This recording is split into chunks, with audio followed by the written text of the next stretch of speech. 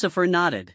That's a nice name, Lin Dong said with a smile. It sounds quite exotic. Lucifer's mouth twitched. Stylish? His name is renowned in the higher cosmos, symbolizing fall and rebellion. But here, it's just stylish? Dad, stop teasing him. Lin Feng came out carrying a plate of meat. After all, he's a guardian of the upper universe, show some respect. Guardian?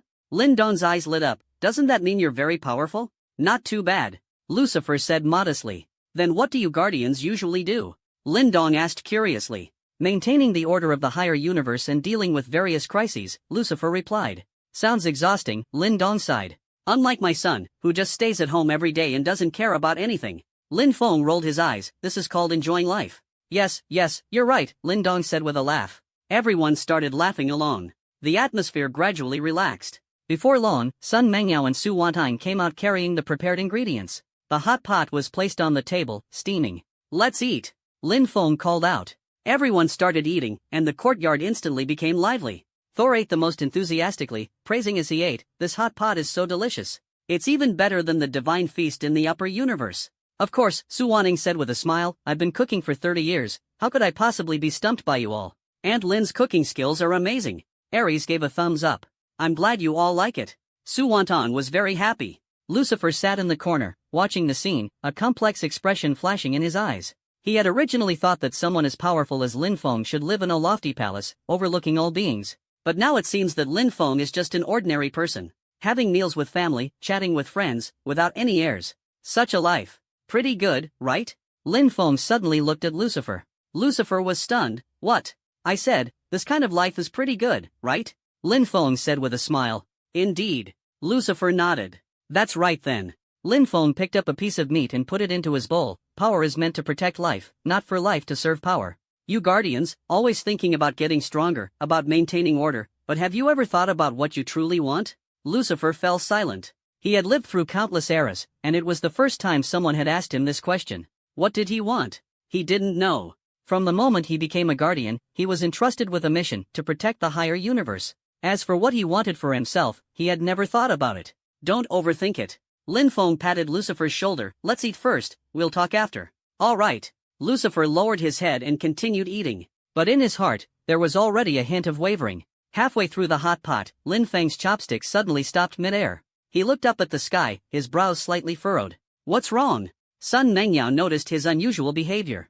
Something is approaching. Lin Feng put down his chopsticks, and it's not just one. As soon as he finished speaking, a crack suddenly appeared in the sky. From the crack, 3 figures emerged. Leading them was an elderly man dressed in a white robe, with white hair and a white beard, exuding an aura of immortality and wisdom. But the aura emanating from him made everyone present feel oppressed. Transcendence realm. Odin's expression changed, and not just one. The other 2 figures, one was a middle-aged woman with a cold and stunning appearance, the other was a young man with a hint of arrogance between his brows. The 3 landed outside the courtyard, looking at Lin Feng through the wall. Lin Feng. The elder in the white robe spoke, his voice calm. My name is Taichu, from the Eternal Council. Eternal Council?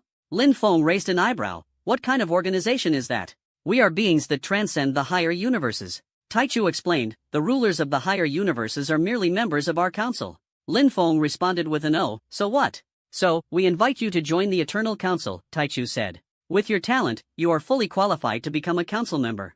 No. Lin Feng refused decisively. Taichu was stunned for a moment. Won't you consider it? No need to consider. Lin Feng picked up his chopsticks again. I'm not interested in your council.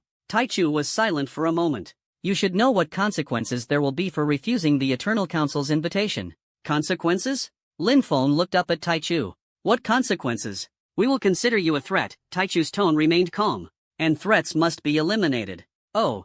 Lin Feng nodded. Then why don't you try? A trace of anger flashed in Taichu's eyes. He had lived through countless eras, yet this was the first time he had been so blatantly ignored. Lin Feng, you are too arrogant, the middle-aged woman said coldly. You think you're strong, but in front of the Eternal Council, you are nothing.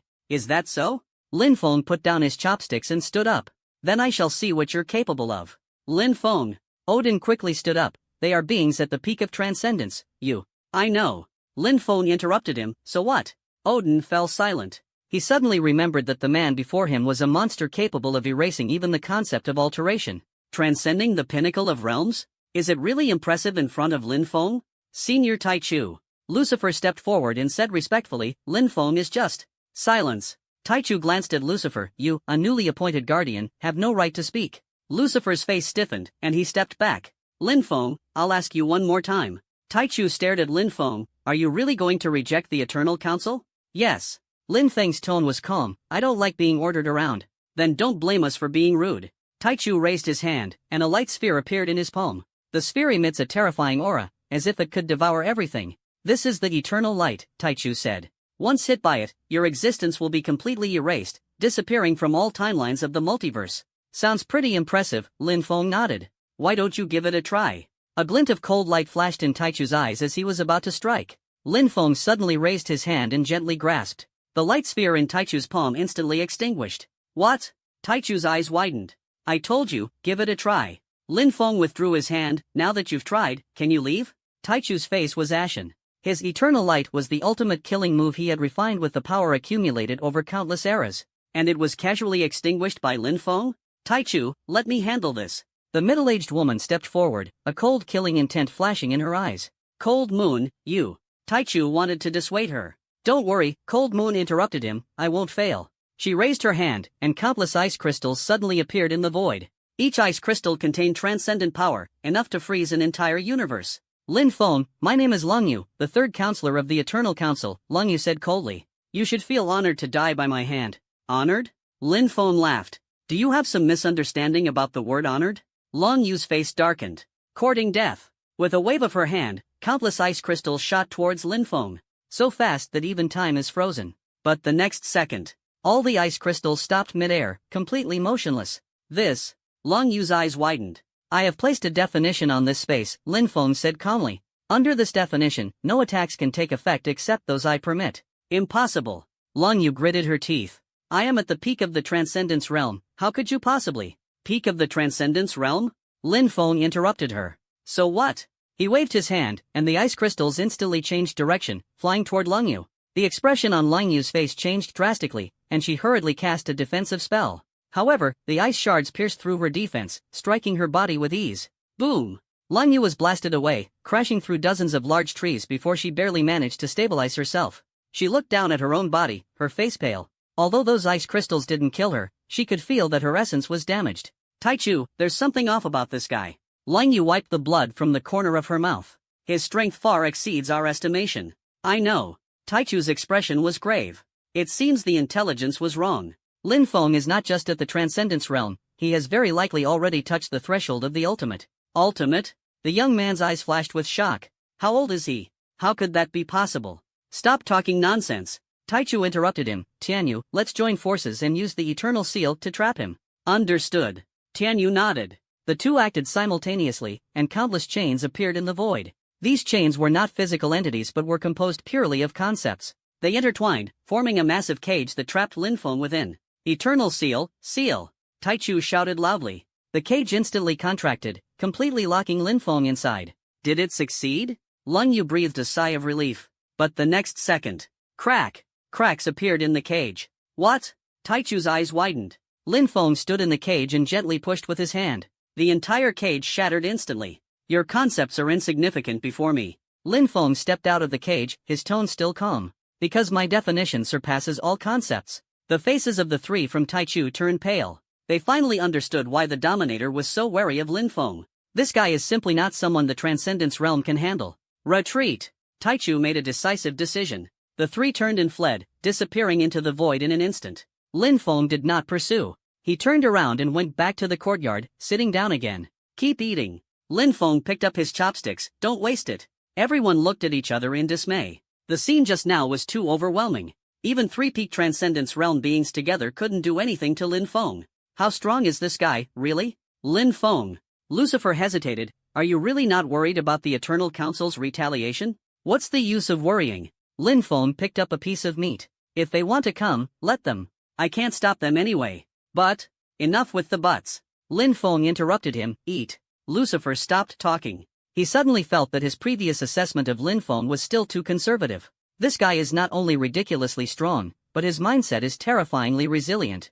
Faced with the threat of the Eternal Council, he could still casually eat hot pot. This composure, even the ruler may not be able to achieve. The hot pot continued, and the atmosphere gradually recovered. But everyone knew in their hearts, the storm is coming. Eternal Council. This is an existence that transcends the higher universe, located at the highest level of the multiverse. In the council hall, 12 figures sit in their respective positions. Each of them is an entity at the pinnacle of transcendence. And sitting in the very center was a figure whose face could not be seen clearly. That was the Speaker of the Eternal Council, the ultimate. Primordial, report the situation, the Speaker said, his voice calm. Primordial stood up, his expression grave. Speaker, Lin Feng's strength exceeds our expectations. Not only can he easily neutralize attacks from the Transcendence realm, but he can even counter-suppress us. Reverse suppression? A counselor frowned. You mean, he's stronger than you? Not stronger than us. Taichu shook his head. It's that he possesses a certain special ability, capable of defining reality. Defining? Another counselor sneered. We can do that too. What's so special about it?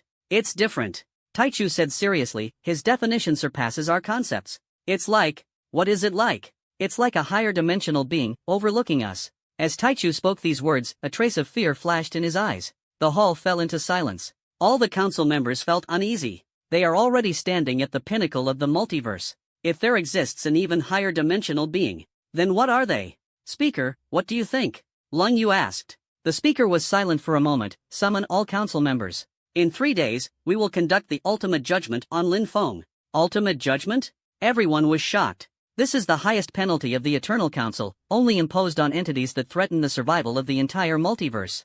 And once sentenced, it means complete erasure. Not only himself, but even the traces of his existence will be erased from the river of time. Speaker, wouldn't this be too? A council member tried to dissuade.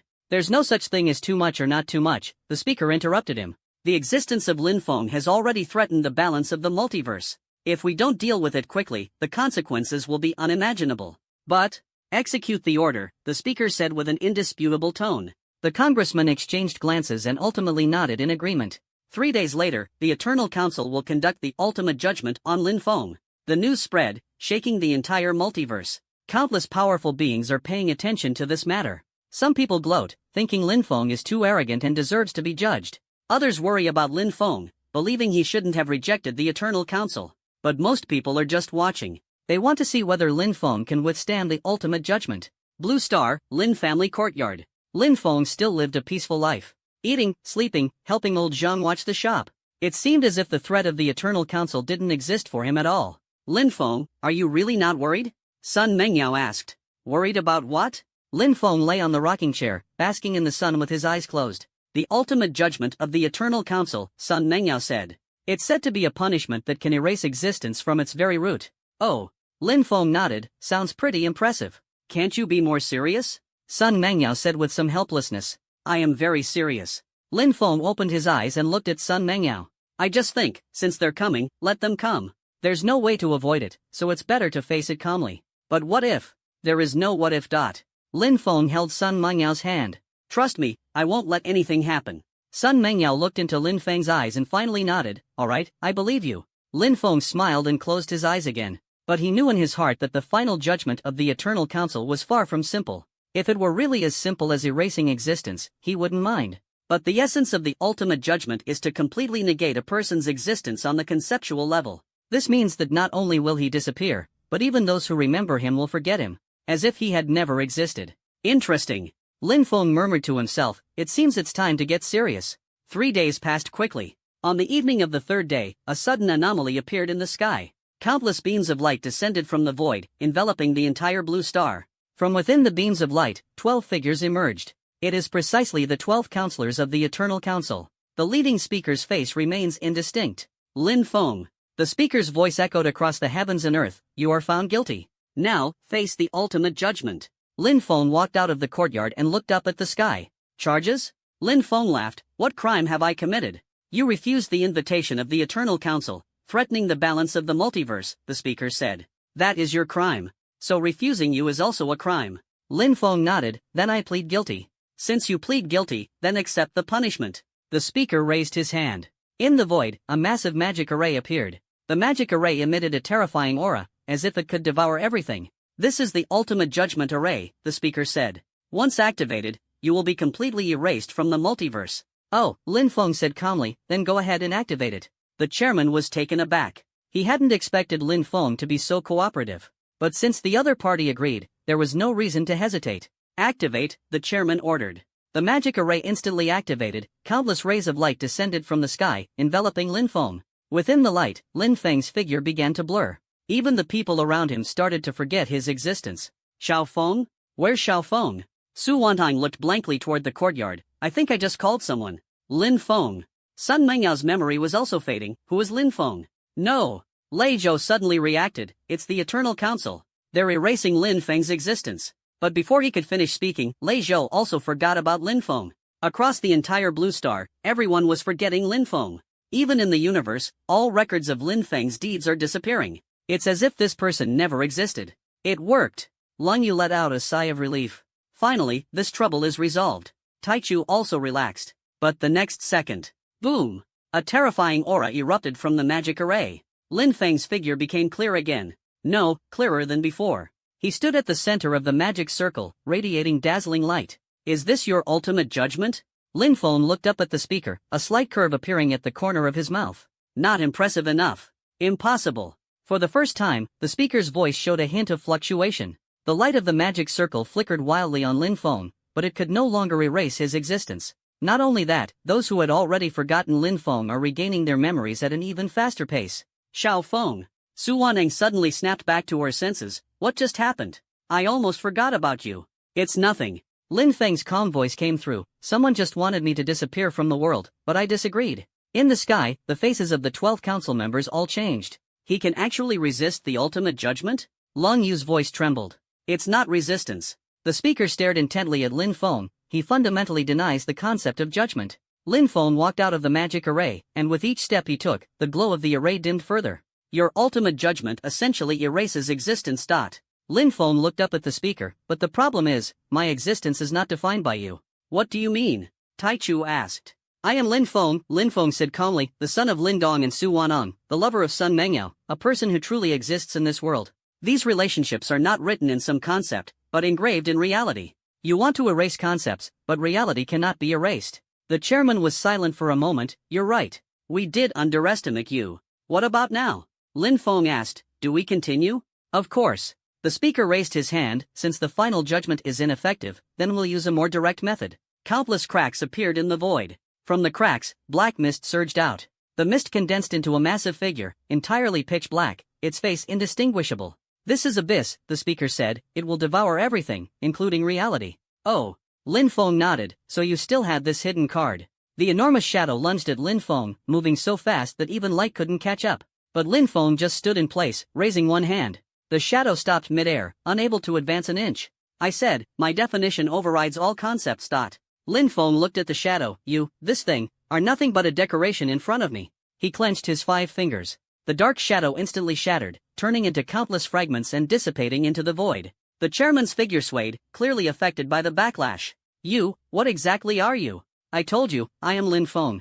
Lin Feng turned and walked toward the courtyard, just an ordinary person. Impossible. The chairman gritted his teeth. How can an ordinary person be so strong? That's because your definition of ordinary is flawed. Lin Feng didn't even turn his head. In my view, being able to protect what you want to protect is enough. He walked back to the yard and sat down on the rocking chair. Disperse, don't be an eyesore here. 12 counselors looked at each other in dismay. They came in full force, yet failed to harm even a single hair on Lin Feng. This sense of defeat made these beings, who had lived through countless eras, feel powerless for the first time. Withdraw. The speaker finally gave the order. 12 figures disappeared into the void. In the courtyard, everyone was still processing what had just happened. Lin Feng. Lucifer stepped forward, hesitating to speak. Speak. What did you mean by definition transcends concept just now?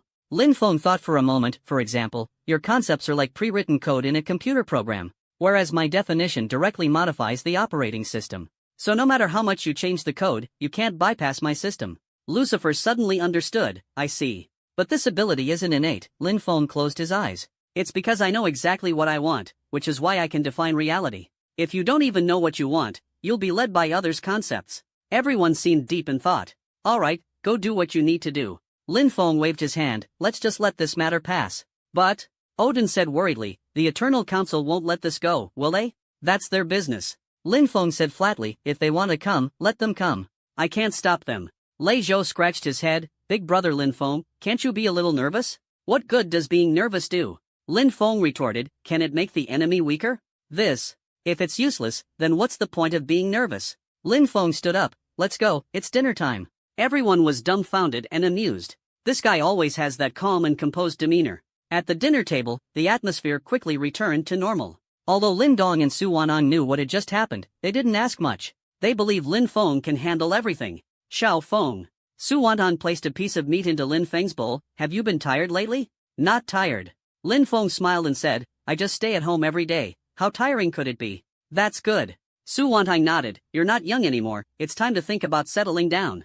Lin Feng almost choked on his food. How did this topic come back again? Mom, this isn't urgent. How is it not urgent? Su Wanang glared at him. You and Meng Yao have been together for so long. If you don't hold the wedding soon, the girl will be anxious from waiting. Sun Meng Yao's face turned slightly red. She lowered her head and ate without speaking. Well, let's talk about it later. Lin Feng surrendered. What do you mean by later? Su Wanang pressed on relentlessly. Let's set it for next month. I'll find someone to pick a date. Alright, it's up to you. Lin Dong chuckled quietly on the side. He knew that as long as Su Wanang made a decision, Lin Feng would absolutely not be able to oppose it. After dinner, Lin Feng and Sun Meng Yao took a walk in the yard. Your mom is right, Sun Meng Yao suddenly said. We really should have a wedding. You think so too? Lin Feng was somewhat surprised. Yes. Sun Meng Yao nodded. Although we've been together for a long time, it always feels like something is missing. Missing what? Missing a ceremony. Sun Meng Yao said seriously, a ceremony that can announce to everyone that we are together. Lin Feng was silent for a moment, then suddenly smiled. Alright, let's do it. Sun Meng Yao's eyes lit up. Really? Really? Lin Feng held her hand. But the wedding should be simple, I don't like it too complicated. Alright. The two were talking when Lei Zhou suddenly came running from afar. Brother Lin Feng. Something's happened. Lin Feng frowned. What happened this time? Old Zhang is in trouble. Lei Zhou panted. He was taken away by someone. What? Lin Feng's expression changed. Who took him away? I don't know. Lei Zhou shook his head. I just went to the grocery store and found the door wide open. Old Zhang was gone. There were signs of a struggle on the ground. A trace of coldness flashed in Lin Feng's eyes. Let's go. The three of them instantly disappeared from the courtyard. The grocery store was indeed a mess. Shelves had fallen all over the floor, and there were bloodstains on the ground. Lin Feng crouched down and carefully examined the bloodstains. This isn't old Zhang's blood, Lin Feng said. It's the enemy's. What about old Zhang? Lei Zhou asked. He was forcibly taken away. Lin Feng stood up, closed his eyes to sense, the opponent is very strong, at least at the peak of the Transcendence realm. The Eternal Council? Sun Meng Yao speculated. No. Lin Feng shook his head, they wouldn't use such despicable methods. Who is that? Lin Feng opened his eyes, a trace of coldness flashing in them. It's the Void Council. Void Council? Lei Zhou was stunned. What kind of organization is that? An existence older and more powerful than the Eternal Council, Lin Feng said in a low voice. They have always hidden in the deepest parts of the multiverse, rarely showing themselves. Then why did they capture old Zhang? Because of old Zhang's true identity. Lin Feng looked into the distance. He is not an ordinary person, but the primordial of the previous era. Primordial? Sun Meng Yao was shocked. Isn't that? Yes. Lin Feng nodded. The origin of the entire multiverse. The Void Council took old Zhang. They must be trying to extract the primordial power from him. What should we do then? Lei Zhou asked. Lin Feng turned and walked out. Go to the Void Council and rescue old Zhang. But, Sun Meng Yao said worriedly, the Void Council is stronger than the Eternal Council. You alone. Don't worry. Lin Feng turned back and smiled. I'm not alone. He raised his hand, and a rift appeared in the void. From the rift, 7 figures emerged. It is the 7 guardians. Lin Feng, we're here to help you, Odin said. And me too. Lucifer also arrived from another direction. Lin Feng nodded. Then let's go together. 9 people passed through the crack and arrived in a gray space. There was no light, no sound, and even the concept of time did not exist here. Is this the void? Thor asked, cautiously observing the surroundings. Not entirely, Lin Feng said. This is just the outskirts of the void. The true void lies deeper within. Then how do we get in? Follow me. Lin Feng raised his hand, and a ball of light appeared in his palm. The ball of light emitted a warm glow, dispelling the surrounding darkness. This is the light of reality, Lin Feng said. In the void, only this can guide the way. Everyone followed behind Lin Feng, heading deeper into the void. The deeper they went, the stranger the surroundings became. Sometimes, they could see remnants of shattered worlds. Sometimes, whispers can be heard coming from an unknown source. Occasionally, indescribable creatures can even be seen wandering in the void. What are these things? Ares frowned. Void creatures, Lin Feng said. They feed on concepts and specifically devour those forgotten existences. Then won't they attack us? No. Lin Feng shook his head, because our existence is too solid for them to bite through. As soon as he finished speaking, a void creature suddenly lunged at them. It was a massive black mist, without a fixed shape, yet exuding a terrifying aura. Lin Feng just raised a finger. The black mist instantly solidified, then slowly dissipated. See that? Lin Feng continued walking forward. To deal with these things, you just need to define them as non-existent. Everyone was stunned. This ability is simply like a bug. After walking for an unknown amount of time, a massive palace suddenly appeared ahead. The palace was entirely composed of pure void, looking both real and illusory. We've arrived. Lin Feng stopped walking. This is the headquarters of the Void Council. Looks quite impressive, Lei Zhou said. Don't be fooled by appearances, Lin Feng reminded. Every brick here is made of concepts. If you're not careful, it's easy to be assimilated. Assimilated? That means losing yourself and becoming part of the void. Everyone shivered. Then how do we get in? Odin asked. Through the main entrance. Lin Feng strode toward the palace. The palace gates were tightly shut, with intricate runes carved on them. Lin Feng stood in front of the door and gently pushed it with his hand. Boom! The gates opened with a thunderous sound. Inside the door, it was pitch black. Go in. Lin Feng took the lead and walked inside. Everyone followed closely behind. As soon as they entered the palace, the surrounding scenery changed. The pitch-black darkness disappeared, replaced by a gray space. In the center of the space, 9 figures were seated. Their aura is even stronger than the members of the Eternal Council. Lin Feng. The leading figure spoke, his voice hoarse. You finally arrived. Cut the nonsense. Lin Feng said directly, hand over old Zhang. Old Zhang? The figure laughed. Are you referring to the primordial? Yes. He's doing well now, the figure said. We are communicating with him. Communicating? Lin Feng's eyes flashed with coldness. What have you done to him? Nothing much, the figure shook his head, just trying to learn some secrets about the primordial from him. He won't tell you. That may not be the case. The figure laughed. We have plenty of ways to make him talk. Lin Feng stopped wasting words. He raised his hand and waved. Countless blades of light appeared in the void. The blades of light shot towards the 9 figures. But the light blade disappeared into thin air halfway through its flight. In the headquarters of the Void Council, your abilities will be greatly weakened, the figure said, because the rules here are set by us. Is that so? Lin Feng smiled. Then I'll try another way. He raised his hand, and a ball of light appeared in his palm. The sphere emits a dazzling light, illuminating the entire space. 9 figures simultaneously changed their expressions. This is light of reality? That's right, Lin Feng said. In the void, reality is the strongest weapon. He threw the sphere of light. The sphere of light exploded in midair, scattering countless rays. The entire space began to collapse. The walls made of concepts quickly disintegrated under the illumination of the light. Damn it!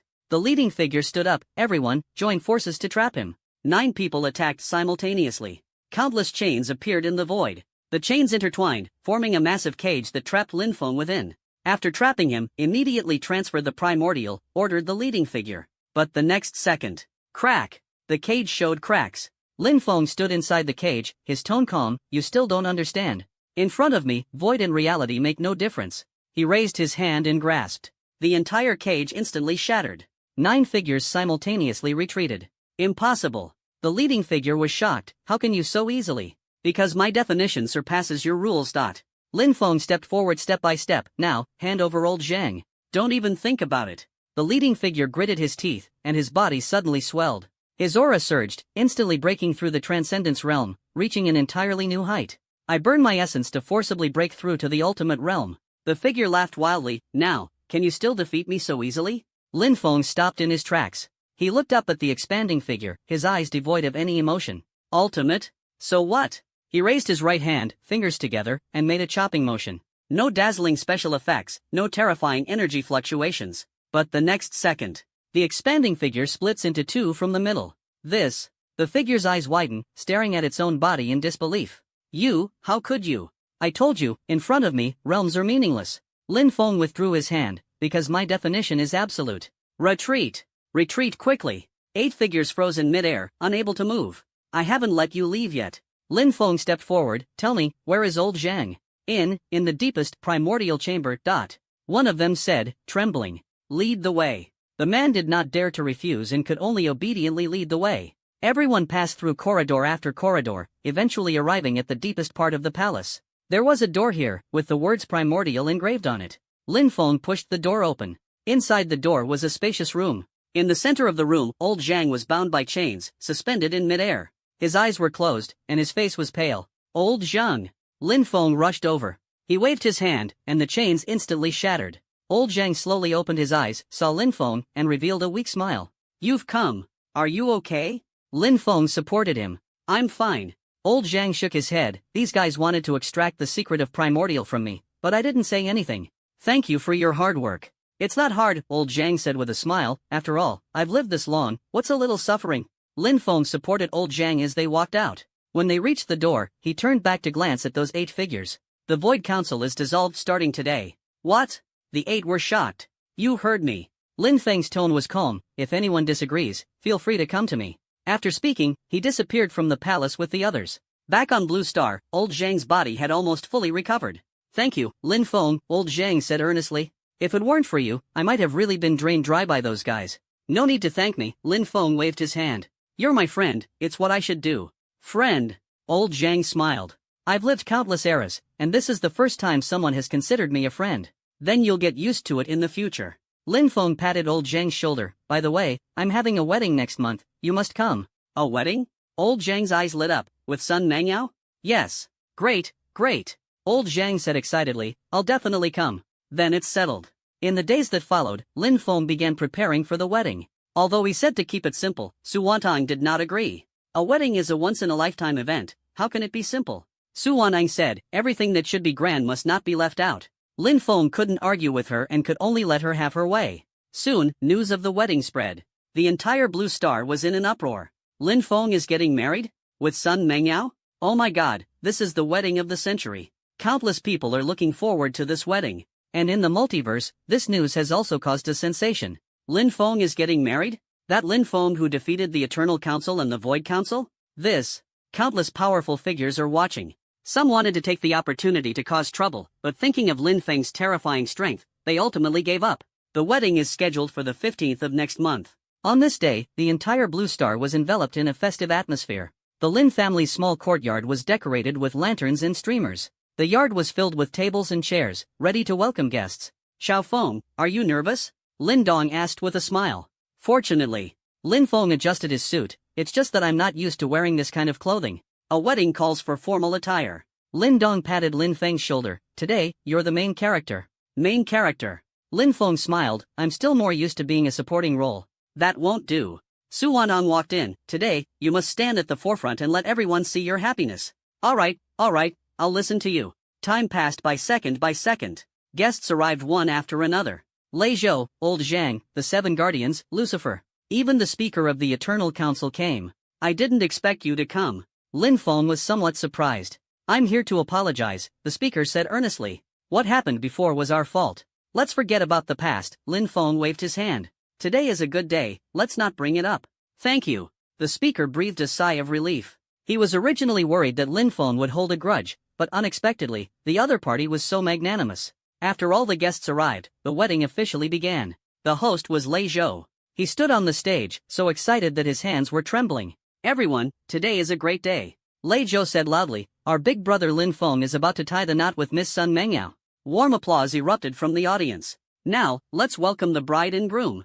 Lin Feng held Sun Mengyao's hand and slowly walked onto the stage. Sun Mengyao was wearing a white wedding dress, stunningly beautiful beyond words. Truly beautiful, Lin Feng said sincerely. You're very handsome too, Sun Mengyao said with a smile. The two exchanged a glance, their eyes full of tenderness. Now, will the bride and groom please exchange rings? Lei Zhou said. Lin Feng took a ring out of his pocket and placed it on Sun Mengyao's finger. Sun Mengyao also took out a ring and placed it on Lin Feng's finger. Now, I declare. Lei Zhou said excitedly, Mr. Lin Feng and Miss Sun Mengyao are officially married. Applause erupted once again from the audience. Lin Feng held Sun Mengyao in his arms and kissed her deeply. At that moment, the sky suddenly cracked open. A massive figure emerged from the rift. It was a giant entirely golden, 100 zhang tall, exuding a terrifying aura. Lin Feng, the giant roared, today is the day you die. The guests below exclaimed in shock. But Lin Feng merely set Sun Mengyao down and turned to face the giant. Who are you? I am the Chaos Titan, the giant laughed wildly, the being you sealed in the last era. Oh. Lin Feng nodded, so you're here for revenge? That's right. Then you've picked the wrong time. Lin Feng's tone was calm. Today is my wedding. I don't want to kill anyone. You think I would fear you?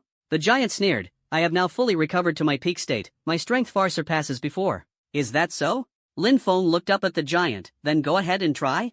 The giant roared and raised its massive fist, smashing it towards Lin Feng. Before the fist even fell, the surrounding space began to collapse. But Lin Feng merely raised a single finger. Gently tapped. The giant's fist stopped in midair, unable to advance an inch. I said, I don't want to kill anyone today. Lin Feng looked at the giant, so, leave. As soon as the words fell, the giant's body began to shrink. From 100 zhang tall, it shrank to 10 zhang, then to 1 zhang.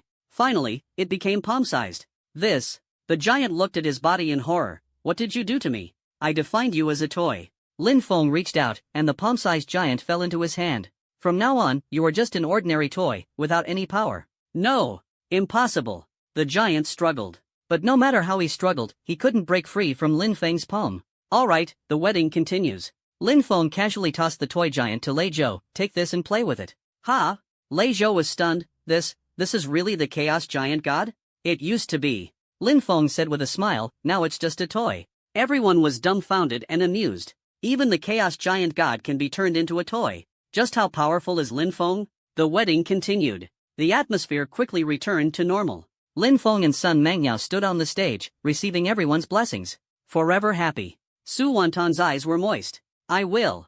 Lin Feng tightly held Sun Mengyao's hand, I promise. Night fell, and the wedding banquet began. Everyone toasted and exchanged drinks, the atmosphere lively. Lin Feng sat at the main table, looking at the friends and family around him, a warm feeling rising in his heart. This is the life he wanted. Ordinary, cozy, full of the essence of daily life. Lin Feng. Sun Mengyao leaned on his shoulder, thank you. Thank me for what? Thank you for giving me this kind of life, Sun Mengyao said softly. If it weren't for you, I might still be struggling for power, never able to feel this warmth. Fool. Lin Feng rubbed her head. This is what I should do. By the way, Sun Mengyao suddenly remembered something. You said you had a surprise for me. What is it? Can't say yet. Lin Feng smiled mysteriously. I'll take you to see it after the wedding banquet ends. All right. The wedding banquet lasted until late at night before it ended.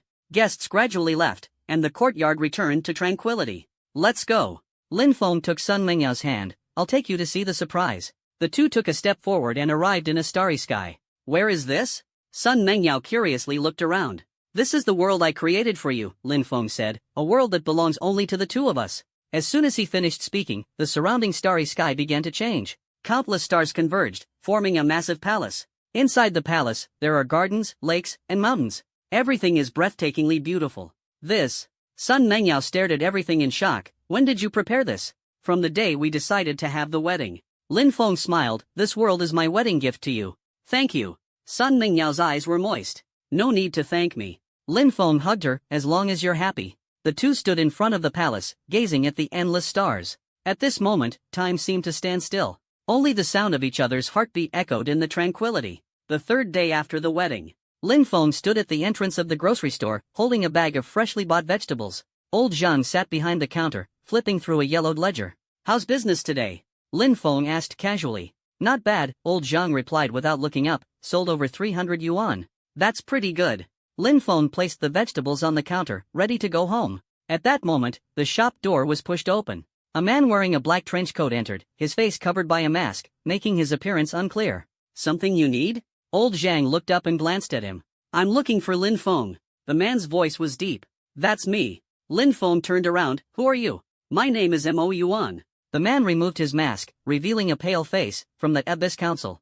Another council. Lin Feng sighed. You organizations all have similar names. Mo Yuan was stunned for a moment, clearly not expecting Lin Feng to react this way. Lin Feng, our council would like to ask for your help.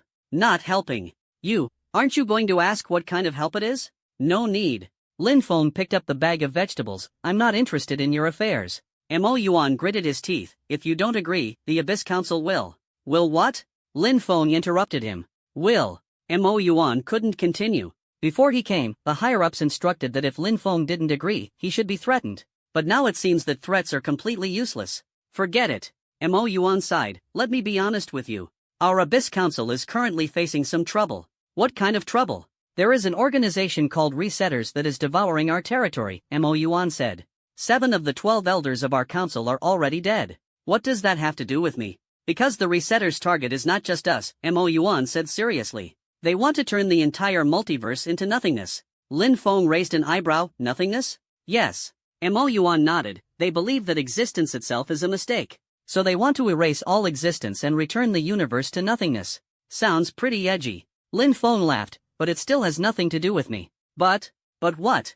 Lin Feng looked at Mo Yuan. Do you think they can threaten me? Mo Yuan remained silent. He certainly knew that Lin Feng could defeat both the Eternal Council and the Void Council, so a mere resetter should be no problem. But the problem is, the leader of the resetters is in existence at the Ultimate Realm, Mo Yuan said, and not an ordinary Ultimate Realm. Oh?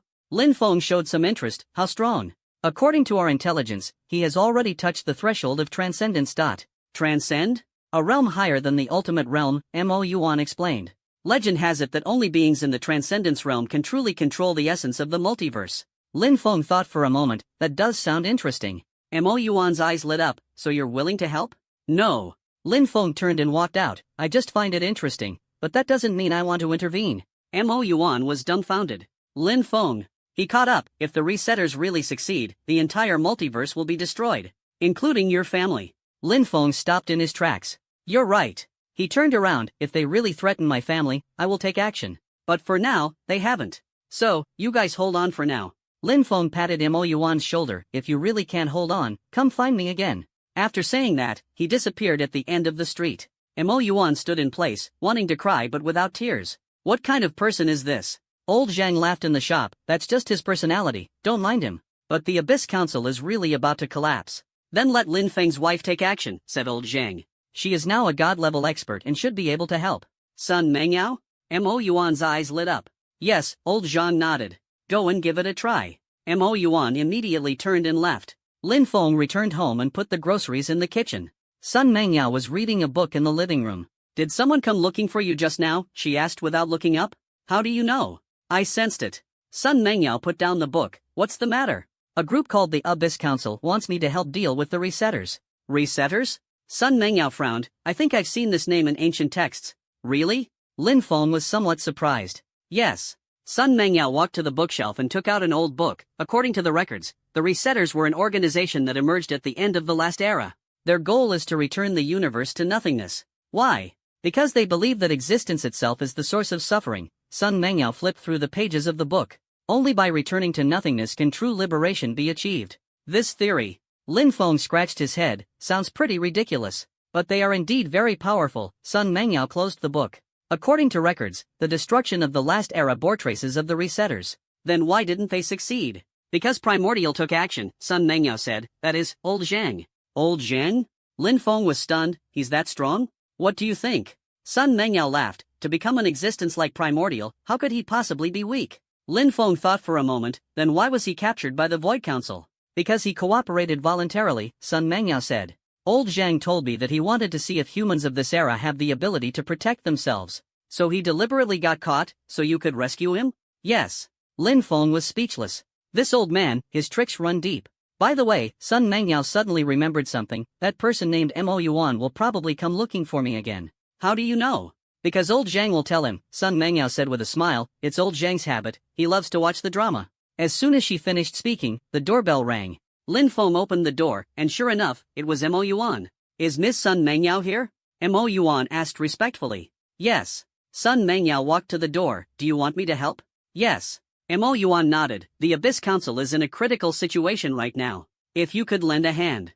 Okay. Sun Mengyao agreed very straightforwardly. Mo Yuan was stunned. Really? Yes. Sun Mengyao nodded. But I have one condition. What condition? I want to take my husband with me. Mo Yuan looked at Lin Feng. Lin Feng sighed. Alright, since my wife wants to go, I'll accompany her.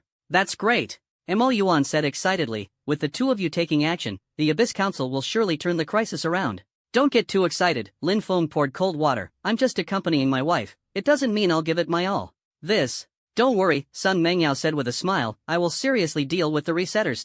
Then I'll leave it to you. Mo Yuan breathed a sigh of relief. Although Lin Feng was unwilling to give his all, Sun Mengyao alone should be enough. After all, she is Lin Feng's wife. No matter how weak her strength is, it won't be too weak. The three passed through the spatial rift and arrived in a grayish world.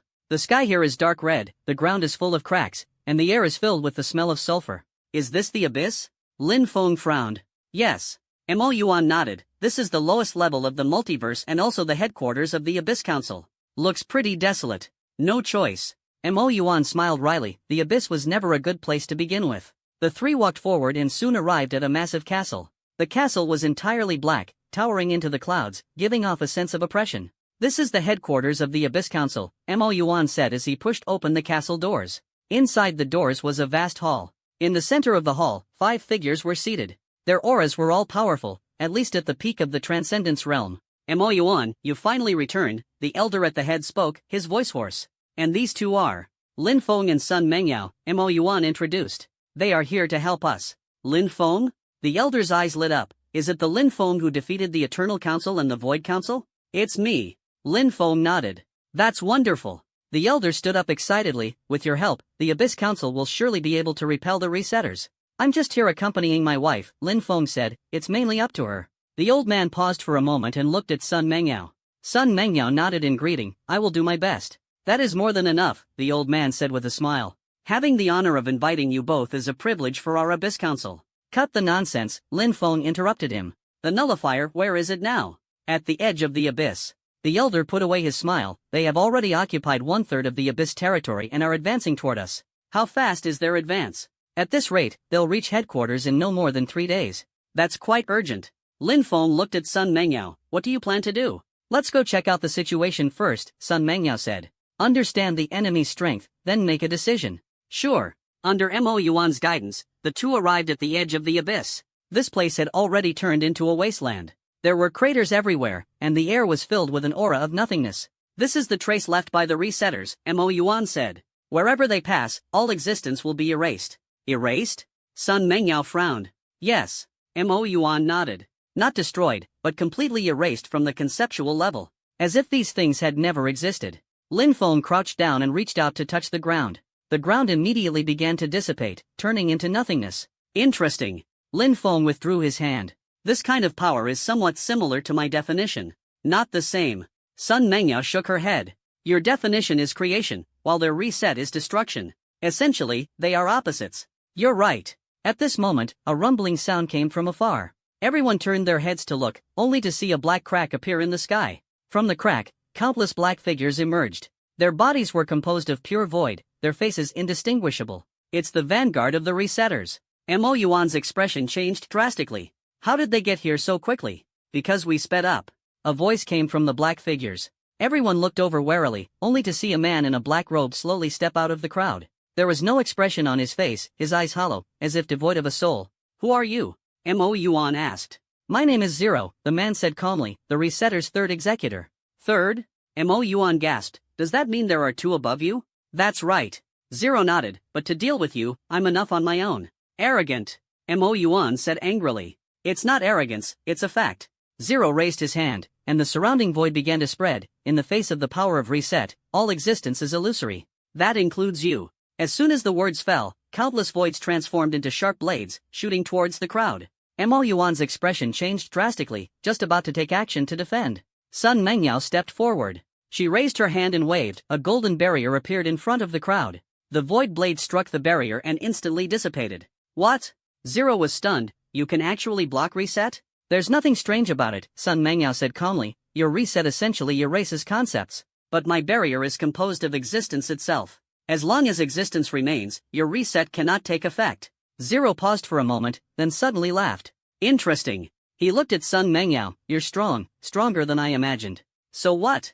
Then let me get serious. Zero's body suddenly expanded, and his aura surged. His power soared from the peak of the Transcendence realm, ultimately reaching the Ultimate Realm. Ultimate Realm. Mo Yuan's face turned pale. Don't worry. Sun Mengyao turned back and smiled. I am too. As soon as she finished speaking, her aura surged as well. A terrifying pressure emanated from her, causing the surrounding space to tremble. Ultimate Realm? Zero's eyes widened. How is that possible? Nothing is impossible, Sun Mengyao said seriously. My husband is Lin Feng. If I can't even reach the Ultimate Realm, how could I be worthy of standing by his side? Zero fell silent. He suddenly realized that he might have hit a wall. Forget it. Zero sighed. Looks like I can't beat you today. So what are you planning to do? Retreat. Zero said decisively. Anyway, we have plenty of time, we can take it slow. After speaking, he turned and left. But the next second, a hand pressed on his shoulder. Ling turned his head and saw Lin Feng standing right behind him. When did you? I've been here from the very beginning, Lin Feng said with a smile. You just didn't notice. What do you want to do? It's nothing. Lin Feng let go of his hand. I just wanted to ask, where is the leader of you resetters? Zero hesitated for a moment. In the sea of nothingness at the deepest part of the abyss. The sea of nothingness? That is an ocean composed of pure nothingness, Zero explained. Only those who have truly mastered the power of reset can enter. Oh. Lin Feng nodded, then I'll go take a look. You're going to the sea of nothingness? Zero was shocked. Are you crazy? Even beings at the ultimate level would be obliterated there. Really? Lin Feng smiled, then I have to give it a try. After speaking, his figure flickered and disappeared from where he stood. Ling was stunned in place, unable to react for a long time. Sun Mengyao sighed, he's off seeking thrills again. Will he be in danger? Mo Yuan asked worriedly. No. Sun Mengyao shook her head, the sea of nothingness is a forbidden zone for others, but for him, it's just a playground. Why? Because his definition surpasses everything. Sun Mengyao said with a smile, even nothingness has to obey him. Mo Yuan was astonished. This couple, each one is more formidable than the other. Lin Feng took a step forward, arriving at the deepest part of the abyss. Here lies a black ocean. The surface of the sea is as calm as a mirror, yet it exudes an unsettling aura. This is the sea of nothingness. Lin Feng stood by the sea, reaching out to touch the seawater. The seawater immediately surged toward him, attempting to engulf him. But in the next second, the seawater stopped. Lin Feng smiled, I told you, in front of me, everything must obey. He lifted his foot and stepped onto the sea. The seawater parted automatically, forming a path. Lin Feng walked along the road and soon arrived at the center of the ocean. There was a black palace here. The palace was entirely composed of void, appearing both real and illusory. Interesting. Lin Feng pushed open the palace doors. Inside the door is a vast space. In the center of the space, a person is seated. He is wearing a white robe and a mask on his face, making his appearance unclear. You've arrived, the man in the white robe spoke, his voice calm. Who are you? Lin Feng asked. My name is Gue Yi, the man in the white robe said, leader of the resetters. Oh. Lin Feng nodded, so you're the one who wants the universe to return to nothingness? That's right. Why? Because existence itself is a mistake, Gue Yi said seriously. As long as there is existence, there will be suffering. Only by returning to nothingness can true liberation be achieved. This theory, Lin Feng thought for a moment, is indeed quite absurd. Gue Yi was stunned.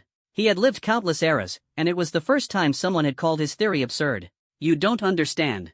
Gue Yi shook his head, you haven't experienced true despair yet. Maybe. Lin Feng shrugged, but I don't want to understand either. Why? Because I'm doing pretty well right now. Lin Feng smiled, I have a wife, family, and friends. Why pursue something so intangible? Gue Yi remained silent. You're right. He stood up, you really don't need to understand. Because people like you will never understand our pain. Then don't make me understand, Lin Feng said. You do your reset, I'll live my life, and we'll stay out of each other's way. No, Gue Yi shook his head. My goal is to return the entire multiverse to nothingness, including your family. Then there's no other way, Lin Feng sighed. Looks like I'll have to beat you up. You can give it a try. Gue Yi raised his hand, and the surrounding void began to boil. Countless voids transformed into giant beasts, rushing toward Lin Feng. Lin Feng stood in place, without dodging. The giant beasts collided with him and instantly dissipated. I said, in front of me, even nothingness must obey. Lin Feng looked at Gue Yi, your power is useless against me. Gue Yi's expression changed. He burned his essence, and his power surged once again. From the ultimate realm, it soared all the way up, finally reaching the legendary Transcendence realm. Transcendence. Lin Feng raised an eyebrow, quite fast. Now, do you still dare to say my power is useless? Gue Yi said coldly. Of course. Lin Feng smiled, so what if it's transcendence? In front of me, it's still not enough. He raised his hand and waved it lightly. Gue Yi's body instantly froze. You, what did you do to me? I defined you as a statue, Lin Feng said. From now on, you're just an ordinary statue, without any power. Impossible. Gue Yi struggled. I am a transcendent being. How could I be so easily? So what if you surpass the realm? Lin Feng interrupted him, in the face of my definition, realms are meaningless. Because my definition is absolute. Gue Yi said nothing. He finally understood why Lin Feng could defeat the Eternal Council and the Void Council. This man has already surpassed the limits of realms. You, what realm are you in exactly? Gue Yi asked. I don't know either, Lin Feng thought for a moment. Anyway, it should be higher than the Transcendence realm. Higher than the Transcendence realm. Gue Yi gave a wry smile. No wonder you're so strong. Alright, I still need to go home and eat. Lin Feng turned and walked out. You just stay here as a statue, don't come out and harm people. Wait. Gue Yi shouted. Anything else? Don't you really want to know why I want the universe to return to nothingness? Don't want to. Lin Feng didn't even look back. That's your business, it has nothing to do with me. But what? Lin Feng stopped walking, turned around, and looked at Gue Yi. You want the universe to return to nothingness because you think existence is suffering. But I'm not like you, Lin Feng continued. I think existence is pretty good. With both pain and joy, it feels real. If everything goes back to zero, then what's the point of living? Gui opened his mouth, wanting to argue, but found himself unable to say a word. Lin Feng is right. If everything resets to zero, then it truly becomes meaningless. Think it over carefully. Lin Feng waved his hand, I'm leaving. He walked out of the palace, his figure disappearing into the sea of nothingness. Gui stood in place, looking in the direction where Lin Feng had left, lost in thought. Lin Feng returned to the edge of the abyss, where Sun Mengyao was waiting for him. Handled?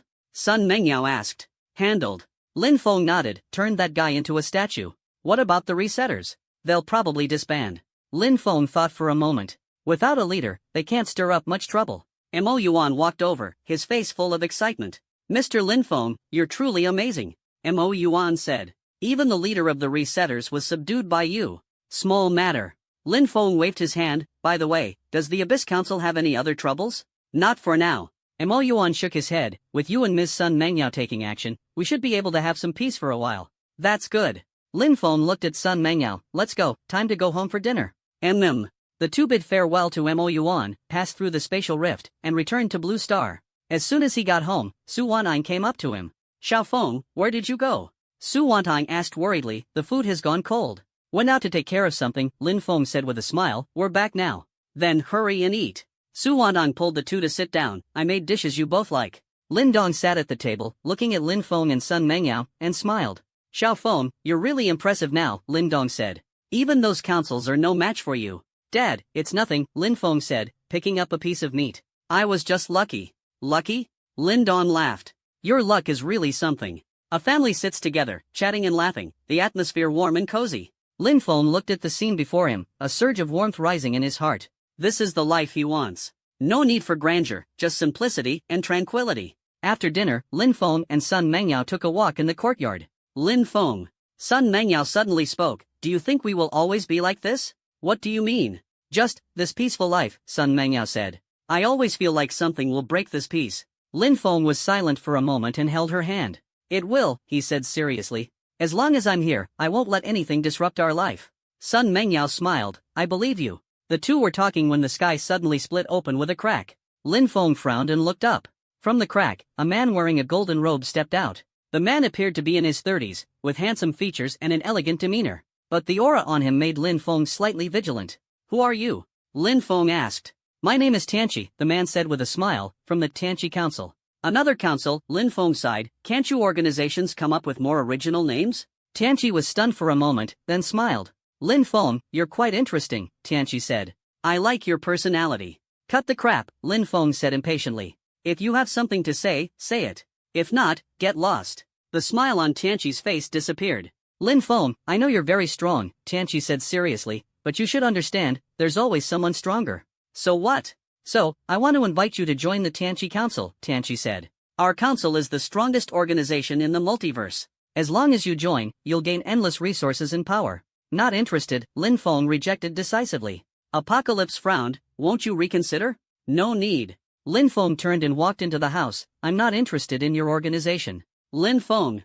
Apocalypse raised his voice, you should know the consequences of rejecting the Apocalypse Council. Consequences? Lin Feng stopped in his tracks, turned back to look at Apocalypse. What consequences? The speaker of the Apocalypse Council is in existence at the peak of the Transcendence Realm, Tianqi said. If you don't join, he will personally take action to erase your existence. Oh. Lin Feng nodded.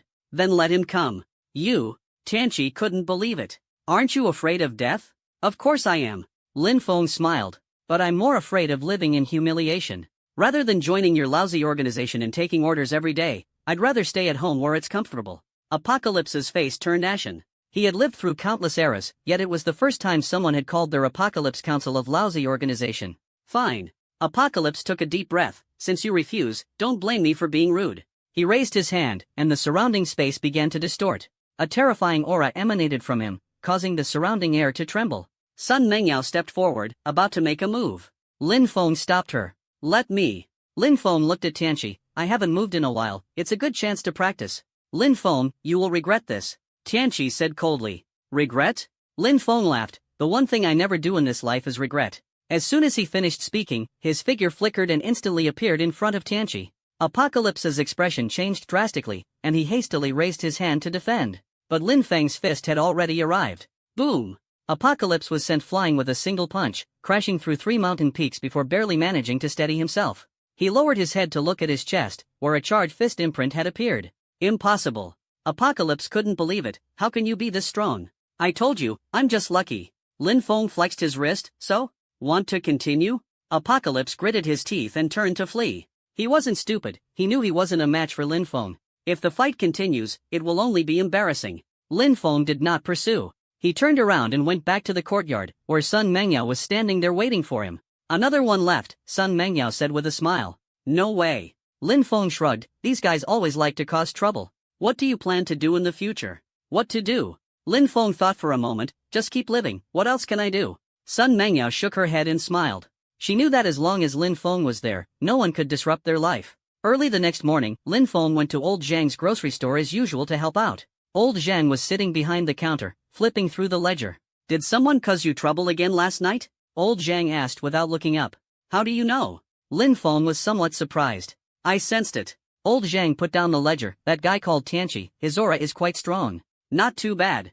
Lin Feng sat down, I punched him and sent him flying. Old Zhang laughed. You really are something. What's wrong? Nothing. Old Zhang shook his head. I just feel that you're different from those strong individuals of the previous era. How is it different?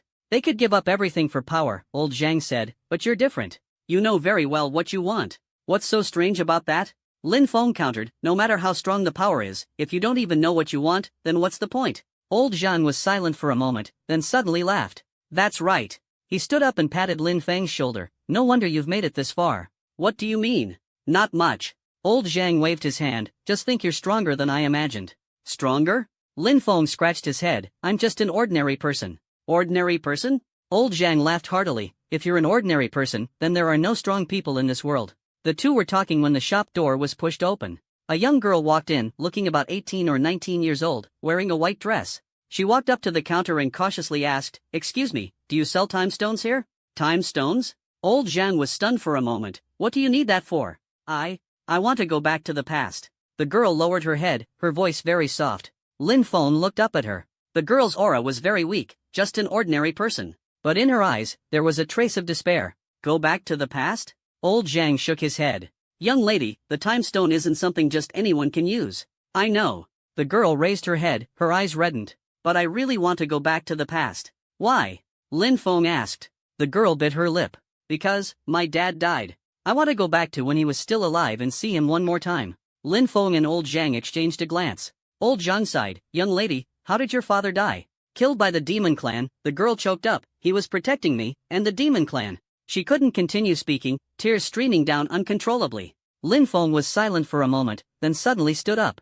Old Zhang, do you have a time stone? I do, Old Zhang nodded, but, give it to her, Lin Feng said. Lin Feng. Old Zhang hesitated, the side effects of the time stone are significant. For an ordinary person like her, using it might. I know, Lin Feng interrupted him, but she wants to see her father. This wish should be fulfilled. Old Zhang looked at Lin Feng and finally let out a sigh. He took out a crystal-clear stone from under the counter and handed it to the girl. Take it. Old Zhang said, but I must remind you, using this stone, you can only go back to the past once. And you cannot change anything. I understand. The girl took the stone, hope rekindled in her eyes, thank you. She turned to leave, but Lin Feng suddenly called out to her. Wait. The girl turned her head, anything else? What's your name? Lin Feng asked. My name is Su Yu. Su Yu. Lin Feng nodded, remember, when you see your dad, have a good talk with him.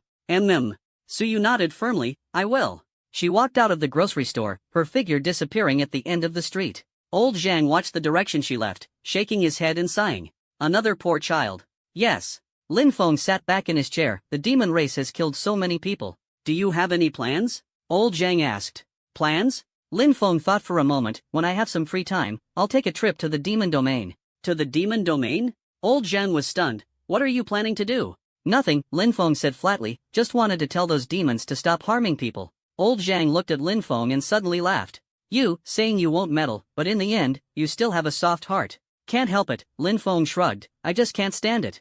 3 days later, Lin Feng stood at the door of his house and said to Sun Mengyao, I'm going out for a while, I'll be back soon. Where to? Sun Mengyao asked. The demon domain. Sun Mengyao was stunned for a moment. You're going to the demon domain? Lin Feng nodded, going to take care of something.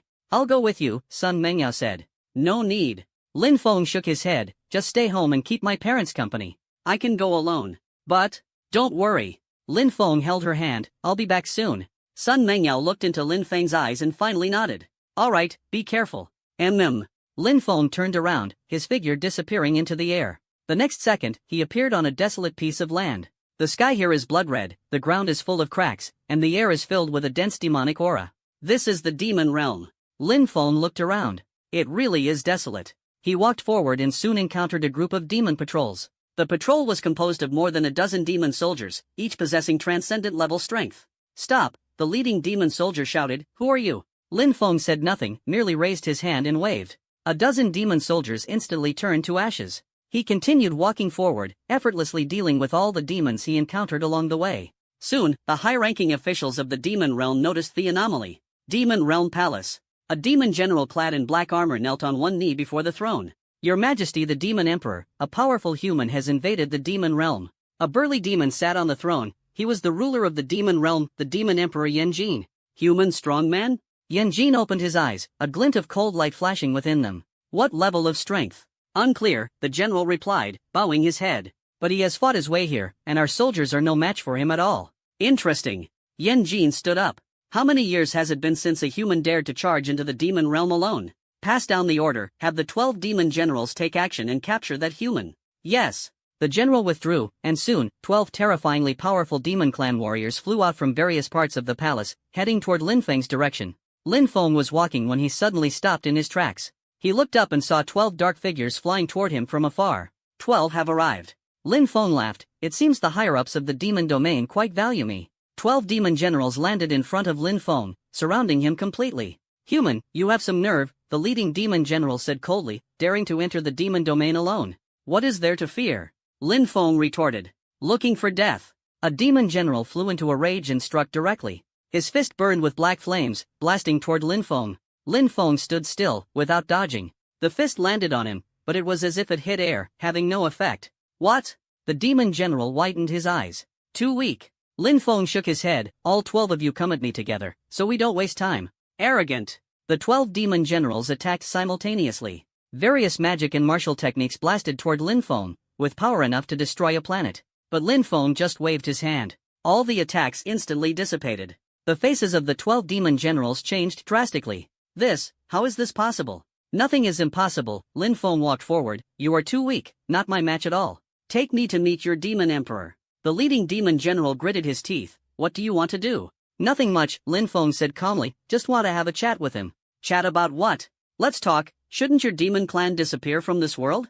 The 12 demon generals all turned pale. But they knew they were no match for Lin Feng. In the end, the leading demon general could only lower his head. Follow me. Lin Feng followed the 12 demon generals to the demon domain palace. In the royal palace hall, the demon emperor Yanjin sat on the throne, coldly staring at Lin Feng. Are you the human who broke into the demon realm?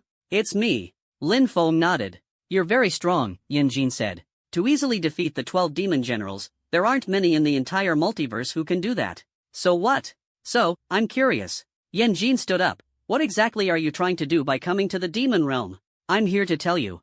Lin Feng looked at Yanjin. Stop going to Blue Star. Stop going? Yanjin laughed. Human, do you know what you're saying? Of course I know. Lin Feng's tone was calm. The war between the demons and humans has lasted far too long. If you are willing to cease fire, I can let go of the past. But if you insist on continuing, don't blame me for being ruthless. Flame Ember's face darkened. Human, you are too arrogant. His aura began to surge. Do you think you alone can threaten the entire demon realm? Why not give it a try and find out? Lin Feng smiled. Yanjin stopped wasting words and struck directly. His body instantly expanded, transforming into 100-jung-tall demon god. The demon god raised its massive fist and smashed it toward Lin Feng. The fist had not yet fallen, but the entire palace began to collapse. However, Lin Feng simply raised a finger and lightly tapped. The demon god's fist stopped mid-air, unable to advance an inch. Is that all? Lin Feng shook his head. Your demon emperor is nothing special after all. Flame Ash's expression changed drastically. He burned his essence, and his power surged once again. But no matter how hard he tried, he couldn't break through Lin Feng's defense. Enough. Lin Feng withdrew his finger. I don't have time to play with you. He raised his hand and waved, and the demon god's body instantly shrank, reverting to the form of Yen Jin. Yen Jin collapsed to the ground, his face full of terror. You, who exactly are you? My name is Lin Feng said, a person from Blue Star. Lin Feng. Yen Jin murmured to himself, suddenly recalling something. Are you the Lin Feng who defeated the Eternal Council and the Void Council?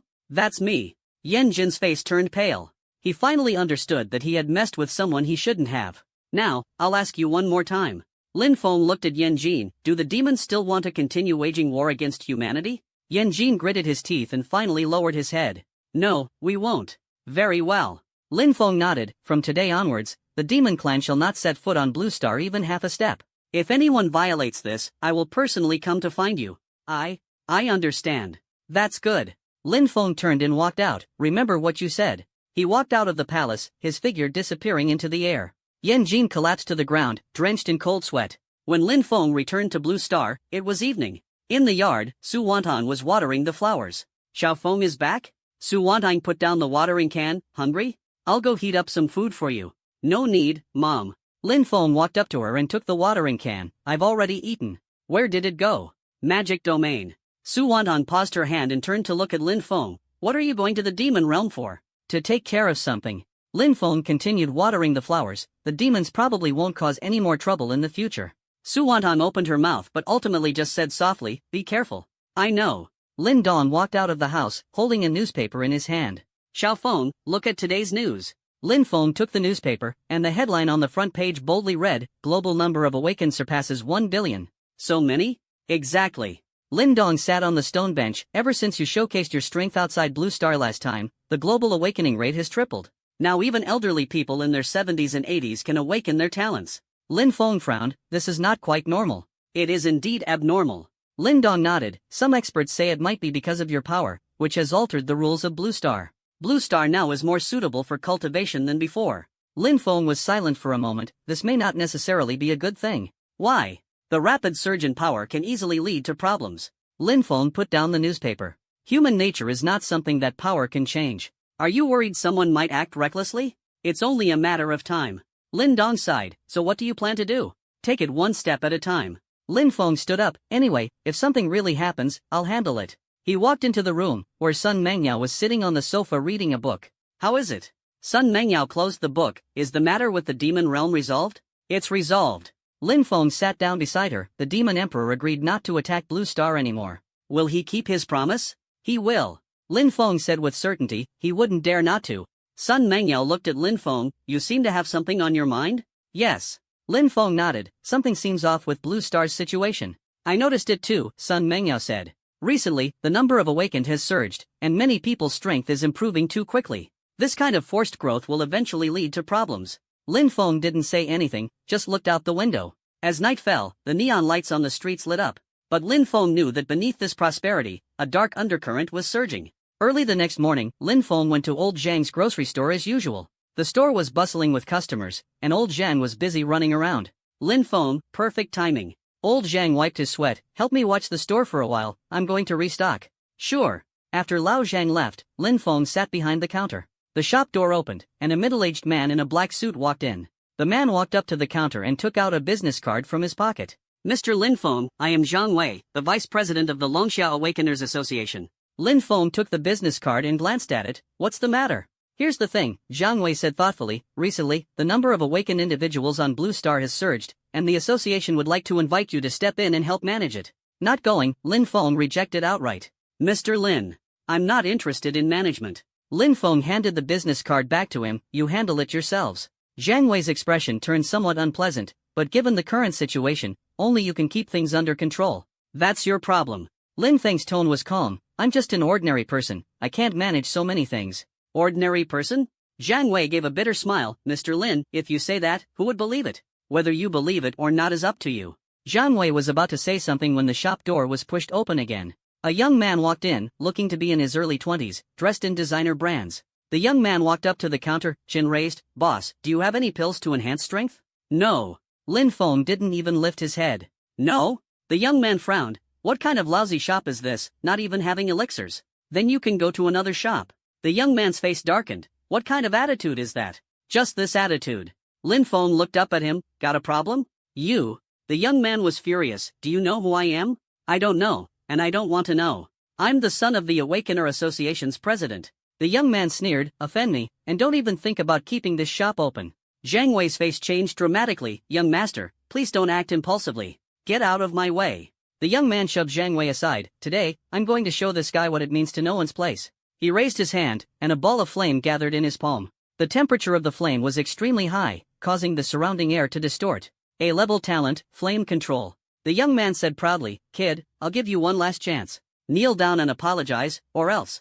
Before he could finish speaking, his body suddenly froze. Lin Feng stood up and walked up to him. You said you wanted to burn my shop? The young man wanted to speak but found that he couldn't even open his mouth. I hate being threatened the most, Lin Feng said calmly, and I hate it even more when people cause trouble in my shop.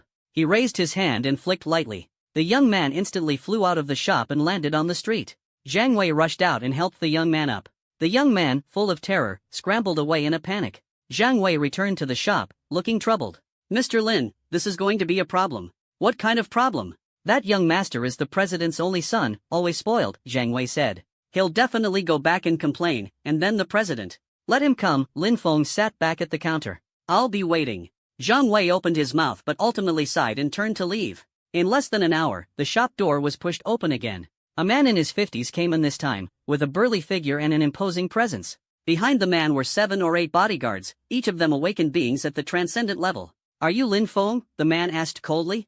That's me. My son said you hit him. That's right. Lin Feng nodded. He caused trouble in my shop. I taught him a lesson. Is there a problem? There is a problem. The man said word by word. No one has ever dared to lay a finger on my son since he was born. You're the first. So what? So? The man suddenly struck, slapping his palm toward Lin Feng. The palm wind was fierce, compressing the air into substance. But Lin Feng merely raised a finger and lightly tapped. The man's palm stopped in mid-air, unable to advance an inch. With just this bit of strength, you dare to act wild in front of me? Lin Feng shook his head. Your son is stronger than you. The man's face changed drastically. You, who are you? A grocery store owner. Impossible. The man took a step back. Who are you really? I said it, grocery store owner. Lin Feng withdrew his finger. Now, take your people and get out. If there's a next time, it won't be this simple. The man gritted his teeth but eventually turned and left. The store returned to silence. Old Zhang came back carrying a bag of groceries and saw Lin Feng sitting alone. All the guests have left? Gone. How was business today? Didn't sell anything, Lin Feng said, but managed to get rid of some trouble. Old Zhang laughed. You really are something. What's wrong? Nothing. Old Zhang waved his hand. I just feel that with you here, my shop's reputation will definitely spread far and wide. What do you mean? Think about it, someone who even dares to offend the president of the Awakeners Association buying things from your place, how impressive is that? Lin Feng was speechless. When Lin Feng returned home, there was an extra guest in the yard. She was a woman in her 30s, dressed in a black trench coat, with a cold and stunning demeanor. Mr. Lin. The woman stood up. I am the head of the Longxia Military Special Operations Department, codename Frost. What's the matter? Lin Feng sat down on the stone bench. It's like this. Frost took out a document. Recently, some anomalies have appeared on Blue Star, and we suspect someone is secretly causing trouble. Lin Feng took the file and flipped through a few pages. The file recorded several recent cases. There were awakened individuals who suddenly went berserk, massacring an entire city. Some people heard strange murmurs late at night and went insane the next day. Some people even see bizarre scenes in their dreams and lose their sanity upon waking. What do these cases have in common? Lin Feng asked. They all occurred in areas densely populated with awakened individuals, Han Shuang said. And before the victims fell ill, they all heard the same sentence. What message? He is calling. Lin Feng squinted his eyes. It? Yes. Frost nodded. We suspect that some powerful entity is influencing the Awakeners of Blue Star through some means. You want me to investigate? Exactly. Frost said seriously, this matter is too bizarre, ordinary Awakeners simply can't handle it. Only you can completely resolve this. Lin Feng was silent for a moment. I can investigate, but I have one condition. What condition? After the investigation, your military must not bother me again. Han Shuang paused for a moment, then smiled. Mr. Lin, you really are. What's wrong? It's nothing. Han Shuang nodded. I promise you. All right then. Lin Feng stood up. Give me a day, I'll give you an answer tomorrow. After Han Shuang left, Sun Mengyao walked out of the room. Are you really going to handle this? Yes. Lin Feng nodded. This matter is not simple. I'll go with you. All right. That night, Lin Feng and Sun Mengyao arrived at an abandoned factory. This is one of the crime scenes recorded in the document. The factory was pitch dark, with only moonlight streaming through the broken windows. Do you feel it? Sun Mengyao asked softly. I feel it, Lin Feng nodded. There's a strong sense of pollution here. Pollution? Yes. Lin Feng walked towards the depths of the factory. It's not demonic energy, nor is it void, but a much older power. Like what? Like the aura of the old gods. Sun Mengyao's expression changed. Old gods? Weren't they all suppressed? Most of them were, Lin Feng said, but there are always some that slip through the net. The two arrived at the deepest part of the factory, where there was a rusty iron door. Lin Feng pushed open the door, revealing a basement. The walls of the basement were covered with eerie runes. The runes emitted a faint glow, and the entire room was shrouded in an oppressive atmosphere. Is this a sacrificial altar? Sun Mengyao frowned. Lin Feng walked to the center of the formation and crouched down. Someone is using the spiritual power of an awakened to sacrifice to some entity. Who is it? I don't know. Lin Feng stood up. But one thing is certain, their goal is to summon an old god. This is insane, Sun Mengyao said. The power of the old gods is beyond even the control of god-level powerhouses. That's why we have to stop it. Lin Feng raised his hand, and a ball of white light appeared in his palm. White light fell on the formation, and the entire basement began to shake. The runes extinguished one by one, eventually disappearing completely. Let's go. Lin Feng turned and walked out. There are still a few places to check. The two left the factory and headed to the next crime scene. This is an abandoned hospital, also filled with an eerie atmosphere. Lin Feng took a walk around the hospital and discovered another sacrificial array. He followed the same method and destroyed the array. Over the next few hours, the two of them destroyed 7 or 8 sacrificial arrays in succession. It seems the other side is well prepared, Sun Mengyao said. Yes, Lin Feng nodded. These formations are all meticulously arranged. The person who set up these formations is not weak. Do you have any leads? A little. Lin Feng said, the arrangement methods of these formations are very similar to the Dark Order from the last era. Dark Order? Sun Mengyao was stunned. Wasn't it eradicated long ago? On the surface, yes. Lin Feng's tone was grave, but the core members of the order might still be alive. Then what should we do next? Go back first, Lin Feng said. Tomorrow I'll go find old Zhang, he should know something. By the time the two returned home, it was already dawn. Su Wanton was making breakfast in the kitchen. Seeing the two return, she asked, what were you doing out so early? Taking care of something, Lin Feng said as he sat at the dining table. Mom, is breakfast ready? Almost there. Lin Dong walked out of the room, holding his phone. Xiao Feng, have you seen the news? What news? 3 more cities experienced rampage incidents last night, Lin Dong said. Quite a few people died. Lin Feng took the phone and looked at the news on the screen. In the news, an awakened individual was rampaging through the streets, eyes vacant, repeatedly muttering a single phrase. He is calling. He is calling. Lin Feng frowned deeply. It seems the situation is more serious than he imagined. After breakfast, Lin Feng went to the grocery store. Old Zhang was organizing the shelves. Seeing Lin Feng come in, he said, here so early? I have something to ask you. Lin Feng walked to the counter. Do you know the Dark Order? Old Zhang paused. Why are you suddenly asking this? Because someone is setting up a sacrificial array on Blue Star, Lin Feng said. The method is exactly the same as the Dark Order. Old Zhang was silent for a moment and put down the goods in his hands. Follow me. The two went to the small room behind the shop. Old Zhang took a yellowed ancient book from the cabinet and handed it to Lin Feng. This is information left from the previous era, Old Zhang said. It records the history of the Dark Order. Lin Feng opened the ancient book and quickly skimmed through it. The Dark Order, one of the most mysterious organizations of the previous era. They worship the old gods, believing that the old gods are the true rulers of the universe. To summon the old gods, the cult was willing to sacrifice countless lives. In the end, the cult was eradicated by the combined forces of the previous era's powerful beings. But it is said that the cult leader left behind a sentence before dying. He will eventually return. Lin Feng closed the ancient book. What is the name of the cult leader? Shadow, Old Zhang said. No one has ever seen his true face, only that he wields forbidden power. Is he still alive now? Not sure. Old Zhang shook his head, but if someone on Blue Star is really setting up a sacrificial array, it is very likely to be his successor. Or what? Or himself. Old Zhang's tone was grave. Followers of the old gods have many ways to extend their lives. Lin Feng was silent for a moment. I understand. He walked out of the grocery store, took out his phone, and made a call to Frost. Mr. Lin? Help me look into someone, Lin Feng said. The leader of the dark cult from the last era, Shadow. Check all his information, as detailed as possible. Understood. Hanging up the phone, Lin Feng looked up at the sky. Dark clouds gathered, and the sky was gloomy. A storm is coming. 3 days later, Han Shuang arrived at the grocery store with a thick file. Mr. Lin, the information on Shadow has been found.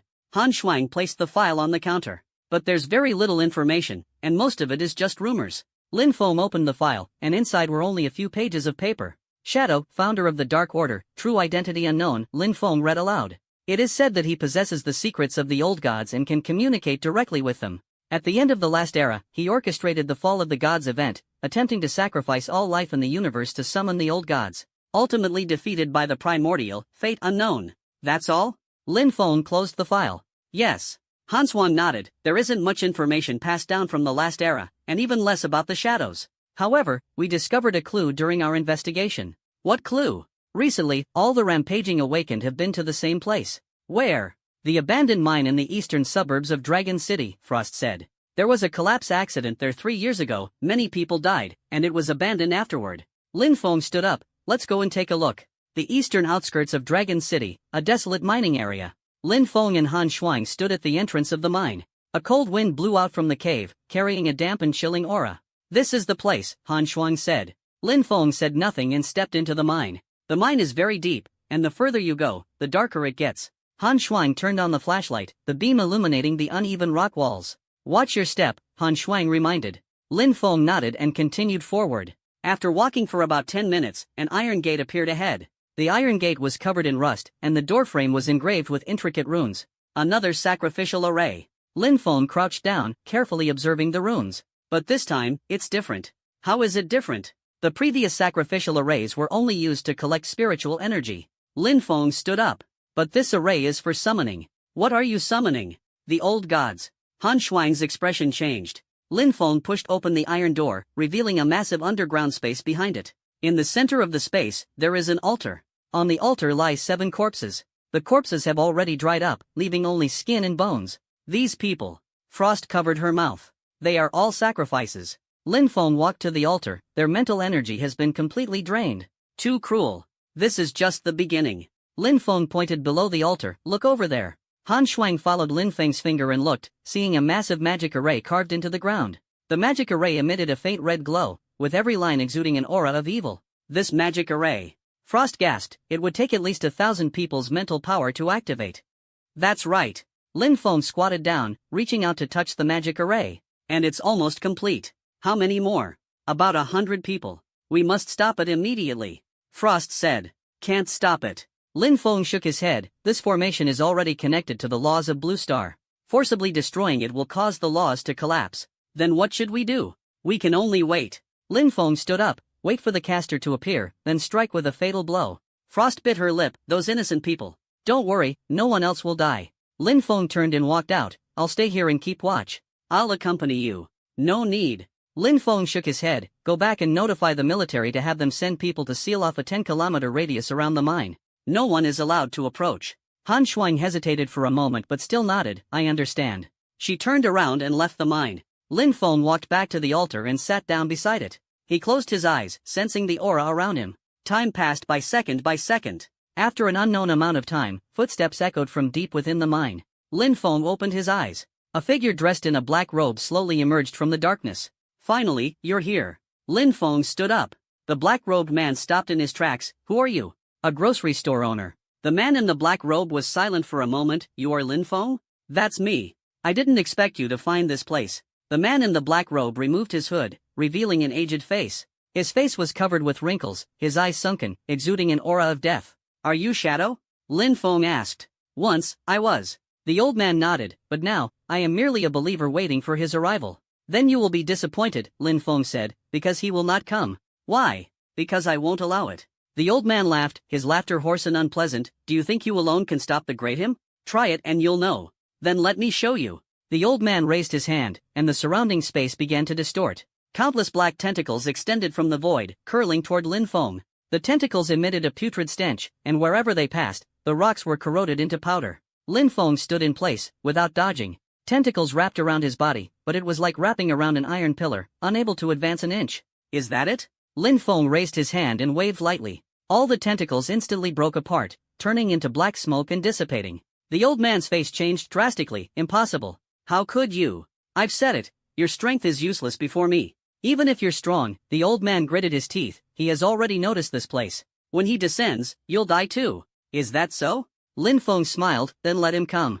As soon as the words fell, the magic circle on the altar suddenly erupted with a blinding red light. The red light shot up into the sky, tearing through the top of the mine. The sky was dyed blood red, and a terrifying oppressive force descended from above. He has arrived, the old man laughed maniacally. You're finished. Lin Feng raised his head, looking at the giant eye slowly opening in the sky. The eye was filled with bloodshot veins, and its pupil contained endless madness and chaos. Ants. A deep voice echoed in everyone's hearts. Dare to obstruct me. Annoying. Lin Feng raised his hand and flicked lightly toward the sky. Snap. The massive eyeball instantly burst, turning into a rain of blood. The sky returned to clarity. The old man widened his eyes, staring at the scene in disbelief.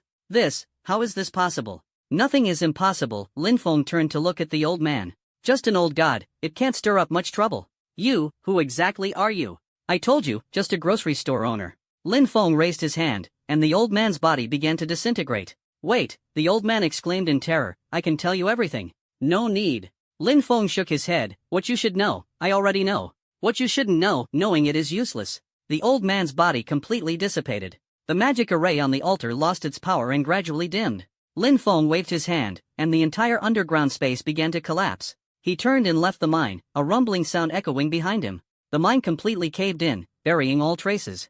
Frost and a team of military personnel were waiting outside the mine. Seeing Lin Feng come out, Han Shuang quickly went up to him. How did it go? It's resolved. Lin Feng patted the dust off his hands. That shadow is already dead, and the magic array has been destroyed by me. That's great. Han Shuang breathed a sigh of relief. But, Lin Feng paused for a moment, it's not over yet. What do you mean? Shadow is just a pawn, Lin Feng said. The real mastermind has yet to reveal themselves.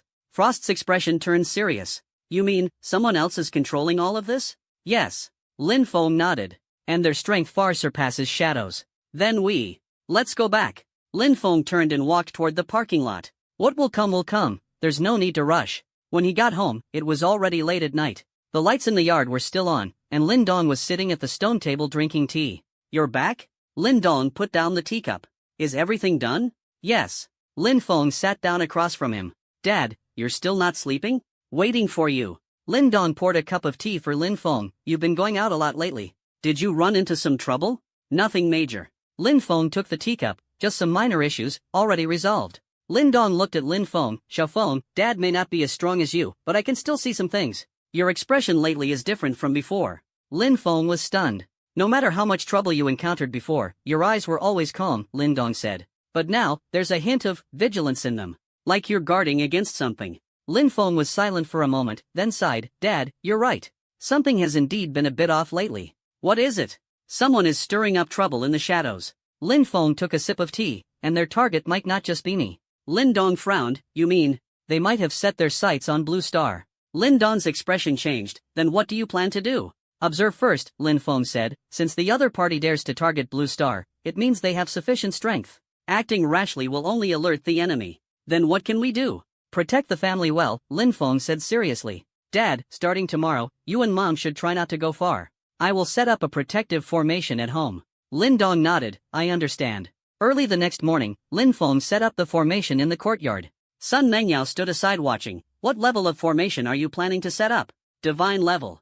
Light flickered in Lin Feng's hand, and runes appeared in the air. It can withstand attacks beyond the Transcendence realm. That strong? Sun Mengyao was a bit surprised. Who are you guarding against? I don't know. Lin Feng shook his head. But I always feel like something is watching us. And this time, the enemy might be stronger than any we've encountered before. Sun Mengyao was silent for a moment. Do you need my help? No need. Lin Feng finished the last rune. You stay at home and protect Mom and Dad.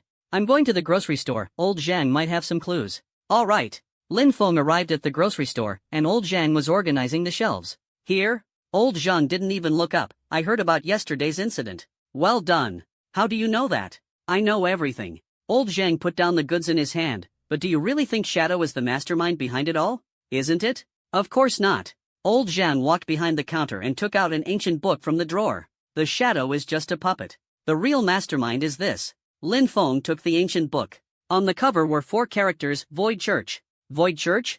Yes. Old Zhang nodded. The most mysterious organization of the last era, even more dangerous than the Dark Order. They worship the Void, believing that only the Void is eternal. In order to return the universe to the Void, they will stop at nothing. Lin Feng opened the ancient book and quickly skimmed through it. The Void Church, established in the early days of the last era. The founder is unknown, and members are spread across the entire multiverse.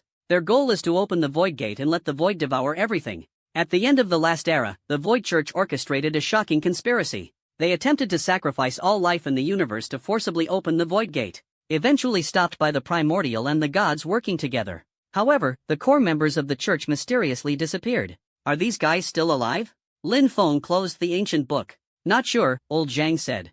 But if a sacrificial array appears on Blue Star, it's very likely their handiwork. What do they want to do? What else can they do? Old Zhang sighed. They definitely want to try again. Open the Void Gate on Blue Star. Lin Feng frowned deeply. This matter is more troublesome than he imagined. At that moment, the shop door was pushed open.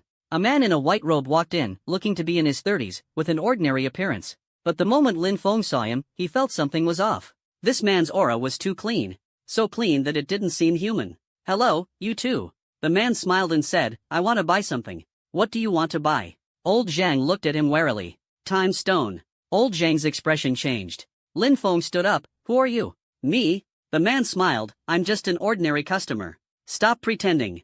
Lin Feng took a step forward to the man. Are you from the Void Church? The smile on the man's face disappeared. Discovered, huh? He sighed. It seems my disguise still isn't good enough. What are you here for? To find you. The man said seriously, the leader of the Void Church wants to meet you. Not meeting. Lin Feng refused outright. Don't be quick to refuse, the man said. The leader said that if you don't come, Blue Star will disappear within 3 days. Are you threatening me? Lin Feng's gaze turned cold. It's not a threat, it's a statement of fact, the man shrugged. The Void Gate is about to open. Once it opens, Blue Star will be devoured by the Void. But if you are willing to meet the leader, he might consider sparing Blue Star. Lin Feng stared at the man. What exactly do you intend to do by opening the Void Gate? Well, the man thought for a moment, probably to make the universe a better place.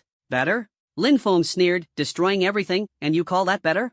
Of course, the man said seriously. Existence itself is pain, only the Void can bring true liberation.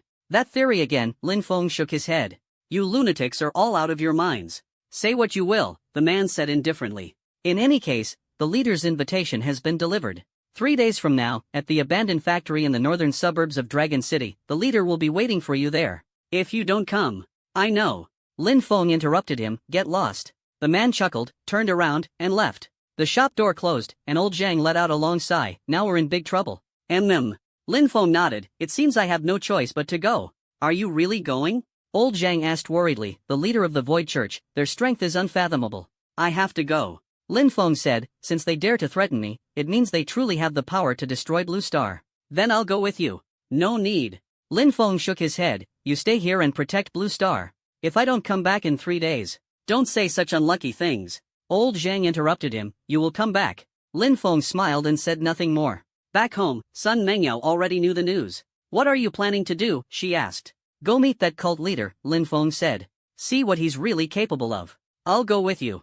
No. Lin Feng shook his head, you have to stay here. If that cult leader is trying to lure the tiger away from the mountain, I'll only feel at ease with you here. Sun Mengyao bit her lip and finally nodded. Be careful. I will. 3 days passed in the blink of an eye.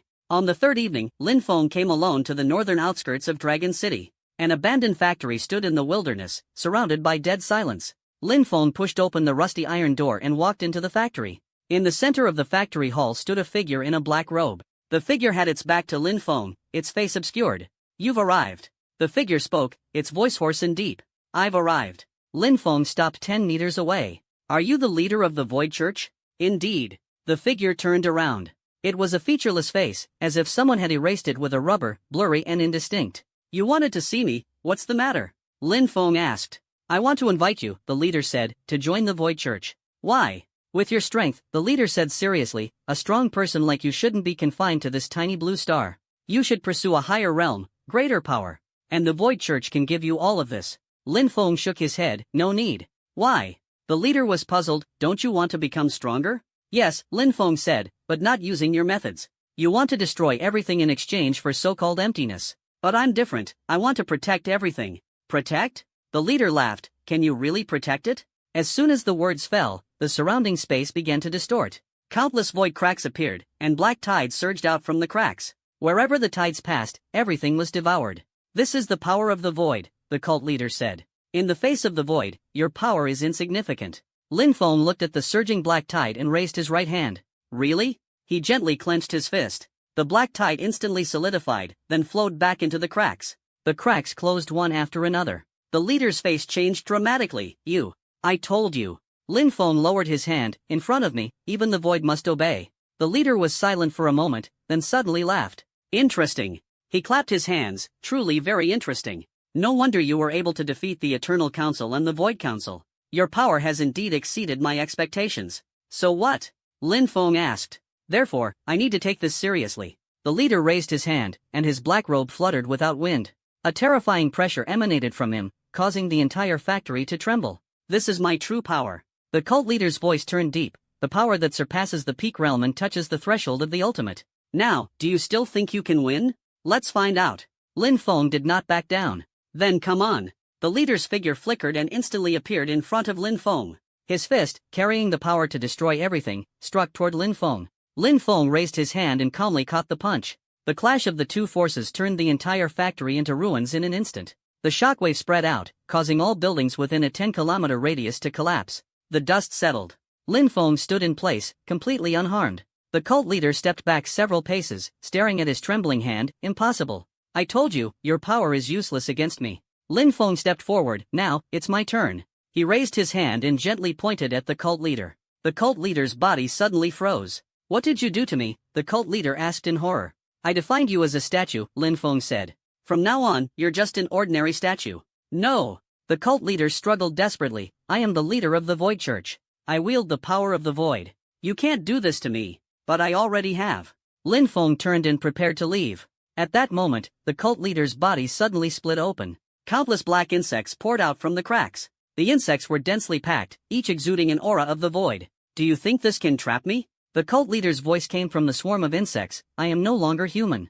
I am the embodiment of the void, the eternal existence. The swarm gathered together, reforming the figure of the cult leader. But this time, his appearance had completely changed. No longer a blurred face, but one covered with cracks. Black liquid flowed from the cracks, emanating a putrid stench. Do you see it? The cult leader laughed maniacally. This is my true form. I have already merged with the void. You cannot kill me. Lin Feng stopped in his tracks and turned to look at the cult leader. Really? He raised his hand, and a ball of white light appeared in his palm. The white light was warm and gentle, yet it made the cult leader's face change drastically. This is the light of existence? The cult leader took a step back. How do you have something like this? I made it myself, Lin Feng said. Since you have merged with the void, I'll use existence to counter you. He threw the white light.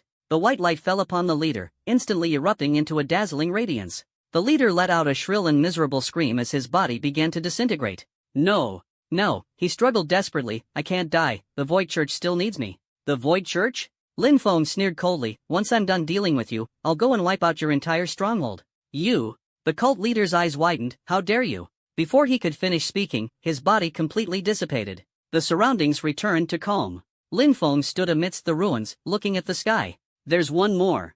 He muttered to himself. As soon as he finished speaking, the space suddenly split open. An old man in a white robe stepped out from the crack. The old man appeared to be in his 70s, with a head full of white hair, yet he looked vigorous and energetic. Lin Feng. The elder spoke, his voice calm. I am the Grand Elder of the Void Church, Su Wu. You killed our leader. How should this debt be settled? Want to settle the score?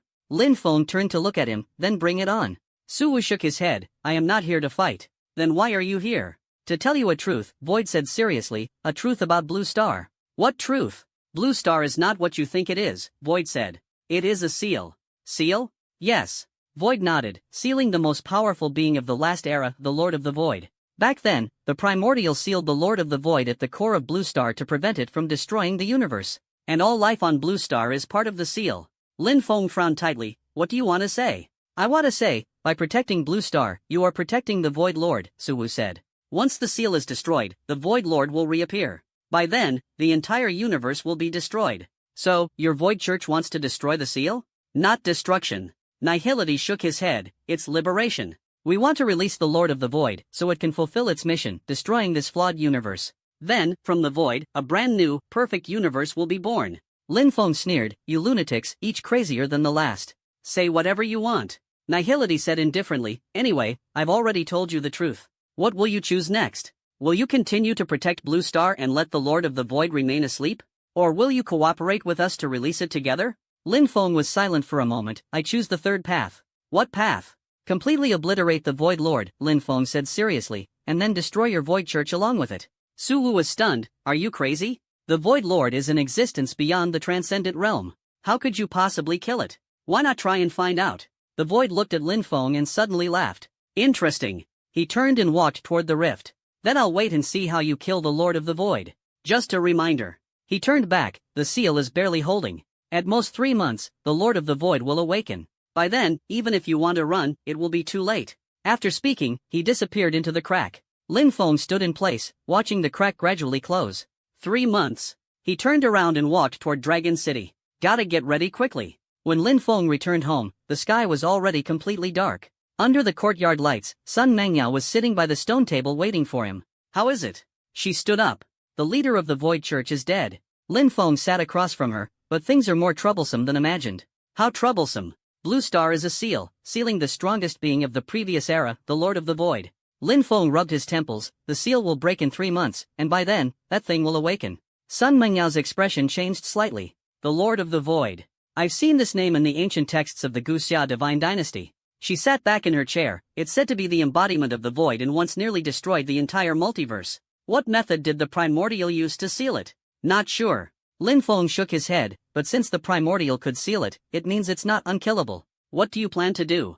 First, think of a way to strengthen the seal. Lin Feng stood up. 3 months is enough time for me to make a lot of preparations. Sun Mengyao stood up as well. What do you need me to do? Help me collect information about the original sealing technique, Lin Feng said. The more detailed, the better. Also, inform old Zhang to take out all those ancient books in the shop. We might find some clues. I'll take care of it right away. Early the next morning, Lin Feng arrived at the grocery store. Old Zhang had already moved out all the ancient books in the store, piling them up on the entire counter. These are all materials left from the previous era, old Zhang said, pointing at the pile of books.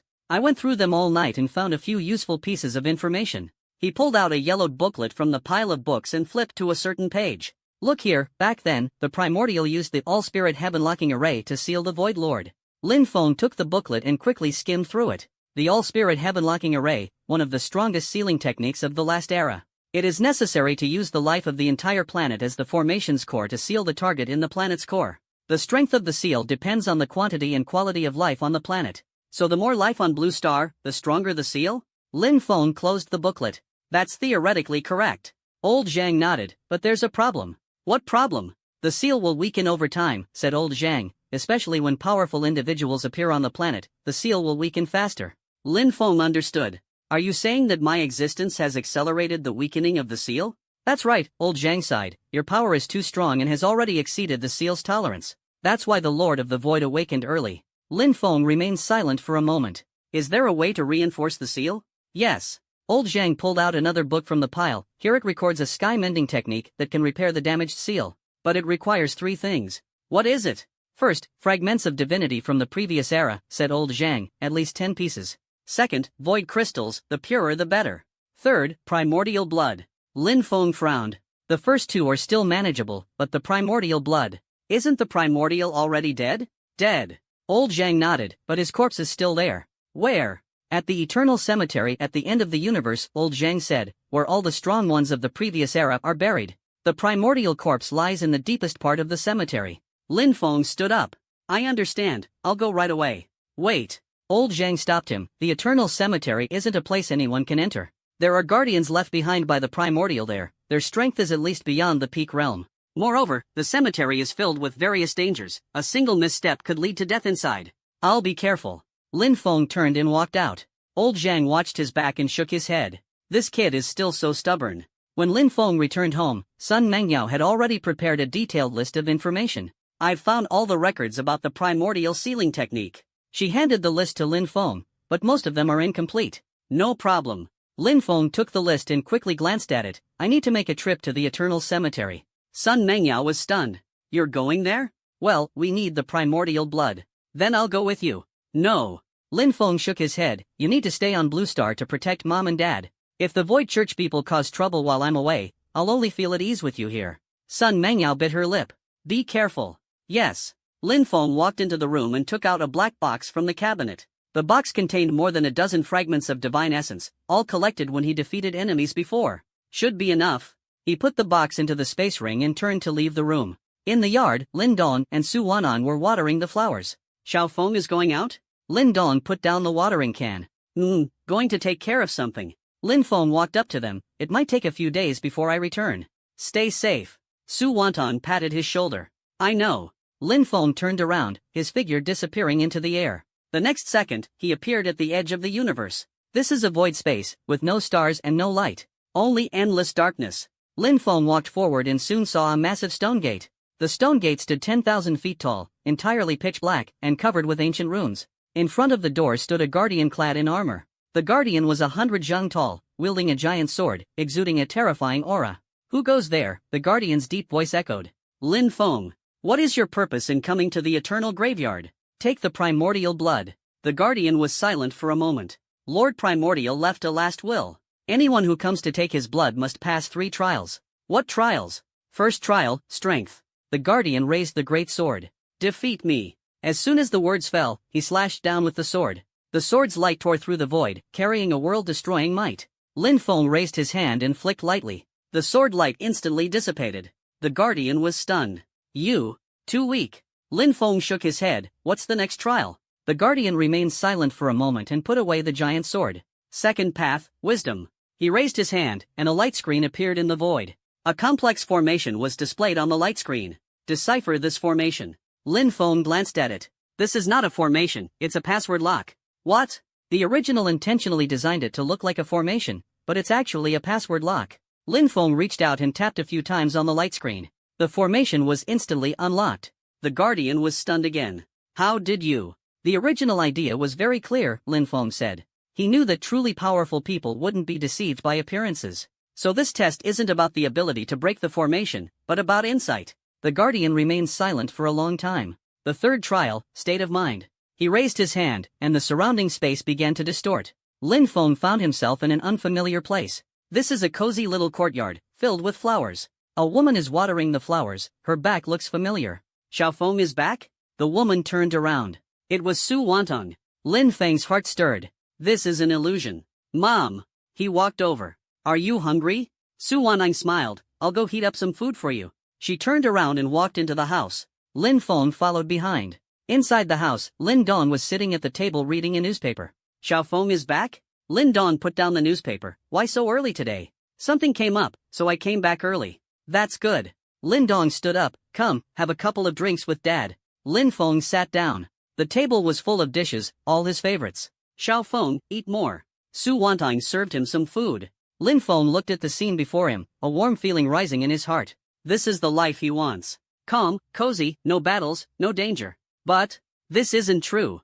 Lin Feng put down his chopsticks. Su Wantong and Lin Dong's movements suddenly froze. How do you know? Su Wantong asked. Because the real mom wouldn't pick so many dishes for me. Lin Feng stood up. She knows I don't like people picking food for me. And Dad wouldn't come home this early either. He has to stay busy at work until very late every day. As soon as the words fell, the illusion shattered. Lin Feng returned to the stone gate. The guardian looked at him, a trace of admiration flashing in his eyes. You have passed the 3 trials. He turned around and pushed open the stone door. Go in, the primordial one is waiting for you. Behind the stone gate is a long passage. On both sides of the passage stand countless stone tablets, each engraved with a name. Lin Feng walked while observing. These names belong to the strong ones of the previous era. There is a god king, a demon emperor, and an ancient god. Each of them once dominated the world, but ultimately they all rest here. At the end of the passage lies a massive tomb chamber. In the center of the tomb chamber, a crystal coffin is placed. A middle-aged man lay in the coffin. The man was dressed in a white robe, his face calm, as if he were merely asleep.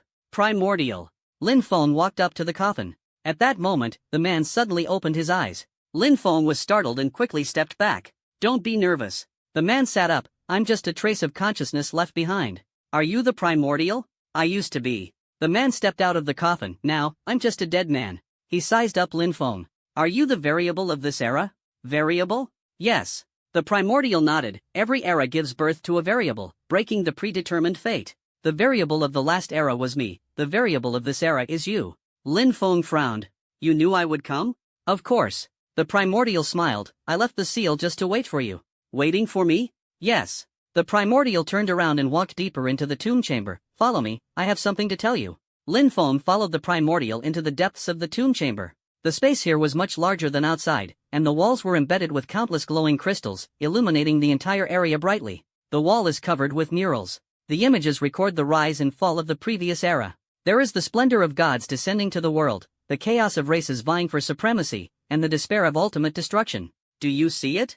The primordial stopped in front of a mural. This is the end of the previous era. On the mural, a massive shadow devours the entire universe, countless lives struggling within the darkness. The Lord of the Void. Lin Feng gazed at the scene. Yes. The primordial nodded. It is the embodiment of the void and the nemesis of the universe. I spent 3,000 years finding a way to seal it. But I know, the seal is just a temporary measure. One day, it will awaken again. Lin Feng said nothing, waiting for the primordial to continue. That's why I left a contingency plan. The primordial turned to look at Lin Feng. You are my contingency plan. Me? Every epoch's variable will possess power that transcends the rules, said the primordial. You can accomplish things I cannot. For example, completely killing the Void Lord. Lin Feng frowned. Since you knew a variable would appear, why didn't you leave a method to kill it? Because the method varies from person to person, the primordial shook his head. My path is only suitable for me, your path must be walked by you. But I can give you some clues. Primordial raised a hand, and a light screen appeared in the void. A complex pattern was displayed on the light screen. The essence of the Lord of the Void is a collection of non-existence, Primordial said. To kill it, you must first make it exist. How to do it? Use the power of existence to forcibly define it. The Primordial pointed at the pattern. This is the prototype of the law of existence I developed back then. If you can perfect it, you might find a way to counter the Lord of the Void. Lin Feng carefully studied the pattern, memorizing every detail. One more thing. The Primordial put away the light screen. The Lord of the Void is not an individual, but a collection of countless voids. Its consciousness is scattered throughout the void. You must find its core to truly kill it. Where is the core? Don't know. The Primordial shook its head. But I guess it should be at the Seal of Blue Star's core. So you're going there. Lin Feng understood. You came here for my blood, right? The Primordial walked back to the crystal coffin. Yes. Take it. The Primordial raised his hand, and a drop of golden blood appeared in his palm. The blood emitted a warm glow, as if it contained endless vitality. Lin Feng took the blood and carefully stored it in a crystal bottle. There's one more thing to remind you of, the Primordial said, looking at Lin Feng. The Void Church won't stand idly by. They will definitely try to sabotage you when you reinforce the seal. I know. That's good. The Primordial lay back in the coffin. Go now, time is running out. By the way, there's a treasury outside the tomb chamber, filled with things I left behind. You can take whatever you want, I don't need them anyway. Lin Feng nodded and turned to walk out. Just as he reached the tomb chamber's entrance, the primordial voice sounded again. Lin Feng. Protect the blue star well. The primordial voice sounded somewhat weary. It is my final hope. Lin Feng paused for a moment. I will. He walked out of the tomb chamber and entered a secret room next to it. The secret room was filled with various treasures. There are divine artifacts, cultivation techniques, and countless precious materials. Lin Feng quickly glanced over and picked a few useful items. An ancient book recording top-tier formations from the previous era. 3 fist-sized void crystals. There is also a complete set of divine fragments, a total of 20 pieces. Enough. He turned and left the eternal cemetery. The guardian stood in front of the stone gate, watching him come out. What did Lord Primordial say? He told me to do my best. The guardian was silent for a moment. Then I have nothing more to say. By the way, take this. He took out a token from his chest and handed it to Lin Feng. This is the pass for the eternal cemetery. You can come here anytime in the future. Thanks. Lin Feng took the token, and his figure disappeared into the void. The next second, he returned to Blue Star. In the courtyard, Sun Mengyao was practicing swordsmanship. Seeing Lin Feng return, she stopped her movements. How is it? Got the items. Lin Feng took out a crystal bottle from the spatial ring. Primordial blood. And these. He then took out the divine shard and void crystal. Sun Mengyao looked at these items. What do we do next? Go to the Blue Star core, Lin Feng said, reinforce the seal. How long will it take? Not sure, Lin Feng thought for a moment. 3 days if fast, a week if slow. Then I'll go with you. No, Lin Feng shook his head. The environment of the Blue Star core is very dangerous. If you go, it will only distract me into protecting you. Moreover, the Void Church will definitely cause trouble. I can only feel at ease if you stay here. Sun Mengyao bit her lip and eventually nodded. Be careful. Yes. Lin Feng walked into the house and said a word to his parents. Lin Dong and Su Wandong were worried, but they also knew their son was not an impulsive person. Stay safe. Su Wandong held his hand. Come back early. I know. Lin Feng turned and left home, his figure disappearing into the air. When he reappeared, he was already deep in the core of Blue Star. Here is a sea of magma. The temperature reaches tens of thousands of degrees, and an ordinary person would instantly turn to ashes upon entering. But Lin Feng walked in the magma as easily as if he were walking on flat ground.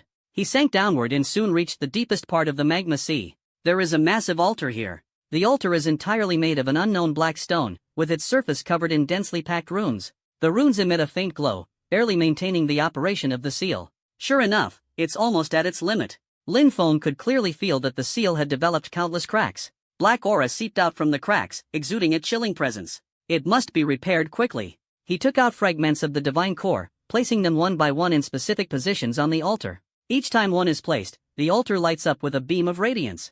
After all 20 fragments of divinity were placed, the entire altar lit up.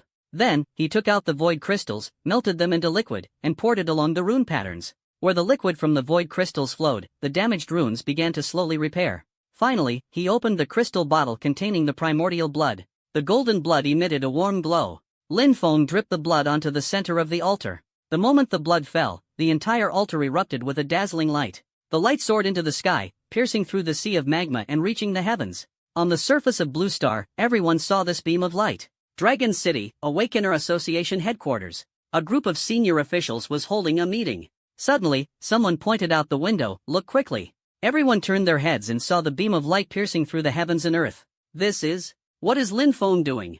I don't know, but it must be something big. At the same time, the secret base of the Void Church. The Grand Elder Void stood by the window, looking at the beam of light with a grim expression. He is reinforcing the seal. We must not let him succeed. He turned around and said to the few black-robed figures behind him, "Prepare to set off for the Blue Star Core." Yes. Deep within the Blue Star Core, the light pillar remained dazzling. Lin Feng stood in front of the altar, forming seals with his hands, controlling the fusion of the primordial blood in the seal. This process was more complex than he had imagined. The primordial blood contains the power of the strongest from the previous era. To make it perfectly align with the current seal requires extremely precise control. There must not be a single mistake. Lin Feng focused intently, fine beads of sweat forming on his forehead. At that moment, the space around the altar suddenly distorted. 5 dark shadows emerged from the void. Leading them was none other than Su Wu. "Lin Feng, I knew you would come here," Su Wu sneered. "But do you think I would let you succeed?" Lin Feng did not respond, remaining focused on his work. "Why are you pretending to be mute?" A man in a black robe behind Su Wu said angrily, "The Great Elder is speaking to you, are you deaf?" As soon as the words fell, that person's body suddenly exploded. A mist of blood dispersed. Su Wu's expression changed. I'm busy right now." Lin Feng didn't even lift his head. "Either shut up and wait, or get lost." Arrogant. Another man in a black robe charged forward. A void sword formed in his hand, thrusting straight at Lin Feng's back. Before the blade could touch Lin Feng, it shattered on its own. The man in the black robe let out a miserable scream, his entire body torn to shreds by an invisible force. The remaining 2 men in black robes recoiled in fear, retreating step by step. Su Wu took a deep breath and said, "Lin Feng, since you can kill while distracted, it shows you still have the energy to talk with me." "Talk about what?" "Cooperation." Nihility said seriously, "You and I join forces to release the Lord of the Void. And then together destroy this flawed universe and create a brand new world." Lin Feng finally raised his head and looked at Nihility. "You lunatics, you're all insane. Why do you call us lunatics?" Nihility said angrily, "This universe itself is a mistake. War is everywhere, death is everywhere. Only the Void can bring true peace." "Peace?" Lin Feng sneered, "The dead are indeed very peaceful. Alright, done with the nonsense?" Lin Feng turned back to continue working. "If you're done, get lost and stop bothering me." Su Wu's face turned livid. He had lived countless eras, yet it was the first time he had been so blatantly ignored. "Since you refuse to cooperate." Su Wu raised his hand, and the surrounding space began to distort violently. Countless void cracks appeared, from which black tides surged forth. The tides carried an aura of destruction, sweeping toward Lin Feng. Lin Feng sighed. So troublesome. He raised his left hand and gently clenched it. All the tides instantly froze, then flowed back into the fissure. The void's eyes widened. "How did you?" "I told you, in front of me, even the void has to obey." Lin Feng looked at him. "Did you think I was bluffing?" The void took a step back. He finally understood how vast the gap between himself and Lin Feng was. "Go," the void said to the remaining 2 black-robed men. The 3 turned and were about to flee. "Did I tell you to leave?" Lin Feng's voice suddenly rang out. The 3 of them froze simultaneously. "You've come all this way, and you want to leave without leaving something behind?" Lin Feng raised his hand, and the black robes on the 3 of them suddenly ignited. The flame was pure white, exuding a sacred aura. "This is the flame of existence?" Void exclaimed in terror. "Impossible. How could you?" Learned it from the primordial sect, Lin Feng said. It's specifically designed to counter you void believers. The white flame burned slowly, but every inch of its burn brought excruciating pain. The two black-robed men quickly couldn't hold on and let out piercing screams. Su Wu gritted his teeth. Lin Feng, you will regret this. The Void Church won't let you go. Oh. Lin Feng continued to work with his head down, then let them come. A few minutes later, the three bodies were completely reduced to ashes. Lin Feng continued to reinforce the seal. As the primordial blood fused, the cracks on the altar began to slowly heal. The damaged runes regained their brilliance. The aura of the entire seal also became stable. Still a little bit more. At this moment, a loud bang suddenly came from the center of the altar. A thick black pillar erupted from the center, shooting straight into the sky. This is... Lin Feng's expression changed. The black pillar contains terrifying void power, stronger than any void power seen before. The Void Lord has awakened ahead of time. Lin Feng no longer hesitated and suddenly formed seals with both hands. All laws returned to one, seal. Golden light burst from his body, colliding with the black pillar. The entire underground space began to shake violently. The sea of magma surged, and countless rocks fell from above. Lin Feng clenched his teeth, exerting all his strength to suppress the power of the Void Lord. Get back here! The power within him surged wildly, transforming into chains that tightly bound the black pillar. The black pillar struggled violently, emitting a piercing screech. But under Lin Feng's full suppression, it was still forced back inch by inch. 10 minutes later, the black pillar completely disappeared. The last crack on the altar also fully healed. The seal, restoration complete. Lin Feng let out a breath and his body swayed slightly. That strike just now, he used at least 30% of his strength. The power of the Void Lord is indeed terrifying. Luckily, I made it in time. He looked up at the center of the altar. There, a massive cocoon was present. The cocoon is entirely pitch black, with eerie patterns flowing across its surface. Through the surface of the cocoon, one can vaguely see something wriggling inside. This is the Lord of the Void. Lin Feng could feel that the thing inside the cocoon was slowly awakening. Although the seal has been repaired, it can only last for 3 more months. In 3 months, the Void Lord will inevitably break out of its cocoon. We must find a way to completely resolve it. Lin Feng turned and left the Earth's core. When he got home, it was already late at night. The lights in the yard were still on, and Sun Mengyao was sitting by the stone table waiting for him. You're back? She stood up. Yeah. Lin Feng sat down across from her. The seal has been repaired. Have the people from the Void Church arrived? They have, it's already been resolved. Sun Mengyao looked at Lin Feng's tired expression. You're exhausted. A little. Then go rest. Sun Mengyao held his hand. We'll talk about the rest tomorrow. Lin Feng nodded and followed her into the house. Early the next morning, Lin Feng was awakened by a rapid knocking on the door. Sun Mengyao went to open the door, and it was Han Shuang who came in. Mr. Lin, something has happened, Han Shuang said with a serious expression. What is it? Lin Feng sat up from the bed. Last night, more than 30 void rifts appeared simultaneously across Blue Star, Han Shuang said. A large number of void creatures emerged from the rifts. How many people died? It's not yet fully counted, but a conservative estimate exceeds 100,000. Lin Feng was silent for a moment. The Void Church's counterattack has arrived. What do you mean? They know the seal has been reinforced, so they've changed their approach. Lin Feng stood up. Since they can't destroy the seal from within, they'll invade Blue Star from the outside. Then what should we do? Close all the rifts. Lin Feng walked to the window. Have the military send people to evacuate the civilians near the rifts. I'll handle those void creatures. But there are too many rifts. I know. Lin Feng turned around and looked at Han Shuang. That's why I need help. What kind of help? Call all awakened above the transcendence level, Lin Feng said. Tell them, the time has come to defend Blue Star. Han Shuang was stunned for a moment, then nodded. I'll take care of it right away. She turned and left. Lin Feng walked into the yard. Sun Mengyao was making tea. Heading out, she asked. Yes, I have some matters to handle. Do you need me to do anything? Keep an eye on the laws of Blue Star, Lin Feng said.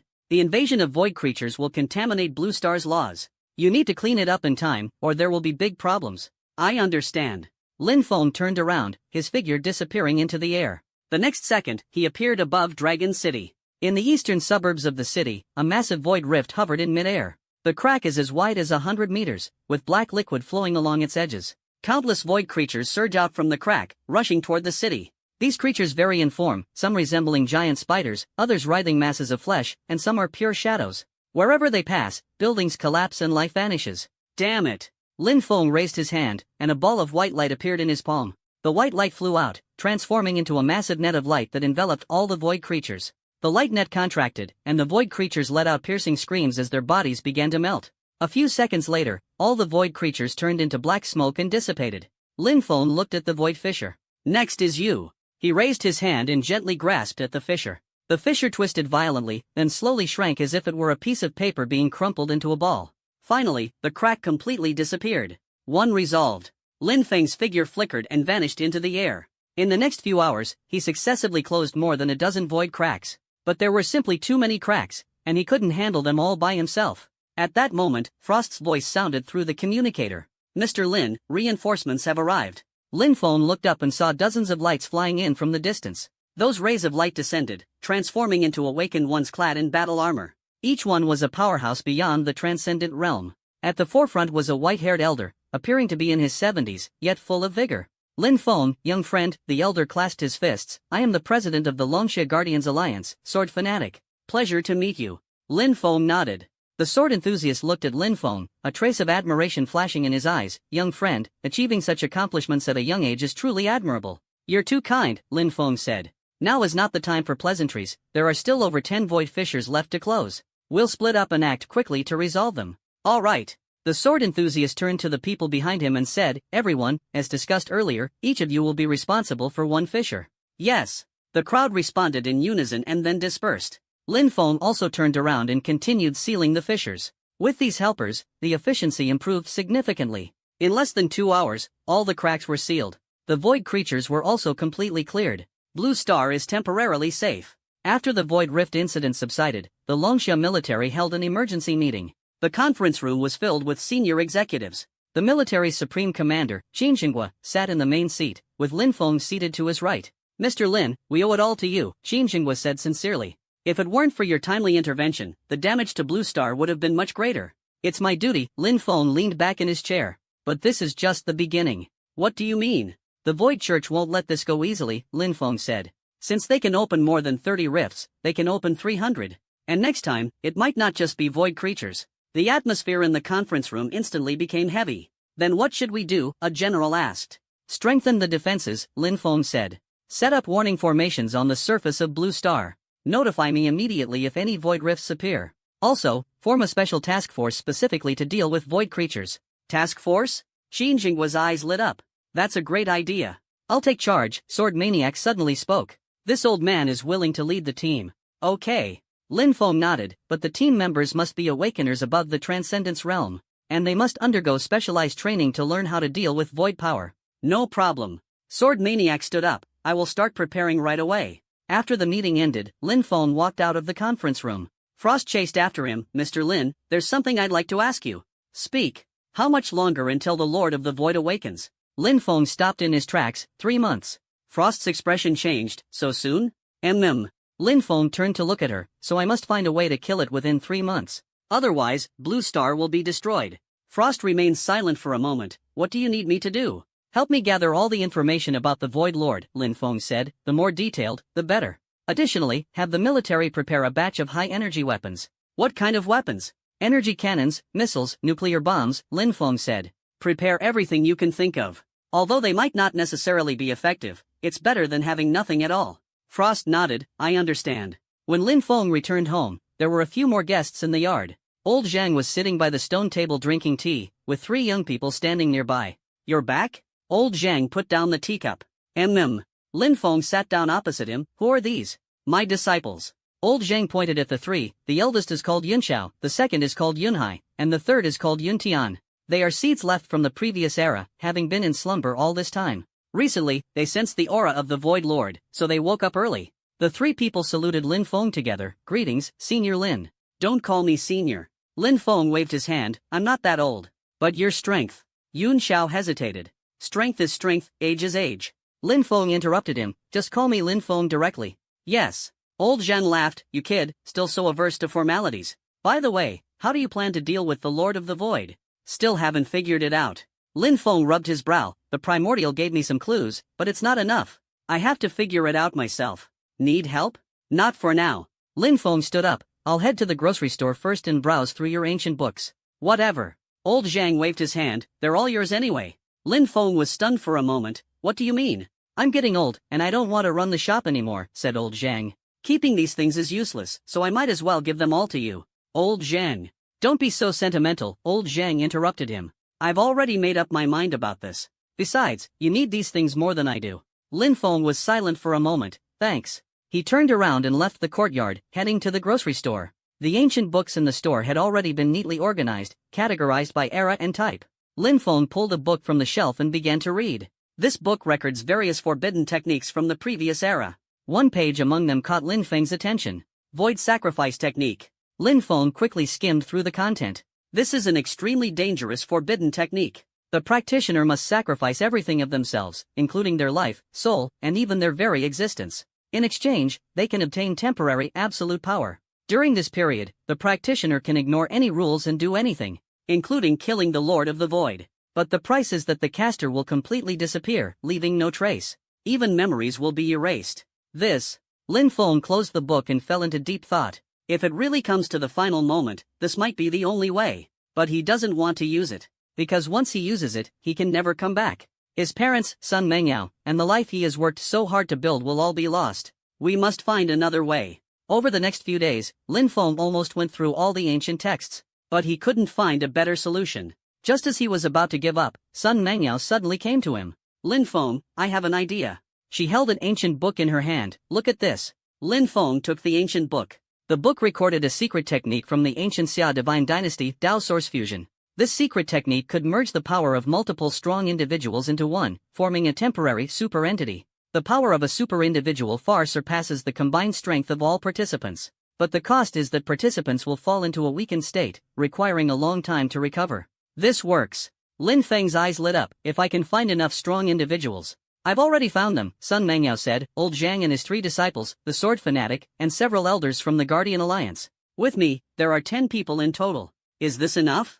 That should be enough. Lin Feng nodded, but in that case, you will be in great danger. It's okay. Sun Mengyao held his hand. We are family. Lin Feng looked at her, a warm feeling rising in his heart. Thank you. Don't say thank you. Sun Mengyao smiled. Hurry up and get ready, there's not much time left. Lin Feng nodded and turned to leave. Over the next 2 months, Lin Feng began preparing for the final showdown. He first sought out Sword Fanatic and the elders of the Guardian Alliance to explain the plan. Everyone agreed without hesitation. Young Lin, we old folks have lived long enough, an elder said with a smile. Being able to contribute to Blue Star before we die is worth it. Who said you would die? Lin Feng shook his head. The fusion of Dao Source is dangerous, but not fatal. At most, you'll just be weak for a while. Then there's no problem at all. After confirming the candidate, Lin Feng began preparing the formation. The Dao Source fusion requires a special formation as a medium. This formation is extremely complex and must be absolutely precise. Lin Feng spent an entire month to complete the formation setup. The formation was placed at the core of Blue Star, right next to the Void Master's cocoon. Everything is ready. Lin Feng stood at the center of the formation, looking at the 10 people participating in the fusion around him. Old Zhang, the 3 Yunxiao brothers, Sword Maniac, 5 elders of the Guardian Alliance, and Sun Mengyao. Everyone, once the formation is activated, you will experience intense pain, Lin Feng said seriously, but you must endure it. Don't worry, Old Zhang said with a smile, we've all been through storms and waves, this pain is nothing. Lin Feng nodded and took a deep breath. Then let's begin. He formed seals with both hands, and the formation began to operate. The moment the formation was activated, an indescribable surge of immense power erupted from the depths of the earth, coursing through the intricate runes and instantly penetrating the bodies of everyone present. Ugh! Even someone as mentally resilient as the Sword Fanatic couldn't help but let out a muffled groan, veins bulging on his forehead. It was a pain that felt as if the soul was being forcibly torn from the body, crushed, and then reshaped. Every cell screamed in agony, every inch of meridian trembled. Old Zhang clenched his teeth tightly, his murky eyes unusually bright. He glanced at his 3 disciples beside him, the Yunxiao brothers, though pale-faced and trembling all over, had a stubborn defiance in their eyes. Sun Mengyao's face was the palest of all. The bloodline power of the ancient Xia divine dynasty surged within her, clashing with the power of the formation, amplifying the pain several times over. Yet she merely bit her lip hard, refusing to make a sound, her gaze unwaveringly fixed on Lin Feng at the center of the formation. The pressure Lin Feng endured was the sum of everyone's, and even more. 10 completely different yet equally vast and majestic forces, like 10 raging dragons, rampaged through his body. His body seemed to have become a furnace on the verge of explosion, with every inch of flesh being repeatedly torn apart and reassembled. Hold on. Lin Feng's voice echoed in everyone's hearts, calm and steady, as if carrying a peculiar magic that instantly soothed the agitation caused by the intense pain. With a thought, the prototype pattern of the law of existence he had previously obtained from the primordial slowly unfolded in his sea of consciousness, centered on his Body, the 10 forces no longer collided chaotically but were guided by an invisible force, beginning to operate according to the intricate and mysterious pattern's trajectory. This was an extremely delicate and dangerous process. A single misstep would lead to the forces spiraling out of control, and everyone would instantly be reduced to ashes. Time passed second by second. Inside the core space, apart from the humming sound of the formation's operation, there was no other noise. No one knew how much time had passed when old Jean was the first to give in. His body went limp, collapsing to the ground, and he fell into a deep coma. Following him were the 5 elders of the Guardian Alliance. They burned the last essence of their lives, completely injecting their power into the formation, and their bodies, like weathered rocks, turned into specks of light and dissipated. In the air, they chose the most heroic way to fulfill their mission. The 3 brothers of Yunxiao followed closely, one after another, collapsing from exhaustion. Finally, Sun Mangyao let out a muffled groan, a trace of blood seeping from the corner of her mouth, her body swaying unsteadily. In the last moment before losing consciousness, she used all her strength to transfer her power entirely into Lin Feng's body. Now, only Lin Feng remained conscious. 10 immense forces had already begun to merge within his body, forming an unprecedented, boundary-breaking new power. This power carried the age depth of old Zhang, the unparalleled sharpness of the sword enthusiast, and the noble elegance and vitality from Sun Mengyao's bloodline. Lin Feng could feel that every thought of his seemed capable of stirring the laws of the entire universe. He slowly opened his eyes, and the distinction between the whites and pupils had vanished. Instead, they were replaced by 2 boundless and profound starry skies, where countless stars flickered in cycles of birth and death. Ding! Host has entered the special state Dao Source Unification. Temporarily merging Master of all Paths, Sword Dao Essence, Ancient Xia Divine Aura, and 10 other top-tier powers, all your attributes will receive a temporary massive boost. Current state, Dao Source Fusion Body. Level? Undefined. All attributes? Inestimable. Warning, this state is extremely unstable. Every second of maintenance will cause immense depletion to your origin. Please complete the objective as soon as possible, host. The system's prompt sounded with unprecedented gravity. Lin Feng paid no attention, his gaze fell upon the massive black cocoon ahead. Right now. He raised his right hand and gently clenched it toward the cocoon. Existence. A simple syllable escaped his lips. There was no earth-shattering momentum, no world-destroying light and shadow. Yet, as this syllable fell, the laws of the entire core space, and even the entire blue star, were altered. The black cocoon enveloping the Void Lord, with its essence of non-existence, began to be forcibly altered. The shell of the cocoon, originally ethereal and untouchable by conventional forces, started to solidify and materialize under the definition of the existence law. It transformed from a concept into an entity. Roar! A roar filled with anger and terror erupted from within the cocoon, directly impacting the soul, as if attempting to drag the entire universe into endless chaos. The cocoon shell trembled violently, countless cracks appearing on its surface. Streams of pure void energy, capable of annihilating everything, gushed out, striving to resist the imposed definition. In front of me, you have no right to refuse. Lin Feng's voice was calm, his 5 fingers slowly tightening. Crack! A crisp sound. The indestructible black cocoon shattered with a deafening crash under the invisible force. An indescribable monster appeared before Lin Feng. It has no fixed form, resembling a mass of chaos composed of countless twisted shadows and despairing wails. Innumerable scarlet eyes open and close on its body, each reflecting the destruction of a civilization. This is the Lord of the Void. As soon as it broke free, it let out a roar that shook the universe. Its massive body suddenly expanded, ready to devour the entire blue star. However, Lin Feng simply watched it quietly. I said, "Let there be light." The words had just fallen. A pure and extreme white light burst forth from Lin Feng's body. This light was not dazzling, yet it carried a warmth and majesty reminiscent of the beginning of creation. Where the light passed, the Void Lord's chaotic body, composed of non-existence, emitted a sizzling sound like ice and snow meeting the sun, and began to dissolve frantically. No! The Void Lord let out a roar of utmost terror. It realized that its power was utterly insignificant before the opponent. That light was not merely a simple energy attack but a higher dimensional rule overlay, fundamentally negating its existence. It wanted to escape, to retreat back into the void. But Lin Feng just lightly raised his eyelids. Did I allow you to move? The time and the entire core space instantly froze. The Void Lord's enormous body was frozen in midair, unable to move. It's over. Lin Feng extended his finger and gently pointed at the core of the Void Lord. No explosion, no sound. The massive body of the Void Lord, like a sand painting blown away by the wind, began to disintegrate inch by inch from the edges, turning into the tiniest particles and dissipating into the light. Its consciousness, its power, its traces of existence, everything was completely erased. As if it had never appeared in this universe. Ding! Detected that the host has successfully obliterated the Lord of the Void. God-level talent Infinite Plunder successfully triggered. Detected super-conceptual origin energy, forcibly plundering in progress. Plunder successful. Congratulations to the host, permanently acquiring the ultimate attribute Void Origin.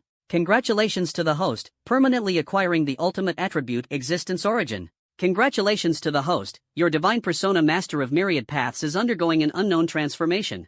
Warning! The Tao Source Unity state is about to end, and a massive power backlash is imminent. The system's prompt sound had not completely faded when Lin Feng felt an unimaginable weakness surge over him like a tide. The fused power began to dissipate, and every part of his body cried out in unbearable strain. His vision went dark, and his body fell straight backward. Before his consciousness completely plunged into darkness, he seemed to see a familiar figure struggling to stand up from the distant formation, stumbling as they ran toward him. Lin Feng. Meanwhile, beyond Blue Star, in an unknown chaotic void, on a throne made of bones and remnants of stars, a figure cloaked in tattered robes, with an indistinct face, suddenly raised its head. The aura of the Void Lord has vanished? Its voice was hoarse and ancient, tinged with a trace of disbelief. Who killed him? It extended its withered fingers, gently tracing in the void, as if deducing something. After a moment, its fingers stopped. Blue Star, a forgotten corner, yet such a variable was born? Interesting, so interesting. It stood up, and within the shadow under the cloak, 2 points of ghostly blue flames lit up.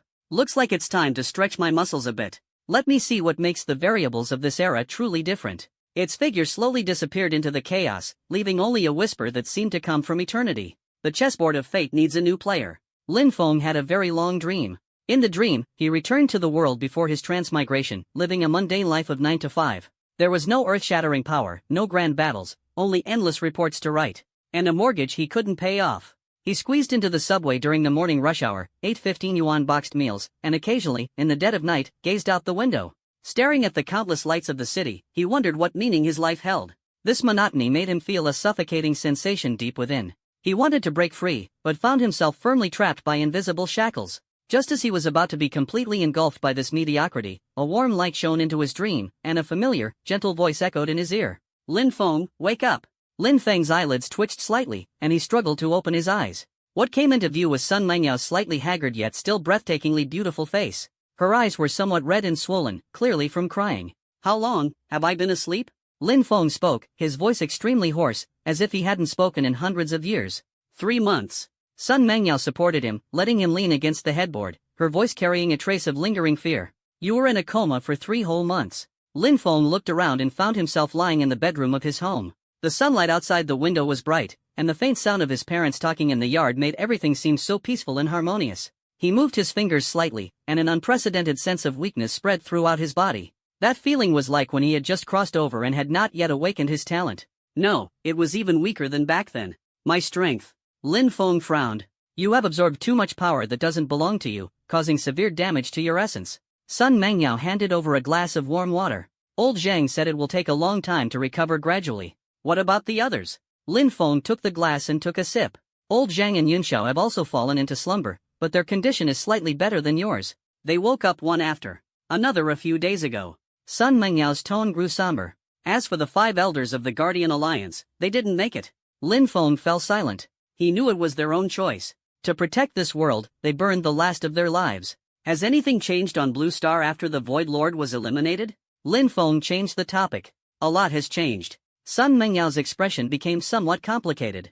After the Void Lord's death, the vast source energy it had sealed dissipated and merged into Blue Star's laws. Now, the spiritual energy concentration on Blue Star is more than 100 times higher than before, almost turning it into a sacred star for cultivation. The era of universal awakening has truly arrived. Now, even an old man on the street might be a sea-level awakened individual. Many newborns are born with innate talents. This is a good thing.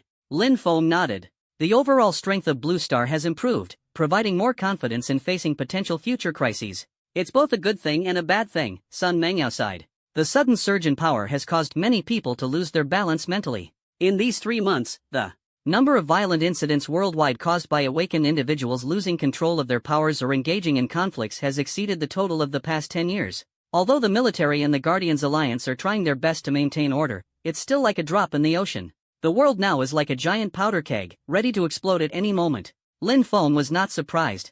Human nature is just like that. When power surpasses the constraints of one's character, chaos inevitably arises. By the way, Sun Mengyao seemed to recall something very strange happened while you were unconscious. What is it?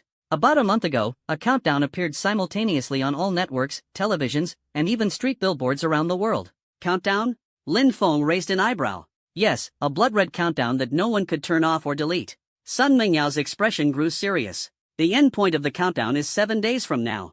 No one knows what will happen when the countdown ends. The whole world has fallen into a state of panic and speculation. Some say it's a teaser for the new global deity version, others say it's a signal of an alien invasion, and some even say it's a sign of the end of the world. Lin Feng's heart stirred upon hearing this. He recalled the mysterious entity outside the eternal cemetery who called itself the Fate Player. Looks like trouble has come knocking again. He lifted the blanket, preparing to get out of bed. What are you doing? You're still very weak. Sun Mengyao quickly pressed him down. Lying here won't solve the problem. Lin Feng shook his head. Though his body was weak, his gaze remained calm and profound. Take me to see that countdown.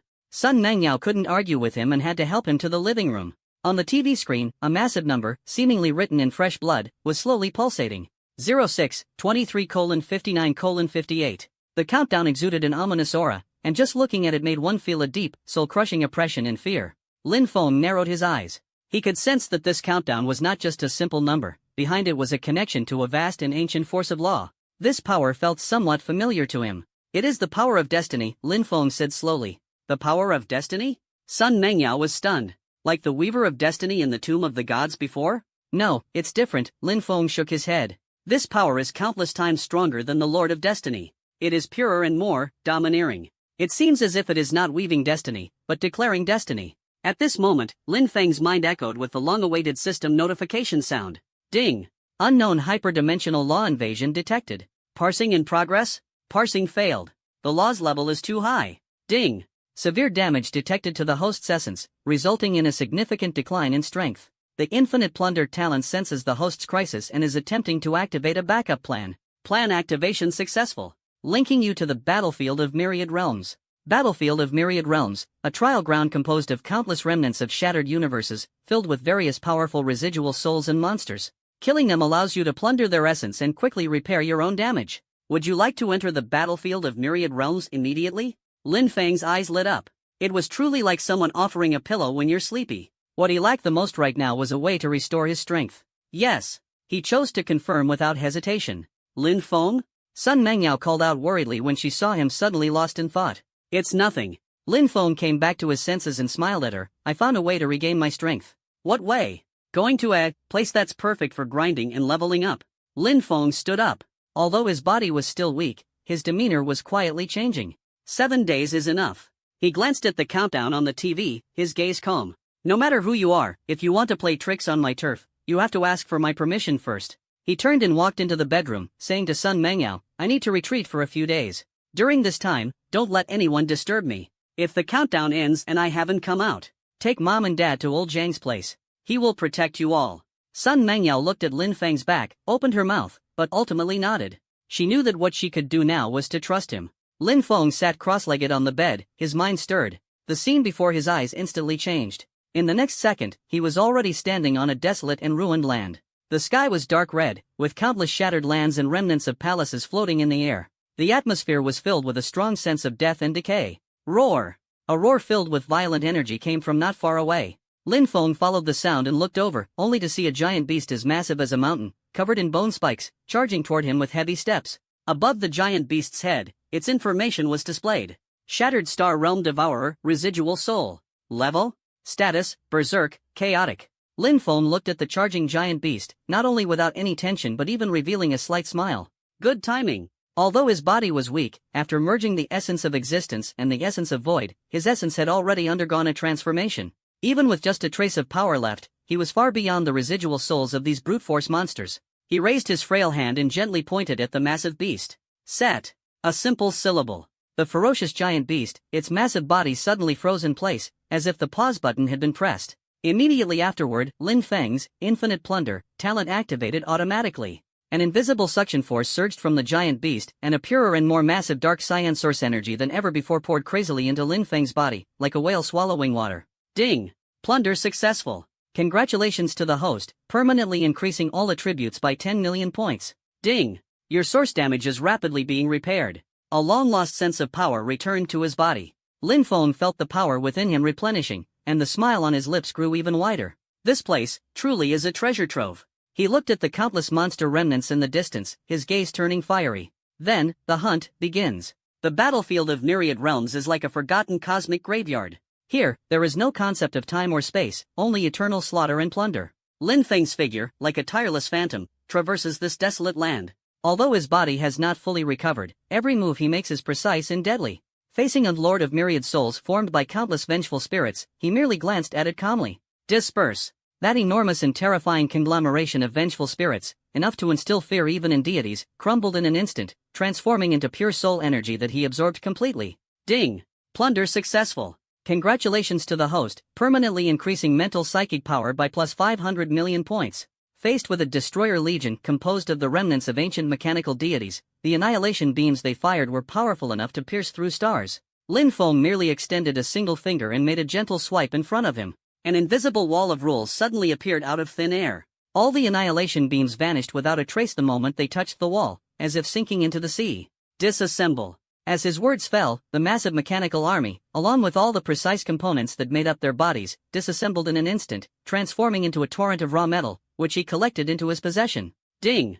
Plunder successful. Obtained ultra-rare material primordial divine metal x 1000 tons. His strength is recovering at an inconceivable speed, even surpassing his past self. Each plunder not only increases his attribute points but also absorbs and analyzes the essence of various laws. He is like a greedy sponge, frantically drawing all the nutrients from this battlefield.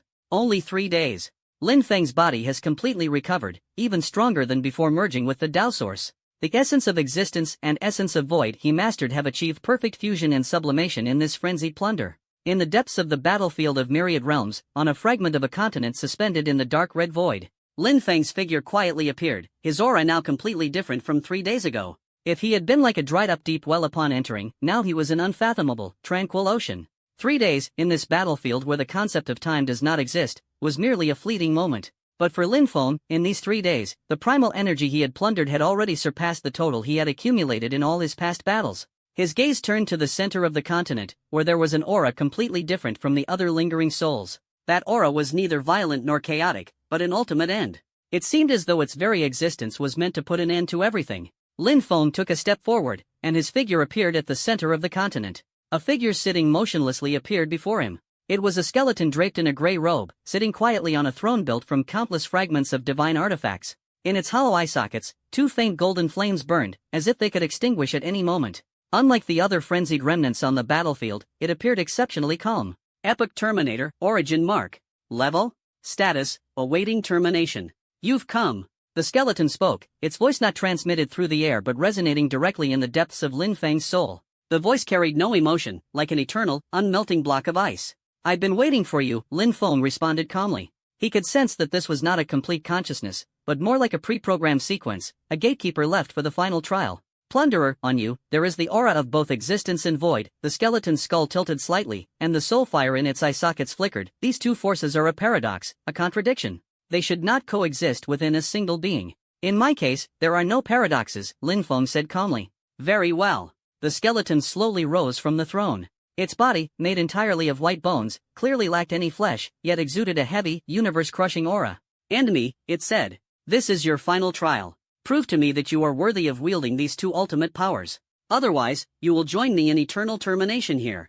As the words fell, the skeleton extended its bony finger, pointing distantly at Lin Feng. Law stripping. In an instant, Lin Feng felt his connection to the entire battlefield of the myriad realms forcibly severed by an irresistible force. The essence of existence and void essence within his body began to clash violently, repelling each other as if trying to tear his body apart from within.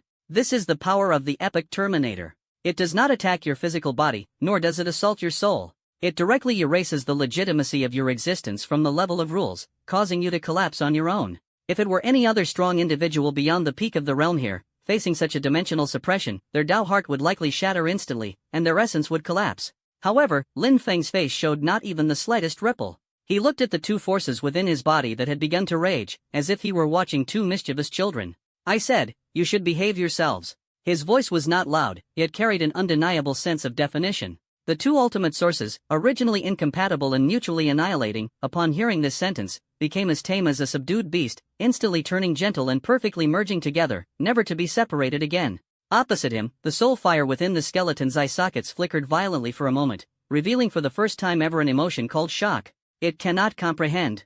Its termination law is one of the supreme rules born during the extinction of the previous era's universe, specifically designed to eliminate various bugs and paradoxes within the cosmos. But the person in front of him was the greatest paradox himself, yet he, in turn, used an even more unreasonable way to define the rationality of a paradox. Your Tao is quite good. Lin Feng looked at the skeleton and gave his evaluation, but unfortunately, it's too rigid. He raised his hand, also extending a single finger, and lightly pointed at the skeleton. I say, you should rest in peace. There was no earth-shattering collision of energy, nor any intense confrontation on the level of laws. As Lin Feng's words fell, the skeleton representing termination, its eternal and indestructible white-boned body began to transform inch by inch from its fingertips into the purest golden light particles, slowly dispersing. The soul fire in its eye sockets gradually extinguished, but before it completely dissipated, its hollow eye sockets seemed to reveal a faint smile of relief. Its very existence signified termination, and now, it had finally reached its own termination. Ding! The God-level talent Infinite Plunder has been successfully triggered. Detected trans-dimensional level and origin energy, forcibly plundering in progress. Plunder successful. Congratulations to the host for permanently acquiring the ultimate attribute and origin. Ding! Detected that the host has gathered the 3 foundational origins of existence, void, and end. Your divinity master of all paths is undergoing an ultimate transformation. Transformation successful. Congratulations, host, your divinity has been elevated to Soul Tao Master. Soul Tao Master, you are the origin of everything, and also the end of everything. Your existence is the sole truth. Ding! All your attributes have surpassed the measurable limits of the system. Lin Feng slowly opened his attribute panel. Name, Lin Feng. Profession, the Soul Tao Master. Level, Strength, Agility, Constitution, Wisdom, Spirit, Divinity, the Soul Tao Master. Passive, every word you speak will become an absolute law. Every thought you have will reshape reality. Talent, Infinite Plunder, already fused with divinity. Skill, words become law. Looking at these rows of question marks, Lin Feng's face showed no trace of surprise. When the level of power surpasses the very concept of measurement, any numbers lose their meaning. He could feel that his current self was completely a different dimension of life compared to 3 days ago. If his previous self was using the laws, then his current self was creating the laws. It's time to go back. Lin Feng's heart stirred slightly as he sensed the pulsation of the blood-red countdown on Blue Star nearing its end. He glanced at the battlefield of myriad worlds, which was now of no use to him, and with a flash of his figure, he disappeared from the spot. Blue Star, Dragon City, Lin Feng's bedroom. Lin Feng, sitting cross-legged on the bed, slowly opened his eyes. At the moment he opened his eyes, the light in the entire room seemed to soften by 3 degrees. The dust particles floating in the air suddenly froze mid-air. Outside the window, in the yard, the leaves that had been swaying with the wind also eerily paused for a brief moment. The entire world seemed to pay its highest respect for his awakening. Then, everything returned to normal, as if nothing had ever happened. Only Sun Mengyao, who was holding onto the doorframe and about to come in to check the situation, felt a tremor from the deepest part of her soul in that instant. She saw Lin Feng get out of bed and walk toward her step by step. There was no powerful aura on him, no overwhelming pressure, not even the slightest trace of energy fluctuation could be felt. He walked over just like that, ordinary and unassuming, like a boy next door who had just woken up, his gaze clear and calm. But Sun Mengyao knew that the man before her had already reached a height she could neither imagine nor comprehend. I'm back. Lin Feng walked up to her, smiling as he gently ruffled her hair. Sun Mengyao's eyes instantly turned red. She opened her mouth, countless words swirling in her mind, but in the end, they condensed into a single word. At this moment, a cry of surprise came from the living room. The countdown is about to end. It was the voice of Lin Feng's father, Lin Dong. Lin Feng held Sun Mengyao's hand and walked into the living room. On the TV screen, the blood-red numbers had already ticked down to the last few seconds. 0000:00:03. 0000:00:02. 0000:00:01. Countless people around the world held their breath at this moment. On the streets, in the squares, countless people looked up at the sky or stared at their phone screens, their faces filled with panic, unease, and a trace of morbid anticipation. Finally, at the instant the numbers hit 0, the whole world fell into a dead silence. No explosions, no cataclysms, nothing happened. Just as people thought this was merely a cruel joke, a grand, ancient, emotionless voice simultaneously echoed in the minds of every living being on Earth. The tedious waiting is over. Lowly creatures, congratulations, you have earned the qualification to participate in the game of fate. I, the arbiter of fate, will use this insignificant planet as the chessboard and all living beings as the pieces to begin a new game. That grand voice, like a massive boulder, was cast into the pond called Blue Star, stirring up towering waves. What? Game of fate? What is this thing? Chess master? A god? Has a true deity descended? Game? Treating us as pawns? What kind of joke is this? After a brief dead silence, unprecedented uproar and chaos erupted worldwide. Online, countless forums and social media platforms were instantly flooded. Doomsday enthusiasts danced with joy, proclaiming that Judgment Day had finally arrived. Conspiracy theorists spoke with conviction, analyzing this as a secret human cleansing plan conducted by a superpower, while more ordinary people fell into deep panic and confusion. Longxia, Supreme Command Center. Commander-in-Chief Qin Jinghua slammed his fist on the table, leaving a clear imprint on the massive alloy conference table. Investigate. Find it for me. Where exactly is the source of this sound? He roared into the communicator, veins bulging on his forehead. Reporting to the Commander-in-Chief, we can't track it. Their communication method surpasses all our current technological means. It feels as if it's speaking directly to everyone's soul. On the other end of the communication line came the trembling and despairing voice of a technician. Sword Maniac, Old Zhang, and other top-tier powerhouses of Blue Star were all gathered together at this moment, each with an extremely grave expression. This power is fate. Old Zhang's bony fingers lightly tapped the table, a trace of apprehension flashing in his cloudy eyes. And it's at least 10,000 times purer and stronger than the Lord of Fate we encountered in the Tomb of the Gods. What does it want? To treat all of us as toys? Sword Maniac's hair and beard bristled, and the sharp aura of a sword cultivator uncontrollably emanated from him, distorting the air around him. As the entire world plunged into a vortex of chaos and panic, Dragon City, Lin Feng's home, presented a completely different scene. The elderly Lin Dong and Su Wanton were sitting calmly on the sofa, watching the emergency news broadcast on television. Ah, you see, these program makers nowadays are getting more and more creative. Lin Dong took a sip of tea and shook his head. The special effects are quite realistic. Exactly. Su Wanton, holding knitting needles and making a small sweater for her future grandchild, responded without looking up, it's just a bit noisy. What if it scares the baby in Yaoguan's belly? Sun Mangyao, standing to the side, blushed slightly, instinctively touched her flat abdomen, and cast a reproachful glance at Lin Feng. Lin Feng merely smiled, his gaze piercing through the television screen, through endless space, landing on the source of that voice. His eyes held no gravity, no anger, only a trace of curiosity. Like a university professor encountering an intriguing elementary school math Olympiad problem. The chess master. He murmured the name softly, a playful curve appearing at the corner of his lips. Want to play chess? It depends on whether the chessboard is willing. At that moment, the grand voice resounded once again. The rules of the game are simple. First, the chessboard will be divided into 9 battle zones. Each battle zone will face different trials. Second, pawns, you need to complete the tasks I assign. Those who succeed will receive the blessings of fate, power, wealth, longevity, everything you desire. Those who fail, as well as those who refuse to participate in the game, will be deemed abandoned pieces and erased from the board. Third, the game has no end, until I grow tired of it. As the voice faded, the entire map of Earth was forcibly divided into 9 massive golden glowing lines in everyone's minds. Longxia happened to be completely included in the 9th war zone. Immediately, a new stream of information flooded everyone's consciousness. 9th war zone initial mission released. Mission name, First Cry. Mission objective, within 24 hours, collect 10,000 fear crystals in the war zone. Task description, crystals of fear will be born from the souls of creatures in extreme panic. Task reward, all survivors in the 9th war zone, constitution plus 10. Failure penalty, the 9th war zone, randomly erase 10% of the population. Now, the game begins. The grand voice carried a hint of mockery, slowly dissipating. But the fear it brought spread across the globe like a plague. What?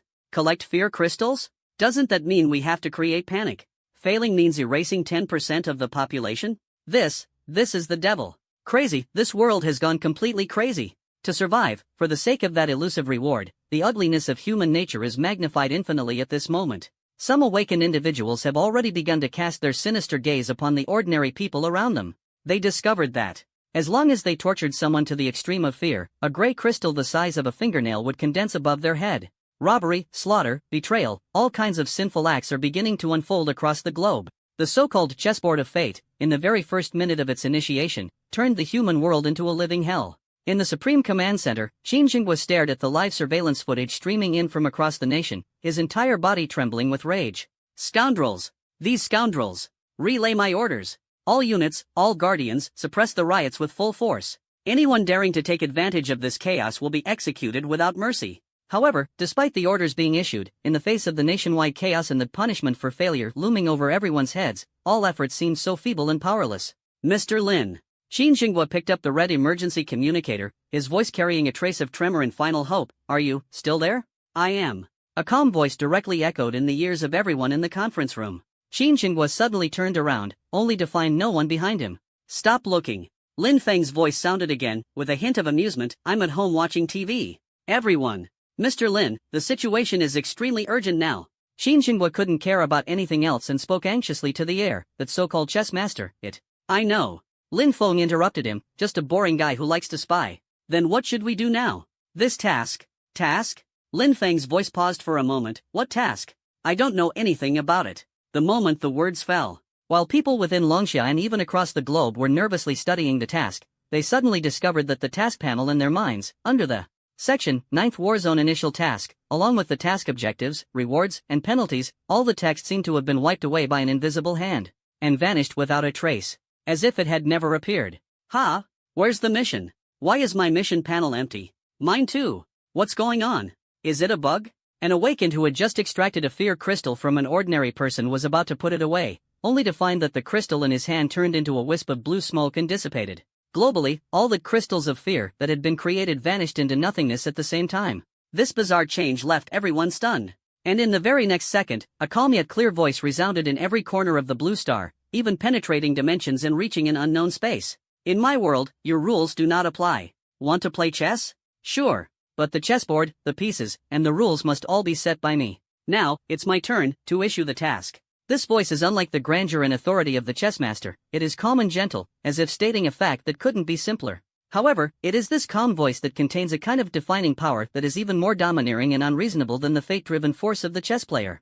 It says there is no mission, and the mission disappears. It says the rules must be redefined, and the old rules are instantly abolished. In the chaotic void, on that throne built of white bones and remnants of stars, the chessmaster cloaked in tattered robes suddenly stood up from the throne, the 2 points of ghostly blue soul fire beneath the cloak flickering violently, revealing its inner shock. Impossible. My declaration of fate directly acts upon the fundamental laws of the universe. How could it be erased so easily? It cannot comprehend. This is akin to a programmer who has just written a piece of core code and set it to run, only for the code to vanish into thin air the next second, with even the compiler unable to find any trace of it. This is no longer a confrontation on a technical level, this is a higher dimensional authority crush.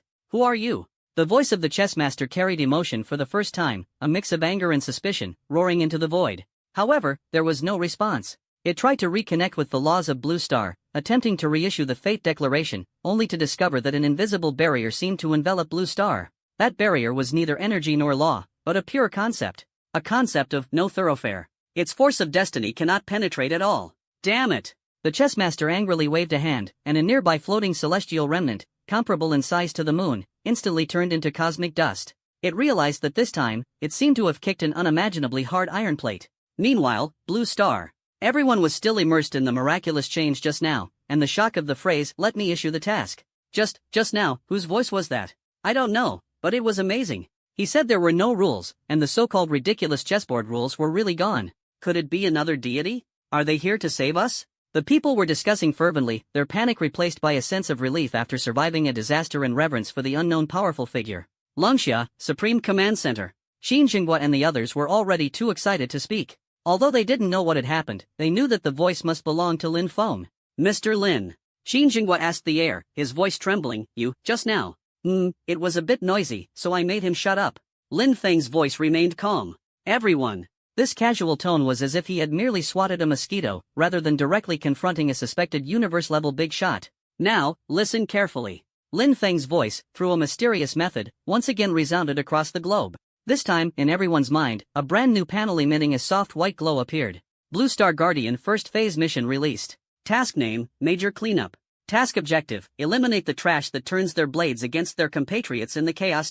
Task description, all individuals who actively attack, plunder, or kill their kind after the Fate chessboard is announced will be marked as red name players. Killing red name players will earn Guardian merits. Merit exchange system, activated. Merits can be used to exchange for techniques, equipment, elixirs, lifespan, etc. Task deadline, 72 hours. Task reward, all participants will receive different levels of world origin gifts based on their merit rankings. Additional note, this task will be fully explained by the sole Dao Master of Blue Star, Lin Feng. As soon as this task panel appeared, the world was once again in an uproar. But this time, it was no longer panic, but ecstasy. Especially those awakened who had just been rampaging in acts of violence, upon seeing a bright red, blood drop-like name suddenly appear above their heads, instantly felt as if they had fallen into an icy abyss. Meanwhile, the ordinary people who had been bullied, along with the military and guardians striving to maintain order, saw the dawn of hope.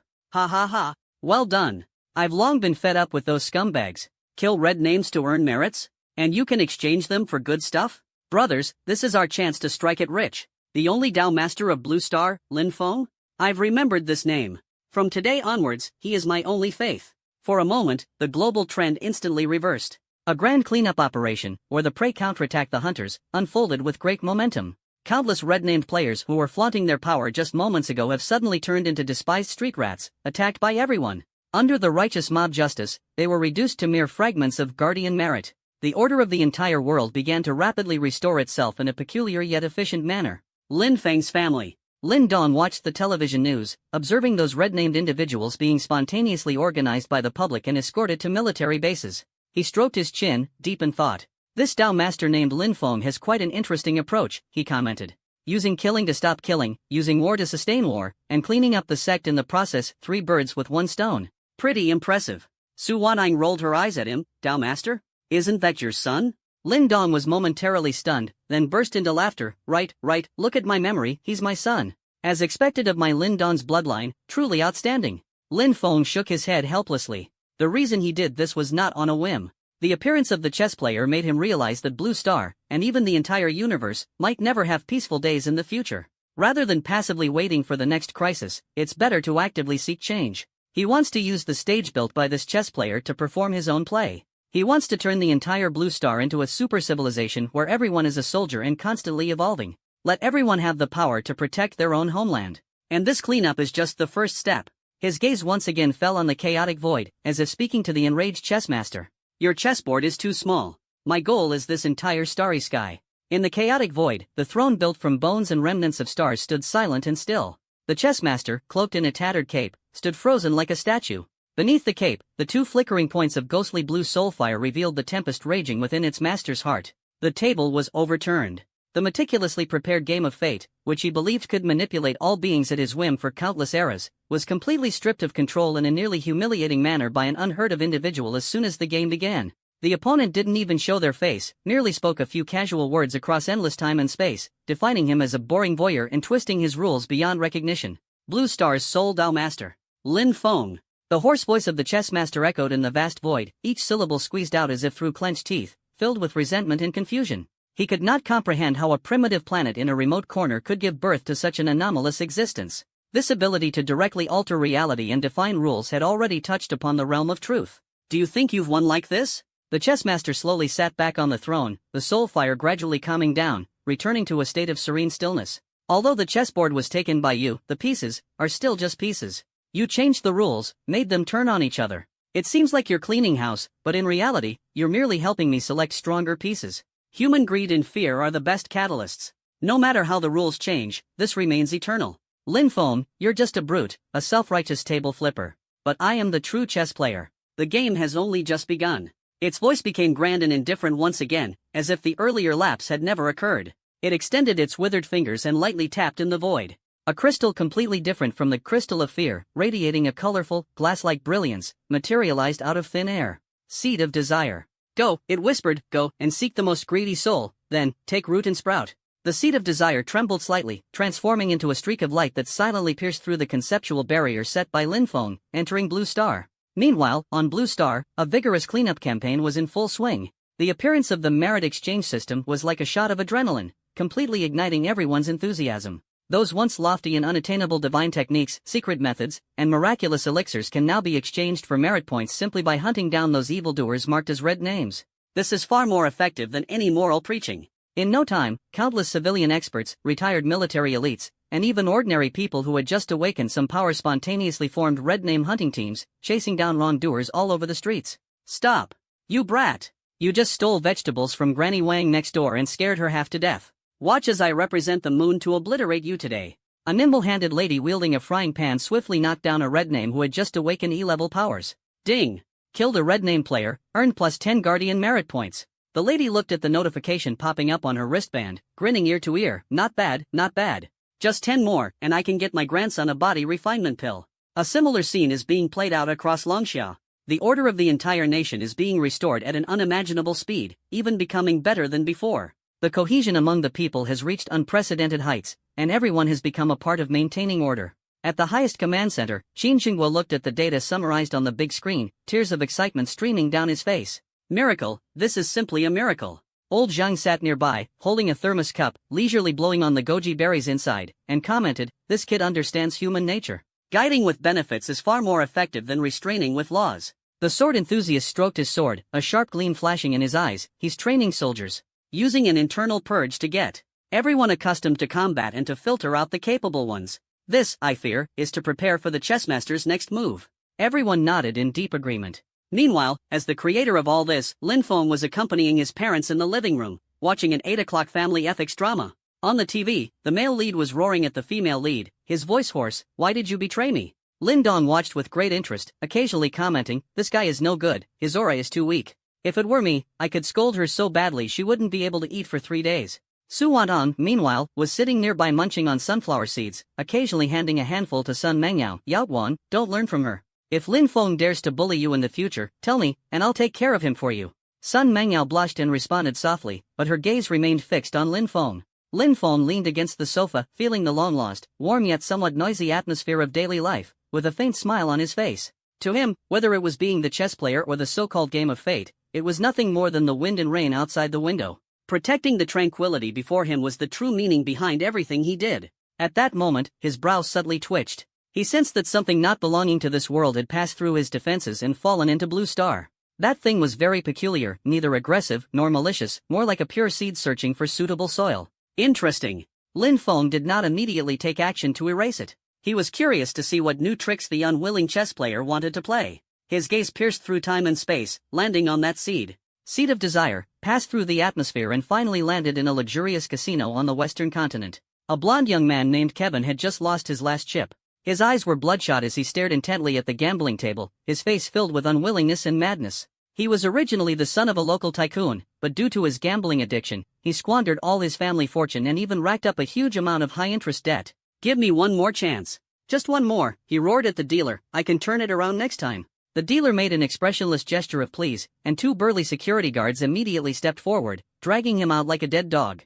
"Trash. Get lost, don't dirty our carpet." Kevin was thrown into a filthy back alley, listening to the cheers from inside the casino and the growling of his stomach, the venom in his eyes almost tangible. Why am I always the one who loses? I just want to win money. What did I do wrong? If I could have the power to control everything, if I could make everyone listen to me. At the moment his heart was completely consumed by desire. The seed of desire silently merged into the center of his brow. Kevin's body trembled violently, and immediately, an unprecedented feeling of power surged into his heart. He felt he could see through the value of every card on the table and predict the final result of every dice roll. This is... He stood up in ecstasy and rushed back into the casino. "I want to bet." This time, it seemed as if Lady Luck was completely on his side. No matter what he played, he dominated the game, unstoppable and invincible. In just one short hour, he went from being penniless to winning enough wealth to buy the entire casino. The whole casino was in an uproar. The casino's behind-the-scenes boss, a mafia leader who had awakened a B-level superpower, blocked Kevin in the VIP room with a group of his men.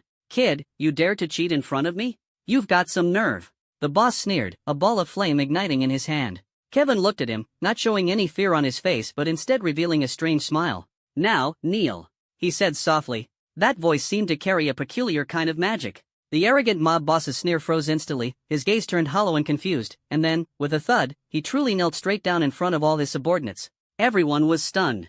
"Give me your superpower, and all your wealth," Kevin continued, his voice filled with allure. The boss, like a puppet drained of its soul, nodded blankly and extended his palm. The burning flame of his superpower actually floated out from his palm, slowly drifting toward Kevin and merging into his body. Kevin felt the scorching power surging within him and let out a maniacal laugh. So this is what it feels like to be a god. The seed of desire, at the center of his brow quietly sprouted, with an invisible root piercing deep into his soul. Dragon City, Lin Feng's home. Lin Feng withdrew his gaze, a slight curve appearing at the corner of his mouth. So that's how it is. It's not about directly granting power, but amplifying and fulfilling the host's desires to control them. Chessmaster, your methods are indeed a bit more sophisticated than before. He picked up the teacup and took a gentle sip. Too bad, you chose the wrong chessboard. He turned to look at Sun Mengyao and said with a smile, "Want to watch a real-life version of Dragon Quest?" Sun Mengyao was stunned, still not understanding his meaning. Lin Feng's mind stirred. The next second, a brand new task was refreshed on everyone's mission panel worldwide. Blue Star Guardian Special Mission released. Mission name, Demon King of Desire.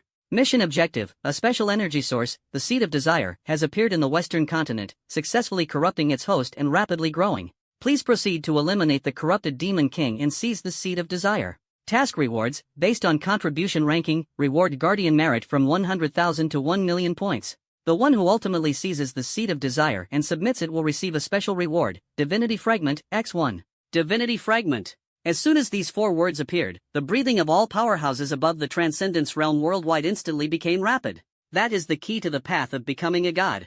For a moment, the winds rose and clouds surged. Countless powerful figures hidden across the world turned their gaze toward the Western continent. Meanwhile, in the Western continent, Kevin, who had just gained power and was ready to make his mark, was unaware that he had transformed from a player into a world boss hunted by all players in the server. Lin Feng set down his teacup and leaned back on the sofa leisurely. I said, on my chessboard, you have to follow my rules. Who agrees, who opposes? Kevin was excited, more excited than ever before. He stood in the luxurious office of a former gang boss, with soft Persian carpet under his feet, holding an expensive glass of red wine in his hand, overlooking the city's night view outside the window. Just a few hours ago, he was like a rat in the gutter, being wantonly bullied. But now, the largest gang in the city, along with the wealth they had accumulated over decades, has all become his possession. Those casino beauties who once looked down on him are now meekly kneeling at his feet, massaging his legs. Power, wealth, women. Kevin murmured to himself, his eyes gleaming with greed. So, obtaining all of this is so simple. He could feel that the seed deep within his brow was continuously absorbing the desires growing in his heart,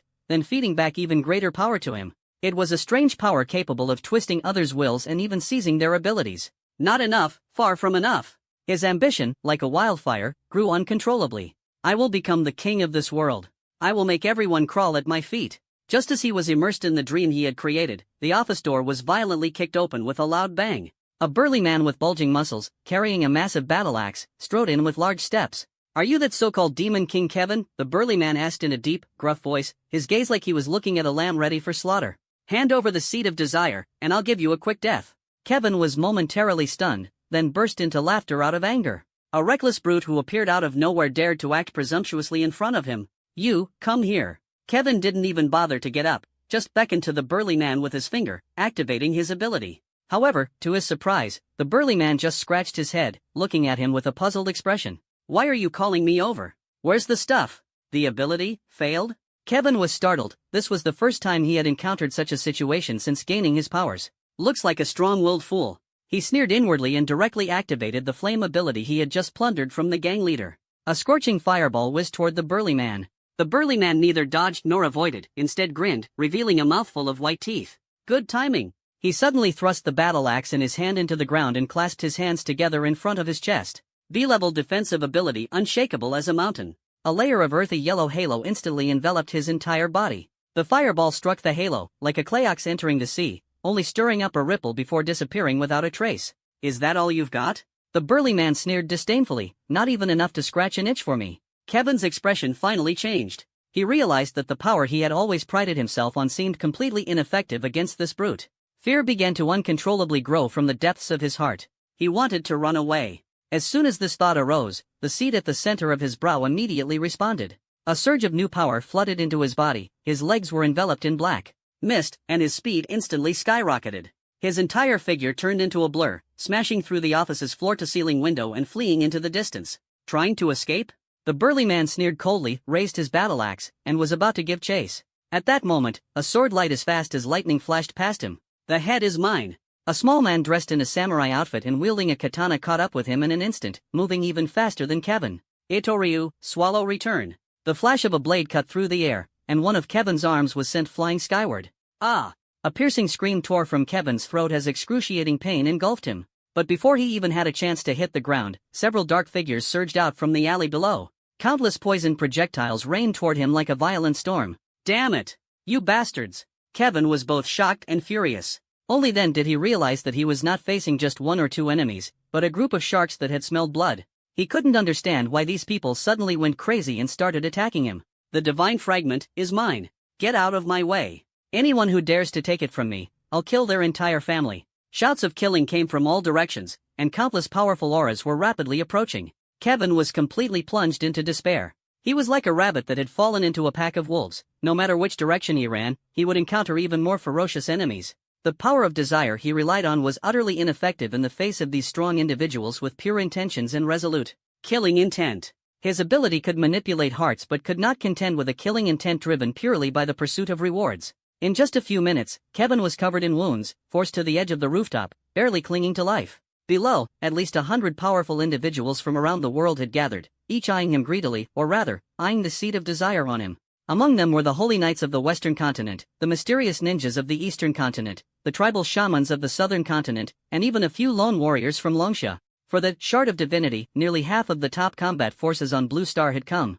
They were wary of each other, and no one dared to make the first move, fearing they would be outmaneuvered by someone else. The atmosphere at the scene suddenly became eerie and heavy. Everyone, listen to me. Kevin slumped to the ground, looking at the dense crowd below. Terrified out of his wits, he hurriedly shouted, "This is a conspiracy. We've all been deceived. Something is playing us like fools." However, no one paid attention to his wailing. In the face of immense interests, his words seemed so pale and powerless. Since no one wants to make the first move, then this first prize will be claimed by our Templar Knights. A blonde knight clad in silver armor and wielding a holy sword stepped forward, radiating a sacred glow.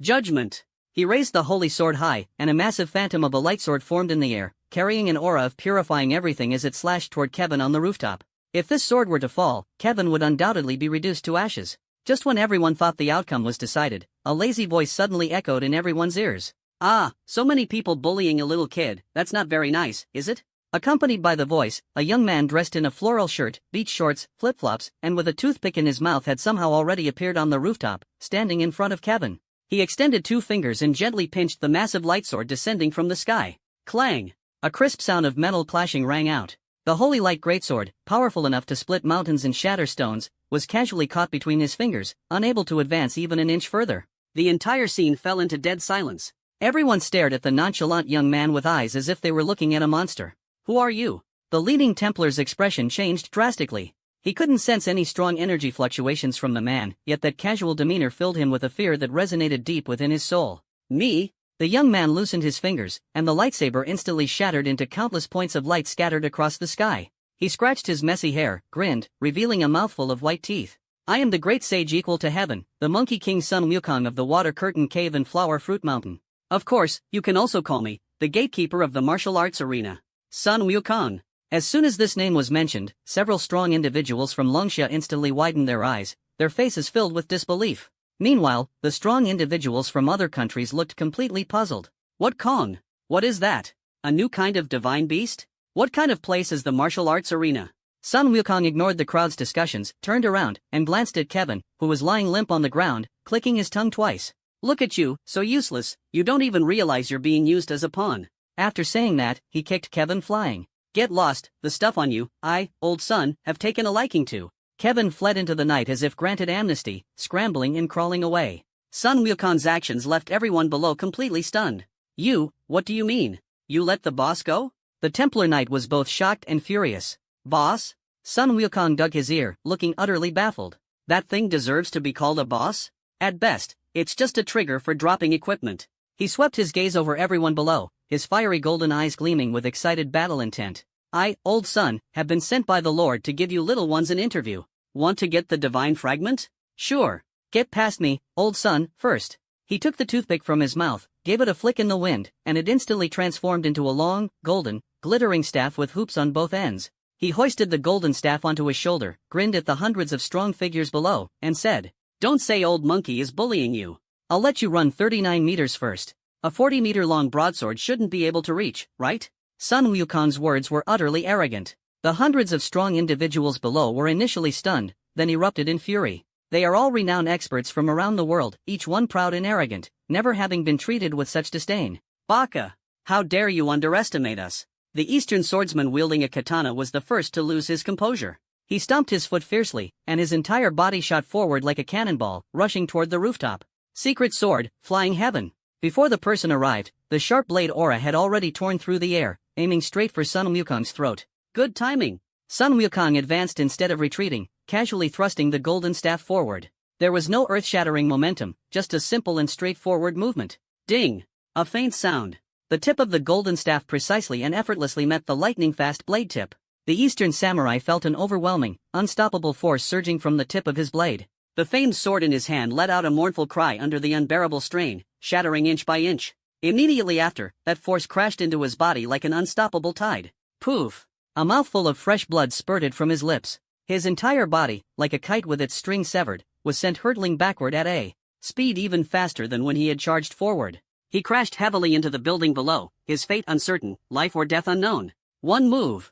With just one move, he instantly killed an A-rank peak powerhouse. The entire venue fell silent in an instant. Everyone was terrified to the core by the terrifying strength displayed by Sun Wukong. They finally realized that this playful, grinning monkey before them was not someone they could possibly contend with. Attack together. The Templar Knight was the first to react. He raised the holy sword and roared loudly, "No matter how strong he is, he's just one person. With so many of us, we can wear him down to death. By the holy light, that enemy is worth fighting." Under his incitement, the remaining rationality was completely overwhelmed by greed. Over 100 strong individuals exchanged glances and resolutely made up their minds. Kill. For a moment, the radiance of various supernatural powers shot up into the sky. Flames, frost, lightning, wind blades, overwhelming attacks, like dazzling fireworks, lit up the entire night sky as bright as day, sweeping towards Sun Wukong on the rooftop. Faced with such a terrifying concentrated attack, the smile on Sun Wukong's face grew even brighter. Now that's more like it. He burst into laughter, twirled the golden cudgel in his hand, and slammed it fiercely onto the ground. The path of Old Sun is the path of battle. The stronger the opponent, the stronger I become, and my fighting spirit never dies. Heavenly law, earthly form. With a long howl, his body began to grow wildly at a speed visible to the naked eye. 10 meters.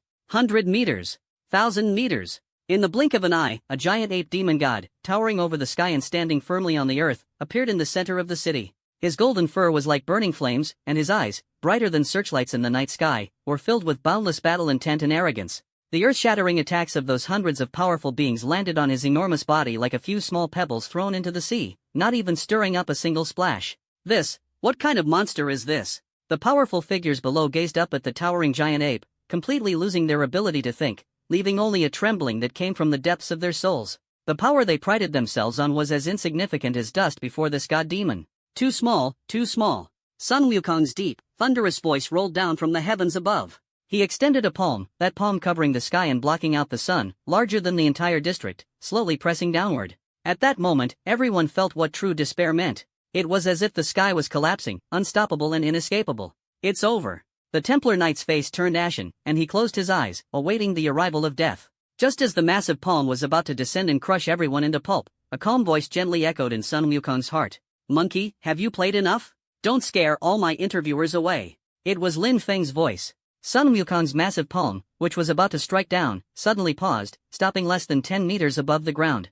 The gust stirred up by the palm's wind blew the surrounding buildings askew, but the strong ones beneath the palm remained completely unharmed. "Hee, Dao Master, I was just warming up." Sun Wukong scratched his head somewhat reluctantly, his massive body quickly shrinking back to its original form, landing once again on the rooftop. Below, the survivors of the calamity lay sprawled on the ground, gasping for breath, their gazes towards Sun Wukong filled with awe and fear. For a moment just now, they truly thought they were doomed. "All right, the interview is over." Sun Wukong turned the golden cudgel back into a toothpick, held it in his mouth, and waved his hand. "You little guys, your strength isn't much, but your courage is quite something. I'll reluctantly count you all as, collectively passing." Everyone looked at each other, momentarily unsure of his meaning. "What do you mean? We, passed?" the paladin asked cautiously. "Otherwise?" Sun Wukong rolled his eyes. "Do you really want me, old son, to kill all of you?" The Dao Master said, "As long as you dare to make a move against me, old son, then you've got guts. When the martial arts arena opens later, you're welcome to come and play." Martial arts arena? Although everyone still didn't quite understand, they all keenly caught on to this keyword. Then, what about the divine fragment? A bold wizard couldn't help but ask. "Oh, that." Sun Wukong reached into his ear and pulled out a crystal radiating a dazzling rainbow glow. It was the seed of desire. It turned out that letting Kevin go earlier was just a ruse. He had already stealthily taken the item without anyone noticing. He tossed the seed of desire between his fingers and, under the fiery gazes of the crowd, said, "This thing has been tampered with by that guy called the chess master. It's a hot potato. Even if you take it, it won't be of any use. As for your rewards..." As soon as he finished speaking, all the strong individuals who participated in this operation received a notification on their mission panels. "Demon King of Desire mission has been completed. Based on your contribution, daring to wield a sword against the Monkey King, you have received Guardian Merit plus 100,000 points. The great sage's recognition, you have obtained the preliminary qualification to enter the martial arena. Although the coveted divine shard was not obtained, the reward of 100,000 merits, along with the mysterious qualification for the martial arena, was enough to make everyone ecstatic. Thank you, great sage, for showing mercy. Several strong individuals from Longxiao were the first to react, bowing respectfully to Sun Wukong. Others followed suit, bowing to express their gratitude. Strength is always the fastest way to earn respect. Sun Wukong impatiently waved his hand. All right, disperse now, don't delay me from going back to watch TV. With that, he somersaulted on his cloud and disappeared into the horizon. In place, only a group of strong individuals remained, looking at each other with varied thoughts. After this battle, the name Great Sage equal to Heaven Sun Wukong, along with the mysterious Tao Master behind him, completely intimidated all the top experts around the globe. They understood that the structure of this world had completely changed. A brand new era, led by the Tao Master Lin Feng, is about to arrive. Dragon City, Lin Feng's home. Sun Wukong's figure appeared out of thin air and handed the Seed of Desire to Lin Feng. Master of the Tao, mission accomplished. Thank you for your hard work. Lin Feng took the seed and nodded. He looked at the crystal in his hand, feeling the pure power of desire contained within, as well as a trace hidden in its deepest part, belonging to the chessmaster's original mark. Trying to use this thing as a coordinate to reverse locate me? Lin Feng smiled faintly, his 5 fingers gently closing. Crack! That indestructible Seed of Desire in his hand shattered like a fragile glass bead. The immense energy contained within was completely absorbed by him, while that trace of the original imprint was separately extracted and held in his palm. Courtesy demands reciprocity. He gently blew a breath at that trace of the imprint. In the chaotic void, the chessmaster who was resting with eyes closed on the throne suddenly opened his eyes. He was horrified to discover that the trace of his original imprint left in the Seed of Desire was carrying a force he could not comprehend at all, surging back against the flow and forcibly breaking into the origin of his soul. That force was neither destructive nor aggressive. Instead, it was a piece of information. A piece of imagery. In the screen, there is a cozy living room where a black-haired young man is accompanying his parents watching a boring TV show, with a gentle smile on his face. It is Lin Feng. He actually used this trace to actively expose his appearance to the chess player. What an audacious provocation this is. The chessmaster was about to get angry but discovered that within this segment of visual information, there was another sentence. A sentence that made him feel as if he had fallen into an icy abyss, his soul fire nearly extinguished. I see you. In the chaotic void, there was dead silence. The throne built from bones and remnants of stars seemed to be frozen by eternal ice at this moment. I see you. For simple words, yet like a heavy hammer forged from truth itself, struck fiercely at the core essence of the chessmaster. The 2 ghostly blue soul flames beneath its cloak contracted, expanded, and flickered wildly, revealing an unprecedented sense of shock and fear from its master. That is not deterrence on the level of power, but a penetration of a higher dimension. It had always thought of itself as the hunter hiding behind the scenes, overlooking the humble ants on the chessboard. But only at this moment did it realize in terror that one of the ants on the chessboard had, at some point, raised its head, its gaze piercing through the chessboard, through endless time and space, calmly staring at it. It was itself that was the prey being observed. This subversion of perception was far more lethal than any physical attack. Impossible. This is absolutely impossible. The hoarse voice of the chessmaster echoed in the vast void, carrying an uncontrollable tremor for the first time. It tried to sever the faint connection with Blue Star, only to find that gaze clinging to it like a shadow, relentless no matter which fragment of time it fled to or which crevice of laws it hid in. Humiliation, anger, and a trace of fear it was unwilling to admit churned like magma within its essence. It couldn't comprehend how a remote planet it regarded as an experiment could give birth to such an unreasonable, incomprehensible monster. Direct attack? As soon as this thought arose, it was immediately extinguished by itself. Instinct was frantically warning it that if it dared to harbor even the slightest killing intent toward that young man, in the next moment, its very existence would be completely erased from the universe. Do you think this will scare me? The chessmaster forcibly calmed himself down, the terror in his soul fire gradually replaced by an even colder, more venomous emotion. You are strong, so strong that it surpasses my understanding. But no matter how powerful an existence is, it must have its weaknesses. You protect that planet, you protect those ants, then they are your weakness. It could not attack Lin Feng directly, but it could attack the things Lin Feng cared about. It will use the most vicious and insidious means to shatter that tranquility, forcing that lofty existence to fall from the clouds and plunge into the mire of anger and anxiety. Directly annihilate those mortals? Impossible, that would inevitably provoke the most direct thunderous retaliation.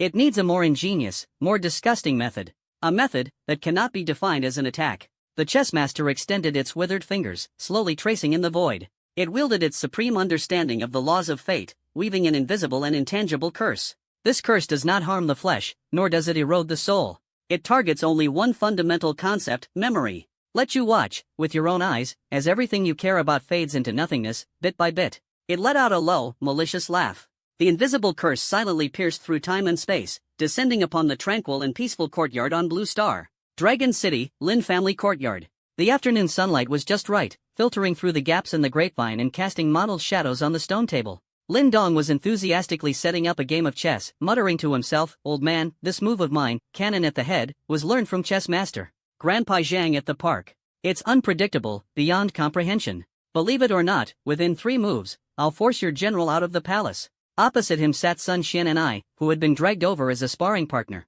This former guardian of the ancient Xia divine dynasty was now staring at the chessboard with a troubled expression, feeling that these red and green wooden pieces were even harder to decipher than calculating the trajectories of stars.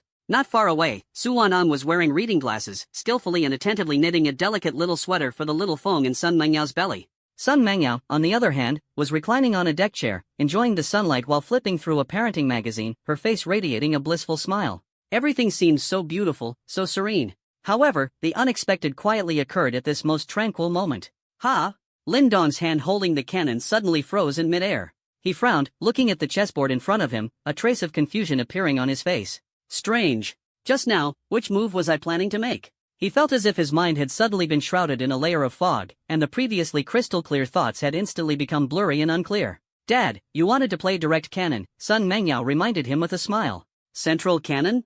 Oh, right, central cannon." Lin Dong suddenly realized, slapped his forehead, placed the chess piece down, and muttered, "Getting old, memory's just not what it used to be." No one paid attention to this small interlude. But soon, Su Wantang also stopped what she was doing. She held up the knitting needle, looking at the half-finished little sweater, her gaze turning blank. How was this pattern knitted again? She had been knitting sweaters for decades, and the pearl stitch she could knit with her eyes closed had now turned into an unsolvable mess in her mind. The harder she tried to recall, the more distant that memory became. At this moment, Sun Mengyao noticed something was wrong.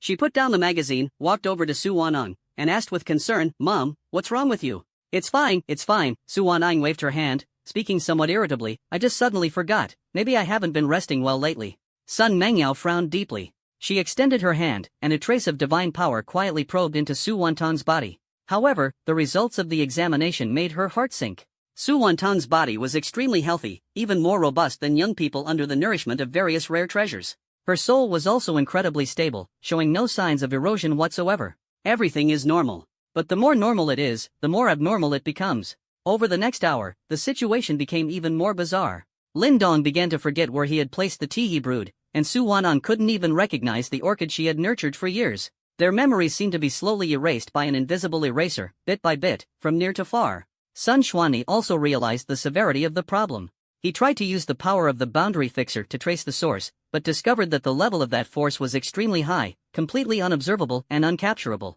It doesn't resemble energy, nor does it resemble a law. It feels more like a forcibly written program ruthlessly executing a delete command. This is an attack targeting the Dao Master. Sun Xuanyi's face turned pale as he reached the only conclusion. The enemy dared not attack Lin Feng directly, so they used this extremely insidious method to target his weakness. Sun Menyao's heart tightened instantly. She rushed into the living room and saw Lin Feng still leaning on the sofa, leisurely flipping through a financial magazine, as if completely unaware of what was happening outside. "Lin Feng."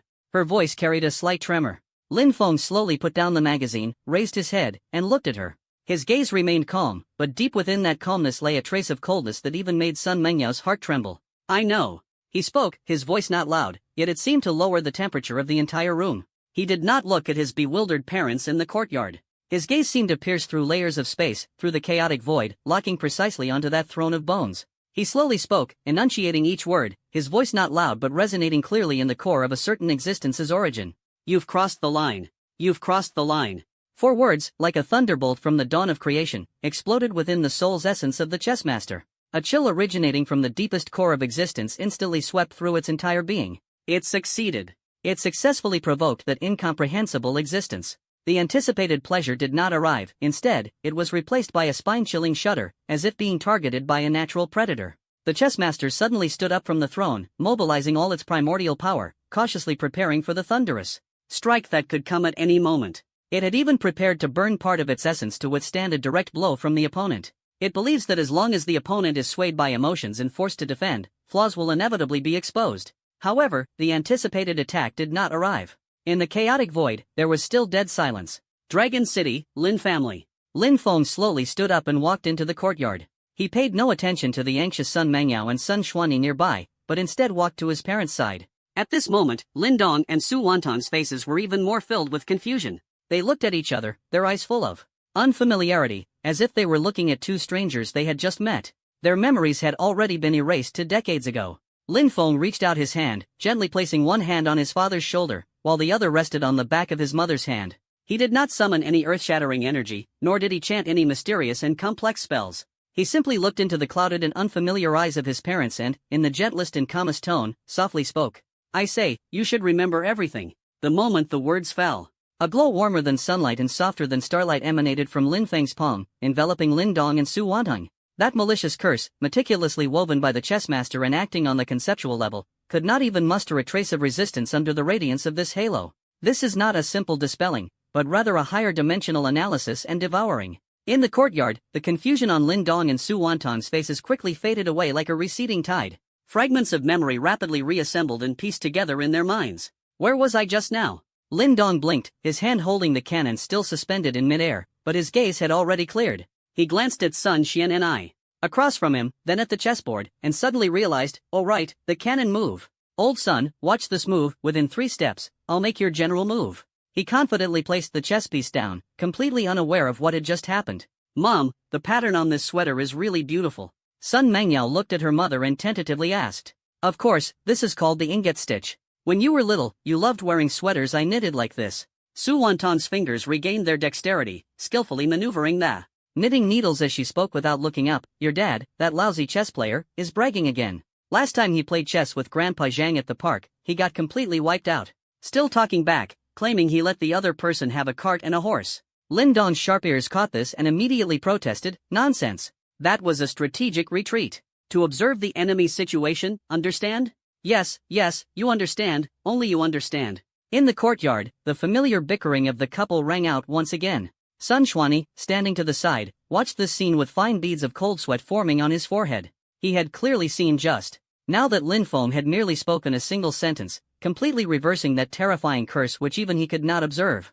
This was no longer within the realm of power. This was the word of power that only a creator god could possess. He was defining reality.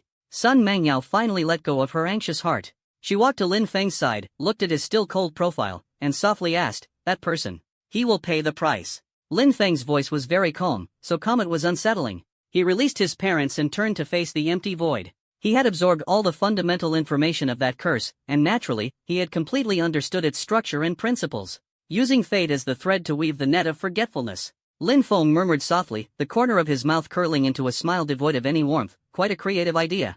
Since you enjoy giving gifts so much, then I should return the favor with a gift of my own. He extended his right hand, palm facing upward. A mass of gray energy, exuding an ominous aura, slowly gathered in his palm. It was the essence of the curse of forgetting that he had just analyzed and devoured. But he did not disperse it, instead, he was reconstructing and upgrading it in a more complex and exquisite manner. If the curse of the chessmaster was the pinnacle of mortal schemes and intrigues, so what Lin Feng is doing now is transforming this trick into a torture that even the gods cannot endure. He injected a trace of his understanding of existence and void into that mass of gray energy, and fused it with a strand of apocalypse essence he had plundered from the battlefield of myriad realms. Finally, he imprinted a small fragment of his own memory into it. That memory was the scene he witnessed in the chaotic void, where he saw the chessmaster. After completing all this, the energy that was originally just a gray mist had completely changed its form. It transformed into a crystal, translucent yet unfathomably deep black. Within the crystal, it seemed as though billions of stars were being born and extinguished, emanating a terrifying aura that nearly shattered Sun Xuanyi's Dao heart with just one glance. It was a materialization of the concept of termination. Go ahead. Lin Feng flicked his finger. That black crystal did not tear through space, nor did it trigger any energy fluctuations, it simply vanished into thin air. As if it had never existed. And as if, from the very beginning, it had always been where it was meant to be. In the chaotic void, upon the throne of white bones, the chessmaster was fully focused and vigilant, ready to face Lin Feng's thunderous wrath. It waited for 1 minute, 10 minutes, an hour. However, nothing happened. The chaotic void remained silent, and the gaze that had filled it with fear had also vanished. The chess player seemed somewhat uncertain. Just let it go like this? That mysterious powerhouse, after having their reverse scale touched, merely erased their own curse and then endured it? This doesn't make sense. The more powerful the existence, the less its majesty can be challenged. Could it be the opponent is merely bluffing? Is he not as powerful as he imagines himself to be? Or perhaps his power has some enormous limitation, preventing him from launching an attack across the endless void? As soon as this thought arose, it grew wildly like weeds. The soul fire of the chess master flickered, and a sense of anger from being toyed with overwhelmed the fear from moments ago. So it was just a paper tiger. It let out a hoarse, cold laugh, just about to attempt connecting to the laws of Blue Star again to deliver an even harsher blow. At that moment, it suddenly froze. It saw, right before its eyes, in the eternally unchanging chaotic void, a black crystal unexpectedly appeared. The crystal just floated there quietly, as if it had existed there since ancient times. This is the origin core of the chessmaster frantically issued warnings to it. Danger! Deadly danger! It wanted to escape, to distance itself, to wrap itself layer upon layer with its strongest fate barrier. However, it was too late. The black crystal, at the moment it saw it, directly imprinted itself into the essence of its soul. In the next second, an indescribable, ultimate terror erupted with a roar. The consciousness of the chessmaster was dragged into a pitch-black space. Here, there is no time, no space, only itself. And another itself. That it, holding a scythe condensed from the pure concept of termination, looked at it expressionlessly. No. The chessmaster was about to resist, but was horrified to discover that all its power, all its rules, had lost their meaning here. It could only watch helplessly as that scythe effortlessly sliced through its core essence. Death. Cold, absolute, and irreversible death. Yet, this was not the end. In the moment of death, its consciousness reset once more, returning to the starting point. It saw that self wielding the scythe once again. The scythe fell once more. Death struck again. Rebirth, death, death. Once, 10 times, 10,000 times, a billion times. Every experience of death is incomparably vivid, incomparably real. It is trapped in an eternal cycle of death and rebirth. What makes it feel even more devastated is that every time before death, a vivid image would appear in its mind. It is a cozy living room, where a black-haired young man is accompanying his parents watching a boring TV show, with a gentle smile on his face. It is Lin Feng. This image, like a coordinate, like a brand, is firmly etched onto its soul, making it recall with absolute clarity every time it experiences death, who the source of all this truly is. Ah! Shrill, frantic, filled with endless pain and fear, the roar was emitted from the mouth of the chessmaster for the first and last time. Its essence began to crack and teeter on the brink of collapse amidst this infinite experience of death. It wanted to erase this memory, only to discover that the memory itself was the core driving this torture. It wanted to end itself, only to find that even the power to end had been stripped away. It was sealed by Lin Feng, locked into an eternal hell of death tailor-made for itself. This is Lin Feng's return gift. You made my parents forget. I will make you remember death forever. Chaotic void, throne of bones. The chessmaster, who once made the universe's top powerhouses feel dread, now stands motionless like a weathered statue. The aura surrounding it has become chaotic and decayed, and the two faint blue soul flames flicker unsteadily, filled with endless fear and madness. It is not dead. But for it, this is billions of times more painful than death. Its powerful destiny origin has now been completely corrupted. As long as it tries to use even the slightest bit of power, the cycle of death and rebirth from the deepest part of its soul will be instantly triggered, forcing it to experience that endless torment once again. It has been crippled. A being that once toyed with the universe in the palm of its hand has now, silently and without a trace, become a living dead, trembling in eternal fear. Dragon City, Lin family courtyard. Lin Feng withdrew his gaze, as if he had just done something insignificant. He sat back on the sofa, picked up the cup of tea that had already gone cold, and took a light sip. Sun Mengyao and Sun Xuanqi exchanged a glance, both seeing an indescribable shock in each other's eyes. Although they didn't know exactly what had happened, they could clearly feel that the unsettling aura of fate that had enveloped the entire Blue Star had completely dissipated. No, not dissipated. More like, forcibly overwritten by another more domineering, more absolute will. Lin Feng, that chess master. Sun Mengyao couldn't help but ask. It's sick. Lin Feng put down the teacup and said lightly, it probably won't have the energy to bother us anymore in the future. Sick? Sun Xuanyi's mouth twitched slightly. To make an existence of that level sick, the cause of the illness is probably more terrifying than the great extinction of the universe. He was increasingly convinced that when he initially knelt to Lin Feng as the Divine Emperor, he had been too conservative. This is no mere Divine Emperor, this is clearly the embodiment of the Tao walking among mortals. Having dealt with the trouble of the chess player, Lin Feng did not stop there. In his view, that guy was nothing more than a stepping stone. The real threat lay behind the stone, in that unknown sea of chaos filled with malice. Passive defense is ultimately not a long-term solution. He wanted Blue Star, and the entire Longxia civilization, to have the ability to overturn the table proactively. The thorough cleaning only dealt with the internal parasites. Next, it's time to launch the true nationwide upgrade plan. He thought about it. The mess left behind by the chessmaster wasn't entirely without value. For instance, the so-called 9 great war zones it forcibly divided. These war zones are essentially patches the chessmaster imposed on Earth's laws using the power of fate. Each war zone is connected to a fragment of an alien world it had conquered or destroyed, originally intended to issue different trials to the chess pieces. Now, the chess player has fallen, and these patches and their connected otherworld copies have become ownerless. Making use of waste, not bad at all. Lin Feng's heart stirred slightly, and a brand new plan began to take shape in his mind. He immersed his consciousness into the core of Blue Star's origin and began rewriting the fundamental rules of the entire world using his Soul Dao Master Divine Persona. The next second, the mission panel of everyone around the world, whether they were citizens of Longxia, knights of the Western Continent, rookies who had just awakened, or seasoned veterans, received a brand new system announcement exuding supreme authority. This time, the announcement header was no longer Blue Star Guardian, but instead, Blue Star OL version 2.0 version update announcement. Global citizens? OL? Online game? Doesn't this art style seem a bit off? Before everyone could recover from this sudden point of ridicule, the detailed update content had already flooded into everyone's minds like a stream of data. Dear players, hello. To celebrate the successful launch of the Chessmaster anti-cheat system and its effective suppression of the rampant Destiny plugin, the Blue Star OL operations team has decided to implement a major version update for the game. The update details are as follows. 1. Worldview upgrade. The cosmic interconnection era begins. Starting today, Blue Star will serve as the central server, officially opening the player registration channel to the known universe. All individuals who meet the definition of intelligent life can bind their souls to become registered players of Blue Star OL and enjoy merit exchange, task systems, and other basic services. 2. New gameplay. World Instance Mode launched. The 9 major war zones left behind by the original Destiny chessboard will be transformed into 9 large-scale world instances. Each instance connects to a vast alien star domain, containing abundant resources, unique monsters, and powerful world bosses. Asterisk, first Warzone Wasteland Gobi has been transformed into a novice trial ground, open to all players from LV1 to LV50, mainly produces basic materials and equipment. Asterisk, second Warzone Deep Sea Maze City has been transformed into a team challenge dungeon, recommended for teams of 5 or more players from LV50 to LV100, mainly produces rare enchantment materials and water-based techniques. Asterisk, ninth Warzone Longxia, due to the beautiful scenery, harmonious culture, and abundant cuisine in this zone, as well as being the hometown of the game's GM, Game Master, Mr. Lin Feng, it has now been designated as an absolute safe zone and main city. Any form of PvP behavior is strictly prohibited, and violators will be permanently banned.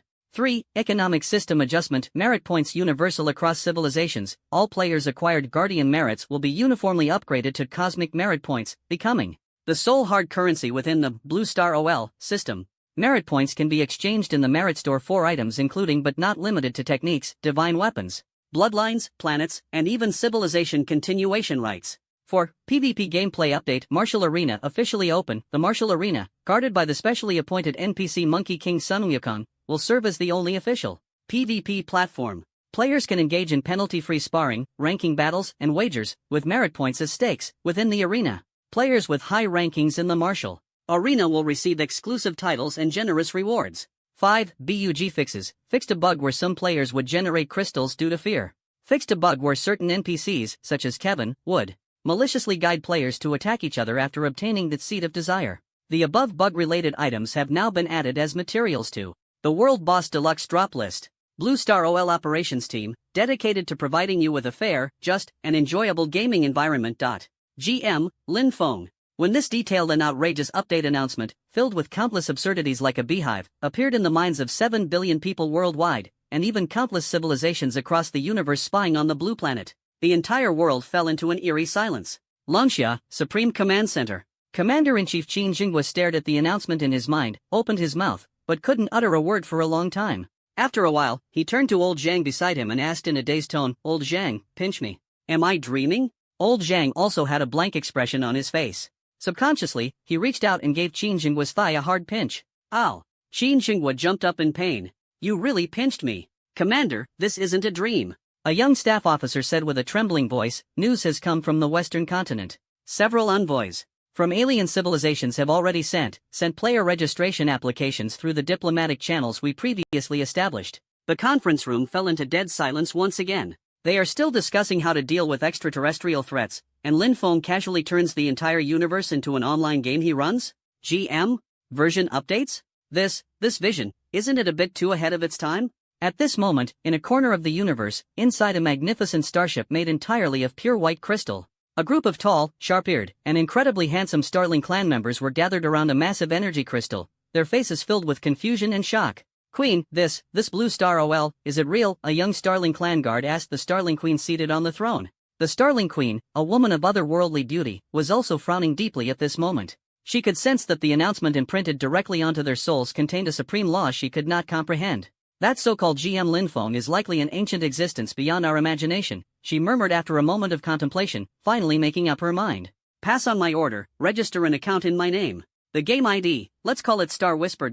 I want to see what this game is all about. The shock brought by the version update was like a storm sweeping across the universe. Countless interstellar civilizations that once looked down on Blue Star, even viewing it as a lamb to the slaughter, are now deeply perplexed and apprehensive. The concept of Blue Star OL is simply too incredible. Incorporating all intelligent life in the universe into a game system, with merit points as the sole hard currency, the power and authority required behind this have already surpassed the comprehension of most civilizations. Some weaker civilizations, after a brief hesitation, were the first to submit player registration applications, driven by the mindset of safety in numbers and perhaps there are benefits to gain. And those powerful civilizations, self-proclaimed as advanced cosmic races, mostly remain as observers.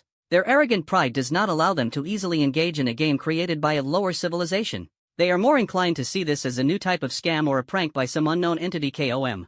However, when the first batch of alien players successfully registered and discovered that they could indeed earn 1 point of the cosmic merit by completing some simple guidance tasks, such as praying once to the statue of GM Lin Feng, and use this 1 point of merit to exchange for a small bottle of life in the shop that could extend their lifespan by 1 year. After Jichuan, the entire direction of the universe completely changed. Immortality. This is the most primal and powerful desire engraved in the genes of all intelligent life. When immortality is no longer the exclusive domain of gods but becomes a commodity that can be exchanged with points, the so-called dignity of a race instantly becomes worthless. In no time, registration applications for Blue Star OL poured in from all corners of the universe like snowflakes. Blue Star has undoubtedly become the focal point of the entire universe. As the instigator of all this, Lin Feng still leads his simple, unremarkable, and monotonous retired life. To him, the so-called version update is nothing more than a few lines of code casually written. As for how the myriad races of the universe react to it, he doesn't care. What he desires is merely a training ground capable of self-evolution, self-selection, and continuously producing strong individuals.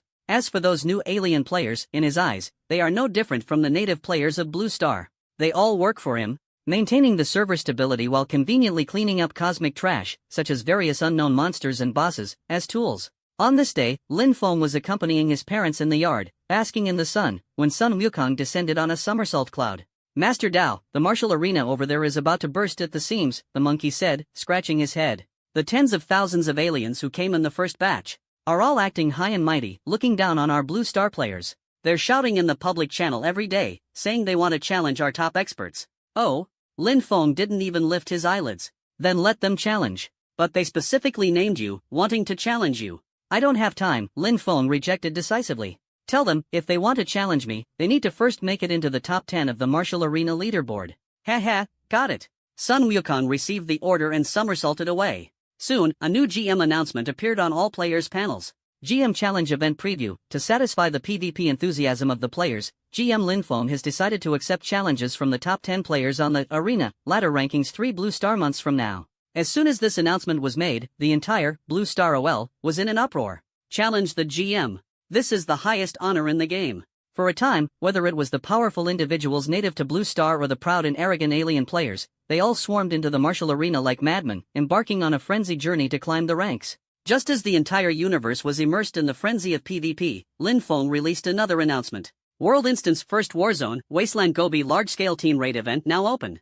Event details. It has been confirmed that deep within the first Warzone, the world boss mother of abyssal worms, Grasso, has appeared. The team that successfully defeats the boss will receive an exclusive first kill title, a massive amount of merit points, and a very high chance of obtaining Divinity Shard. Participation conditions. This event is a cross-server team raid, with the Blue Star server and the Andromeda Alpha 7 server, Starling race, each sending 100 elite players to participate in the challenge. Divine Fragment. Another Divine Fragment. This term is enough to drive any being below the Transcendence realm mad. On Blue Star's side, Xin Jingwei immediately organized personnel, selecting 100 elite members from the top performers on the merit list emerging from the cleanup campaign and the military's top combat forces, led personally by the sword fanatic. Meanwhile, on the Andromeda Alpha 7 server, the Star Spirit Queen swiftly assembled the most powerful 100-member Holy Temple Knight regiment within her race, led by her younger brother, Prince Phoenix, known as the Star Knight. The two sides agreed on a time and, through the cross-server teleportation array established by Lin Feng, almost simultaneously arrived at the first battle zone, the Wasteland Gobi. This is a desolate and ruined world. The sky was a murky yellowish-brown, the ground cracked, and the air was filled with the smell of sulfur and decay. When the Blue Star representative team, led by Sword Enthusiast, appeared at the teleportation point, on the other side, the Stellar Knights, clad in luxurious silver armor, wielding rune spears, and riding shimmering starlight unicorns, had just finished assembling. The two teams had vastly different styles. On the Blue Star side, the team composition was a mixed bag. There was a sword cultivator like Sword Enthusiast, exuding an ethereal and otherworldly aura, a military brute in heavy power armor, a superhuman dressed like a rock singer, and even an ant wielding a frying pan. She had made remarkable contributions during a cleaning campaign, relying solely on her skill in pan-smashing chaos. S unique skill made it into the list of 100 people. On the other hand, the Protoss side was filled with handsome men and beautiful women, uniformly equipped, with a well-organized formation. Each person exuded an air of elegance and arrogance. The leader, Prince Phoenix, was so stunningly handsome it was almost unreal. Sitting atop a unicorn, he looked down at the Blue Star team from above, his attractive brows furrowing ever so slightly. "These are the elites of Blue Star," he said to his adjutant in an elegant yet barely concealed disdainful tone. "They look just like a ragtag bunch crawling out of a garbage heap." The adjutant respectfully replied, "Your Highness, the intelligence indicates that they are a primitive civilization that has just stepped into the interstellar era, crude and barbaric, inevitably so." Although their conversation was in the language of the Starling race, it was clearly transmitted to the ears of every Blue Star team member through the built-in simultaneous interpretation function of Blue Star OL. On the Blue Star team's side, there was an instant uproar. "What the hell? What are these long-eared guys saying? Calling us a ragtag army? Damn it, back when I was fighting against the Demon Kin on the Antarctic glaciers, they were probably still playing in the mud somewhere." The old lady holding a frying pan was even more displeased on the spot. She put one hand on her hip, pointed at Phoenix with the other, and scolded in standard Longcheng dialect, "You pretty boy. Look at you, all weak and frail, not even as sturdy as my old man. Who are you calling a ragtag army?" Phoenix clearly hadn't expected such a reaction from them and was momentarily stunned. In his education, weren't lower civilizations supposed to show reverence and humility when facing higher civilizations? These natives, why aren't they playing by the rules? "Silence!" the sword maniac shouted coldly, suppressing the commotion behind him. He rode forward, cupped his fists from afar toward Phoenix, and said neither humbly nor arrogantly, "Friend from the Starling race, we are here to tackle the boss, not to argue. Since this is a collaboration, I hope we can respect each other." Phoenix finally came to his senses, nodding gracefully as a response. However, the contempt in his eyes did not diminish in the slightest. "Of course. However, to improve efficiency, I suggest that our Temple Knights take the lead, while you handle the minor monsters on the outskirts and take care of logistical support," Phoenix said matter-of-factly. "After all, against an opponent of Grasso's caliber, with your level of strength going up, it's just a pointless sacrifice." As soon as these words were spoken, the Blue Star team members' barely suppressed anger flared up again. This was no longer mere disdain, it was blatant humiliation. Sword Fanatic's expression also darkened. He was about to retort, but Phoenix didn't give him a chance. With a wave of her hand, she directly ordered, "All troops, advance. Target, Abyss Canyon." 100 Star Knights, riding starlight unicorns, transformed into a silver torrent, instantly overtaking the Blue Stars team and galloping into the distance, leaving behind only proud silhouettes and a sky full of dust. "Outrageous!" A burly military man punched the ground in anger. "Senior Swordmaster, what should we do? Are we just going to let them look down on us like this?" The sword enthusiast watched the direction in which the Star Spirit Knights were leaving, his gaze becoming sharp. He remained silent for a moment, then slowly uttered two words. "Follow them. But let them run 39 meters first." "Follow." The sword enthusiast's voice was not loud, yet it carried an undeniable calmness. "But, let them run 39 meters first." The members of the Blue Star representative team were momentarily stunned. Then, a few quick-witted ones showed peculiar smiles on their faces. This phrasing, why does it sound so familiar? "Hey, Sword Fanatic Senior, you're watching the live broadcast of the martial arts arena too?" An Esper dressed like a rock singer shook his colorful hair and asked with a cheeky grin. "The wisdom of the Tao Master and Sun Wukong is worth learning for people like us," Sword Fanatic replied earnestly, though the slight curve of his lips betrayed his current mood. The atmosphere in the team instantly lightened up. The anger stirred up by the arrogance of the Starling race earlier had now turned into suppressed mischievous laughter. Those long-eared pretty boys sure ran fast, as if afraid we'd steal their thunder. Aunt Wang, holding a frying pan, pursed her lips and weighed the divine weapon in her hand. Just wait, don't come crying to us for help later. Aunt Wang, what exactly is that pot of yours, some kind of treasure? It doesn't look like an epic item, a burly military man nearby asked. Curiously, during the cleanup operation, he had personally witnessed this ant smash an armored vehicle of the demonic kin to pieces with her pot. What treasure? Aunt Wang glared, clutching the pot like a precious heirloom. This is a family heirloom. When I married my old man, my mother gave it to me as part of my dowry. I've been using it for over 30 years, and it's still great. The Tao Master said, everything has a spirit. As long as the bond is deep, even a brick can become a divine needle. Everyone was left dumbfounded. Although the words sounded a bit far-fetched, when they thought of the mysterious and unpredictable Tao Master, it somehow seemed to make a bit of sense.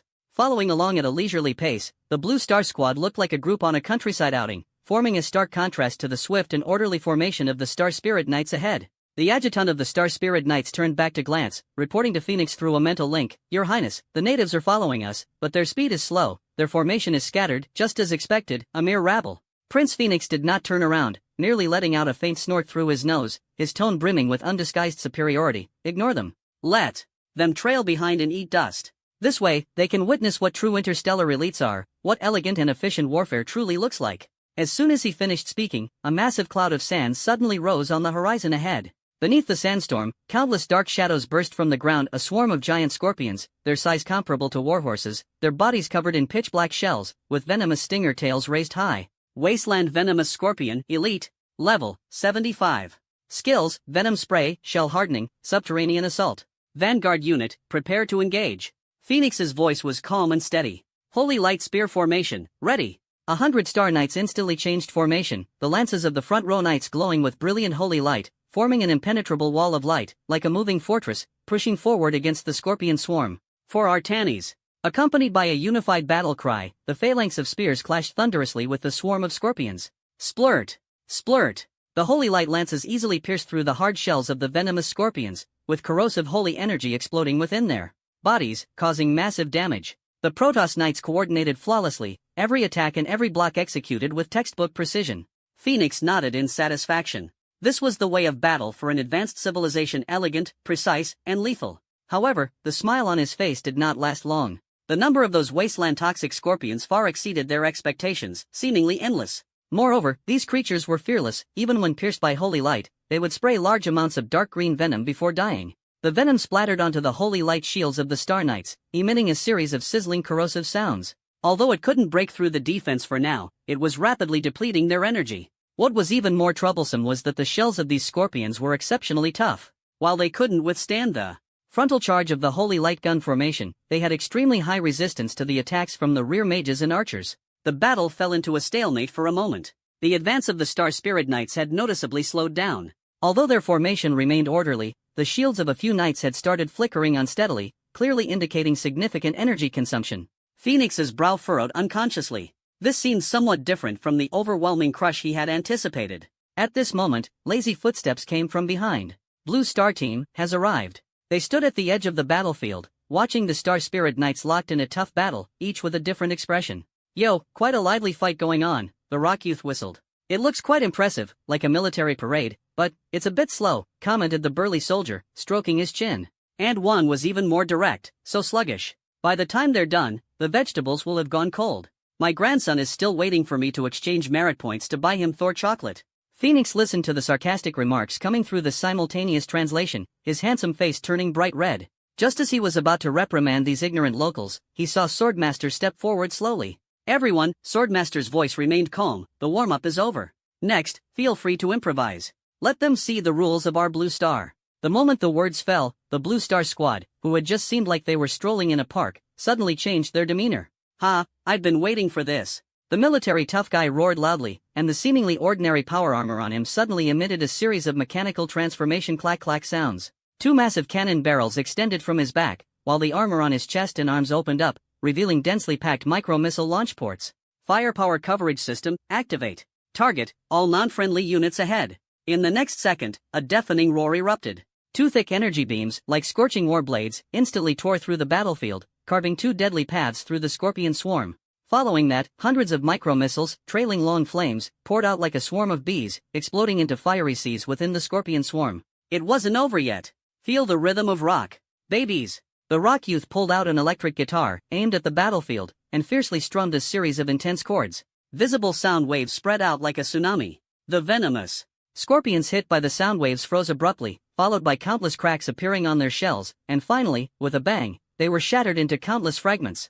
B-level ability, infrasound resonance wave. And the most absurd of all was Anne Wang. She grabbed that pitch-black frying pan and dashed into the scorpion swarm with a swift stride. Facing a giant scorpion lunging at her, she didn't even glance at it and swung the pan backward without hesitation. Bang! A crisp sound rang out, as if striking directly at one's soul. The incredibly tough giant scorpion, upon contact with the frying pan, seemed to be flattened into a two-dimensional form instantly, turning into a thin scorpion pancake tightly stuck to the ground, leaving not even a complete corpse behind. If the Star Spirit Knights combat is an art, then the Blue Star Squad's battle is pure violence aesthetics. Chaotic, brutal, unreasonable, but terrifyingly efficient. In less than a minute, the scorpion swarm that had been giving the Star Spirit Knights a headache was almost completely cleared. In the center of the battlefield, only the sword fanatic remained, yet to make a move. He gazed at the largest remaining scorpion swarm ahead and slowly placed his hand on the sword hilt. Buzz. A faint sword hum. No one even saw clearly whether he drew his sword. A sword aura as thin as a hair, almost imperceptible to the naked eye, flashed by. No explosion, no roar. That swarm of scorpions, the movements of all the venomous scorpions froze at the same time. The next second, a gentle breeze passed by. Hundreds of giant scorpions silently split into two halves, the cuts smooth as a mirror. The entire scene fell into dead silence. The struggling Star Spirit Knights all stopped their actions, staring in shock at the miraculous scene before them.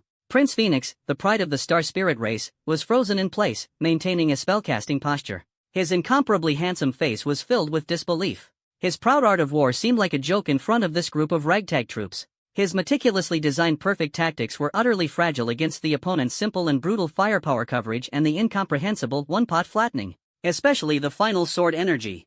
Phoenix could be certain that even his father, the supreme executor of the Protoss, could never unleash such a pure and terrifying attack. Adjutant. He struggled to speak, his voice dry. Were we just clearing mobs for them earlier?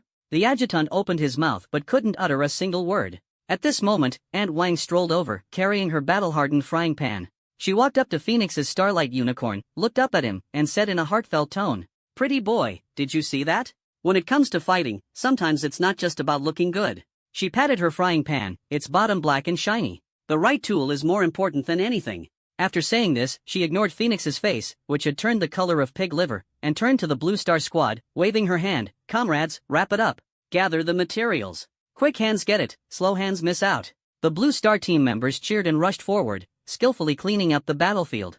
Phoenix sat dumbfounded on the unicorn, feeling as though his worldview was being shattered by a frying pan. At this moment, the entire Earth suddenly began to shake violently without any warning. Boom! On the distant horizon, a massive bottomless canyon suddenly split open. A foul, sticky, nauseatingly terrifying aura surged out from the depths of the canyon, overwhelming everything. The real boss is about to make its appearance. Phoenix jolted awake, suddenly snapping back to reality. He took a deep breath, forcibly suppressing the shock and humiliation in his heart, trying to regain his pride. This is just an appetizer," he announced loudly, as if trying to convince himself. "The real challenge begins now. Knights of the Temple, reform your ranks." However, his voice carried an unintentional trace of trembling, which even he failed to notice. The rift in the Abyss Canyon, like a ghastly scar, stretched across the wasteland. Accompanied by a teeth-gritting screech, a colossal creature slowly squeezed out from beneath the ground. It was a worm of unimaginable size, beyond the description of words. Its body was a nauseating dark purple, covered in sticky pustules and pulsating veins. Just the portion of its body emerging from the ground was as vast as a sprawling mountain range. Its head had no eyes, only a gaping maw resembling a black hole that continuously opened and closed, filled with layer upon layer of circular, meat grinder-like sharp teeth. Abyssal Worm Mother Grasso, World Boss. Level, 100. Health, / Status, Hungry. The sheer oppressive aura that swept over them made everyone present feel a heavy weight in their hearts. Roar! Grasso let out a roar unlike anything any creature could produce, its massive maw suddenly opening wide. The next second, a dark green torrent surged forward like a breached river, rushing toward where everyone was standing. It was not an ordinary liquid, but the acid of concept that could even corrode space. Holy light barrier. Phoenix reacted immediately, giving a stern order. The remaining Star Spirit Knights quickly formed a semicircular formation, gathering all the holy light energy together to create a massive golden light shield, standing in front of everyone. The torrent of acid slammed into the light shield with a deafening roar. The light shield trembled violently, its golden glow dimming visibly. Countless cracks spread across its surface, as if it could shatter at any moment. Hold on.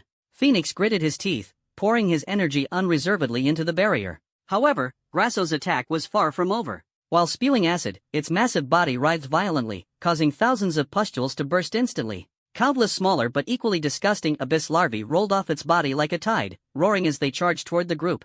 For a moment, the Star Spirit Knights found themselves in a dire situation, besieged from all sides. They had to fully maintain the holy light barrier to fend off the terrifying conceptual acid while also diverting their attention to deal with the endless swarm of larvae. Archers, mages, attack its head. That's its weak spot. Phoenix shouted, commanding according to the standard tactics for dealing with giant creatures as recorded in the Star Spirit textbooks. The Star Spirit archers and mages in the rear immediately focused their fire, countless light arrows and arcane missiles trailing magnificent streaks, accurately striking Grasso's massive head. However, these attacks, powerful enough to flatten a mountain peak, landed on Grasso as if merely scratching an itch, only bursting into harmless energy sparks. Damage numbers popped up one by one, but they were all sparse white digits. -1054. -988. -1201. Phoenix's heart sank little by little. Defense is ineffective, attacks are like scratching an itch, and the endless stream of minions never stops. This is not a balanced battle at all, but a one-sided massacre. The tactics he prided himself on, the knowledge he firmly believed in, seemed so laughable in front of this unreasonable monster. It's over. The adjutant's voice was filled with despair. Your Highness, we should retreat. This is not an enemy we can handle. Phoenix's lips were bitten pale. Retreat? He, the prince of the Protoss, in the first cross-server raid, retreating in disgrace under the gaze of those natives? His pride would not allow him to do so. But the reality before him mercilessly told him that there was no choice but to retreat. Just as Phoenix was caught in an internal struggle, the Blue Star representative team, on the other hand, was calm and untroubled. They leisurely stood behind the Holy Light Bastion, as if watching a 3D movie. TSK, this big guy looks really disgusting, commented the rock youth. This acid, if used for hot pot, I wonder what it would taste like, the military tough guy mused. And Wang frowned and said, so many little bugs, stepping on them would just dirty my shoes. The sword enthusiast stood with his hands behind his back, watching the struggling Star Spirit Knights and the massive worm ahead, gently shaking his head. They're fighting it the wrong way. Fighting it the wrong way? What do you mean? And Wang asked curiously. This thing can't be fought from the outside. The sword enthusiast's gaze fell on Grasso's giant mouth, which was constantly spewing acid. Its true core is inside. He turned his head and looked at the team members behind him. The stomach of this beast is its weak spot. Who wants to take a trip inside? As soon as he said this, everyone was stunned. Enter? Go into that monster's stomach? Isn't that courting death? However, the heavily armored military tough guy, after a brief moment of astonishment, had a gleam of excitement burst forth in his eyes. I'll do it. He slapped his chest armor, producing a muffled bang sound. I'm thick-skinned and tough, perfect for this kind of dirty and exhausting work. Oldly, are you crazy? Someone exclaimed nearby. Crazy? This is called tactics. The tough guy known as Oldly grinned, revealing a set of white teeth. In the Lord's game, there's no such thing as a guaranteed death scenario. The higher the risk, the greater the reward. If I pull this off, the divine fragment will be mine. After speaking, he hesitated no longer, fully powered the engine, and shot out like a cannonball, directly breaking through the protective range of the holy light barrier. What is he doing? Phoenix noticed the commotion and stared in shock as the native voluntarily charged toward the torrent of acid. A madman, the adjutant exclaimed in disbelief. Under the horrified gazes of all the Protoss Knights, Old Lee's figure plunged resolutely into the dark green conceptual acid. The power armor on his body emitted a piercing sizzle the moment it came into contact with the acid, with the surface of the armor rapidly corroding and melting. But he paid no heed, enduring the damage potent enough to melt stars, pushing upstream against the torrent of acid, charging straight toward Grasso's gaping maw. For the glory of Blue Star, and for my godhood fragments. Accompanied by a heroic roar, his figure was swallowed whole by the massive worm. The entire battlefield seemed to fall into a brief silence because of this tragic and heroic scene. A warrior worthy of respect, Phoenix murmured to himself, his eyes filled not only with shock but also a trace of admiration. Although he thought the other's actions were utterly foolish, this courage moved him. However, in the next second, he realized just how wrong he was. Old Lee, who had been swallowed, was not dead. At this moment, he was inside a slimy, foul-smelling, and constantly writhing enormous space. This was Grasso's stomach. The walls of the stomach were covered with half-digested remains of various creatures, and countless powerful digestive fluids were surging in from all directions. Hey, it's actually quite spacious. Old Lee steadied himself and took out a metallic sphere from behind his back. This was one of the latest achievements of Longxia's Taotek fusion project, a spatial resonance bomb developed under the theoretical guidance of Thunder Cosmos God King and personally supervised in its construction by the venerable Sun Xian and I. Lord Dao, bless us, it must succeed.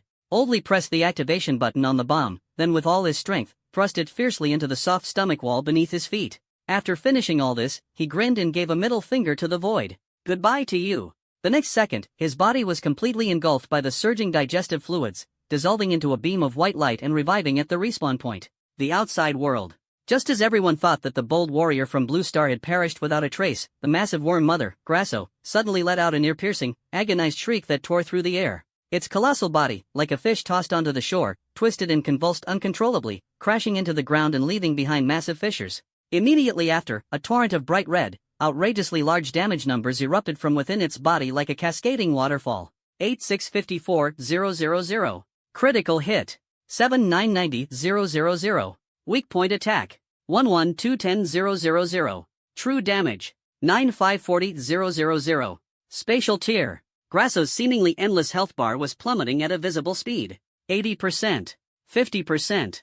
30%. Everyone in the Star Spirit Knights was dumbfounded. They tried scraping for half a day outside, with little effect. Then someone went inside the belly, and in just a few seconds, directly crippled the boss? What kind of absurd fighting style is this? Prince Phoenix felt that his worldview had been shattered countless times today. He stared blankly at the giant beast struggling madly in pain, then looked at the distant sword fanatic with a calm expression, and only one thought remained in his mind. So, this is the correct way to play? Just when everyone thought the outcome was decided and prepared to step forward to finish off the weakened boss, Grasso, with only 10% of its health remaining, stopped struggling. Its massive body suddenly froze. The next second, an energy 100 times more terrifying than before, filled with an aura of destruction and finality, erupted from its body. Its entire form lit up with an ominous dark red glow. At the same time, a cold system notification appeared on everyone's task panel. Warning! World Boss Grasso's health is critically low, triggering the ultimate skill, Planet Devour. Skill description: Grasso will detonate all energy within its body, assimilating with the current area and converting everything within a radius of 1,000 kilometers into part of itself. Countdown: 60, 59, 58. All players, evacuate immediately. Repeat, all players, evacuate immediately. Assimilated individuals will be considered permanently dead and cannot be resurrected. Looking at the blood-red countdown and the warning of cannot be resurrected, the Star Knights, who had just been immersed in shock, instantly erupted into chaos. Permanent death. This is the highest level of punishment in the rules of Blue Star OL. Run. Retreat. Return to the teleportation point. So-called glory, so-called dignity, in the face of true death, instantly become worthless. The Star Spirit Knights no longer cared about formation, each turning around and desperately rushing toward the teleportation point they came from. Prince Phoenix was completely stunned. He looked at his panicked subordinates fleeing in all directions, then at the boss, which was about to be detonated, and the divine fragment that would inevitably drop after the boss's death. Advancing meant a dead end. Retreating meant he would return to his homeland with shame and a complete failure. His arrogant heart was torn to shreds at this moment. The 60-second countdown, like the death god summons, pulsated wildly in everyone's soul. The Star Spirit Knights have completely disbanded. Their pride in discipline and honor crumbled in the face of the absolute terror of the words permanent death. Everyone desperately urged their starlight unicorns forward, cursing their lack of extra legs, trying to escape this land of death before the countdown reached 0. Come back. All of you, come back. Prince Phoenix let out a hoarse roar, attempting to use his authority to call back the fleeing soldiers. For the glory of the Protoss. We cannot just be deserters like this. However, no one listened to him. In a game where you can respawn infinitely, death is not frightening. But from the very beginning, Blue Star OL made it clear that certain special erasure mechanisms are absolutely real. No one is willing to gamble their only life for an illusory glory. Watching his subordinates drift further away from him, Phoenix's eyes revealed deep despair. He slowly raised the rune spear in his hand, aiming at the increasingly intense light of destruction, ready to defend his final dignity as a prince with a lonely and heroic death.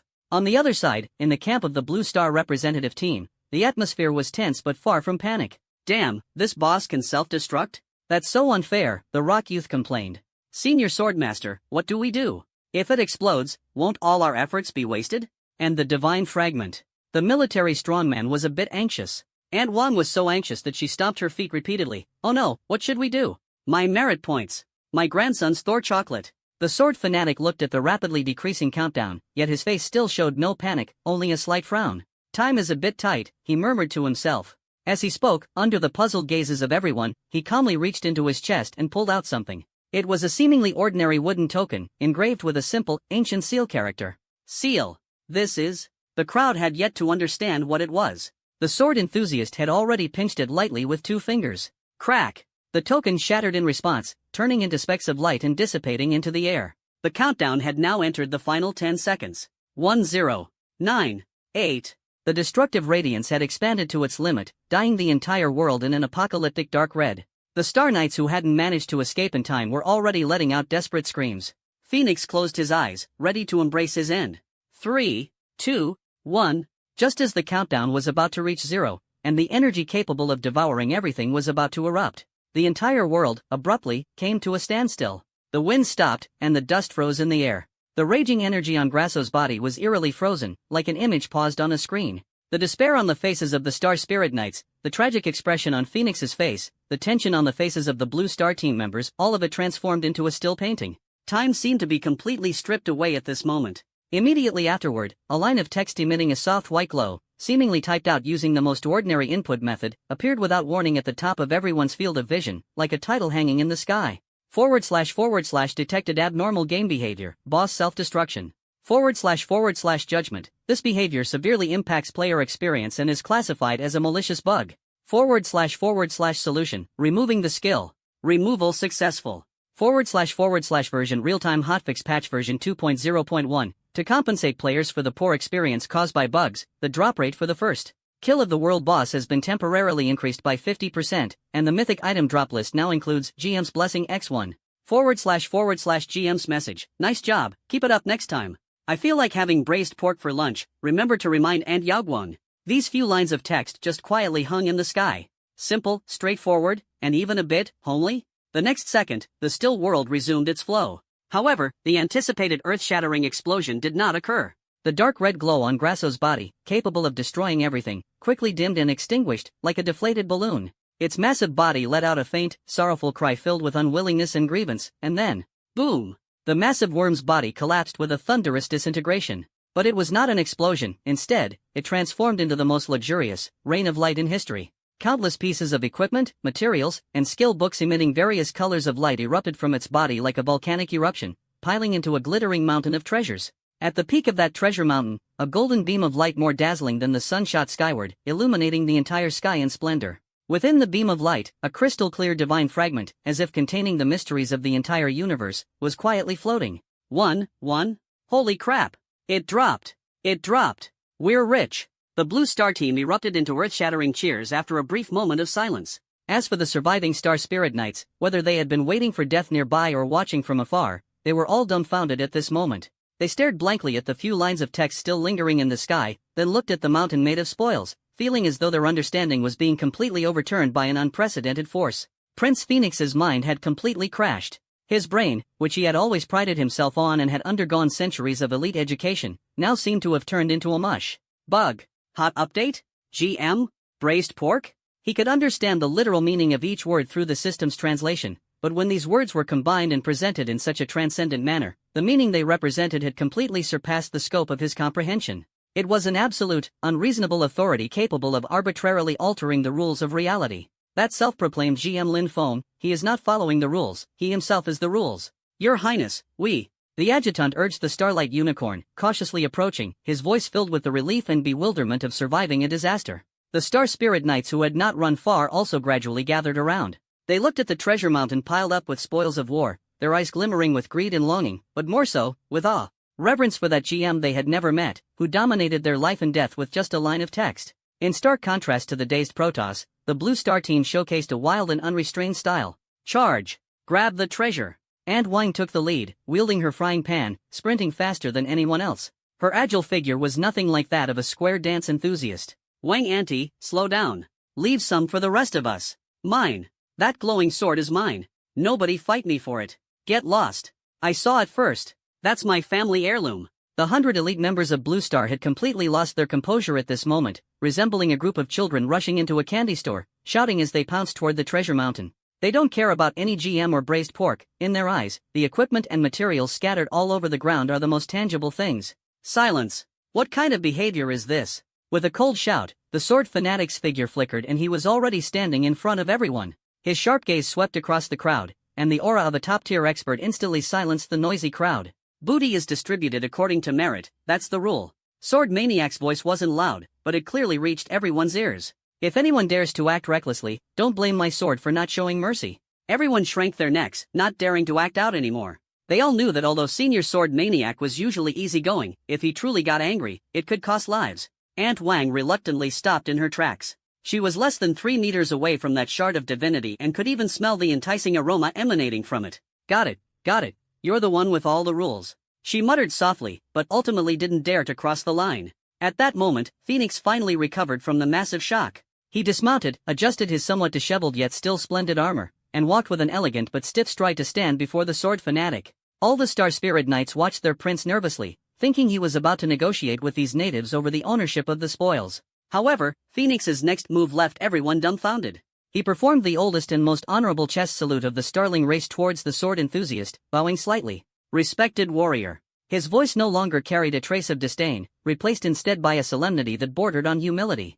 I offer my most sincere apologies to you and your team for my previous arrogance and ignorance. The sword enthusiast raised his eyebrows slightly in surprise but still returned the gesture. Your Highness, you are too kind. Phoenix shook his head, then lifted his gaze, looking past the sword enthusiast toward the treasure mountain, his expression complex. No, he said slowly, I was wrong. The art of war we pride ourselves on is nothing more than child's play in the face of true power. The tactics and honor we believe in are utterly laughable when confronted with beings who can arbitrarily change the rules. His words caused a stir among the Star Knights behind him, with many showing expressions of shame and unwillingness. Phoenix ignored them, took a deep breath, and asked a question that caught everyone present, including the sword fanatic, completely off guard. May I ask? He paused, seemingly organizing his thoughts, and asked in a tone full of intense curiosity. Braised pork, what is it? The entire wasteland desert fell into a dead silence. On the Blue Star delegation's side, the lollipop in the mouth of the rock youth dropped to the ground with a plop. The tough guy from the military, Oldly, scratched the crew cut that had grown back after his revival, his face full of confusion. Aunt Wang looked at Phoenix with an expression as if she were staring at a fool. This pretty boy got hit stupid? Even Sword Fanatic's mouth couldn't help but twitch slightly. It took him a full 3 seconds to understand the logic behind Phoenix's question. This proud Protoss prince, after witnessing the supreme power of the GM, was not concerned about the ownership of the divine shard or the distribution of those mythical artifacts. Instead, his first concern was the dish the GM wanted to eat. In his view, anything mentioned by such a great being must contain some profound truth, perhaps even a key to a higher realm.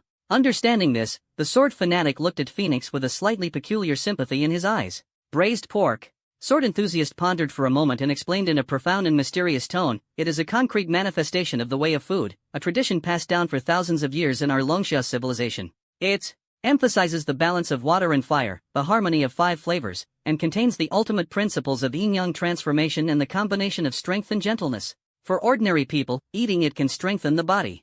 For cultivators, it can help them comprehend the heavens and earth. If prepared by an enlightened master, a single bite can even lead to instant ascension and a glimpse of the origin of the great Tao. His words were half-truths, purely a serious fabrication. But to Phoenix and the group of Star Spirit Knights, it sounded no less than divine revelation. The way of eating? Yin-yang transformation? Instant ascension? Phoenix's eyes lit up instantly, as if he saw the grand gates of a brand new cultivation system he had never encountered before slowly opening before him. So that's how it is, he muttered to himself, the expression on his face shifting from curiosity to fervent reverence. I understand now. That GM's message was not some casual remark, but a kind of guidance, a kind of blessing. He bowed deeply to Sword Fanatic once again. Thank you for enlightening me. Phoenix has learned.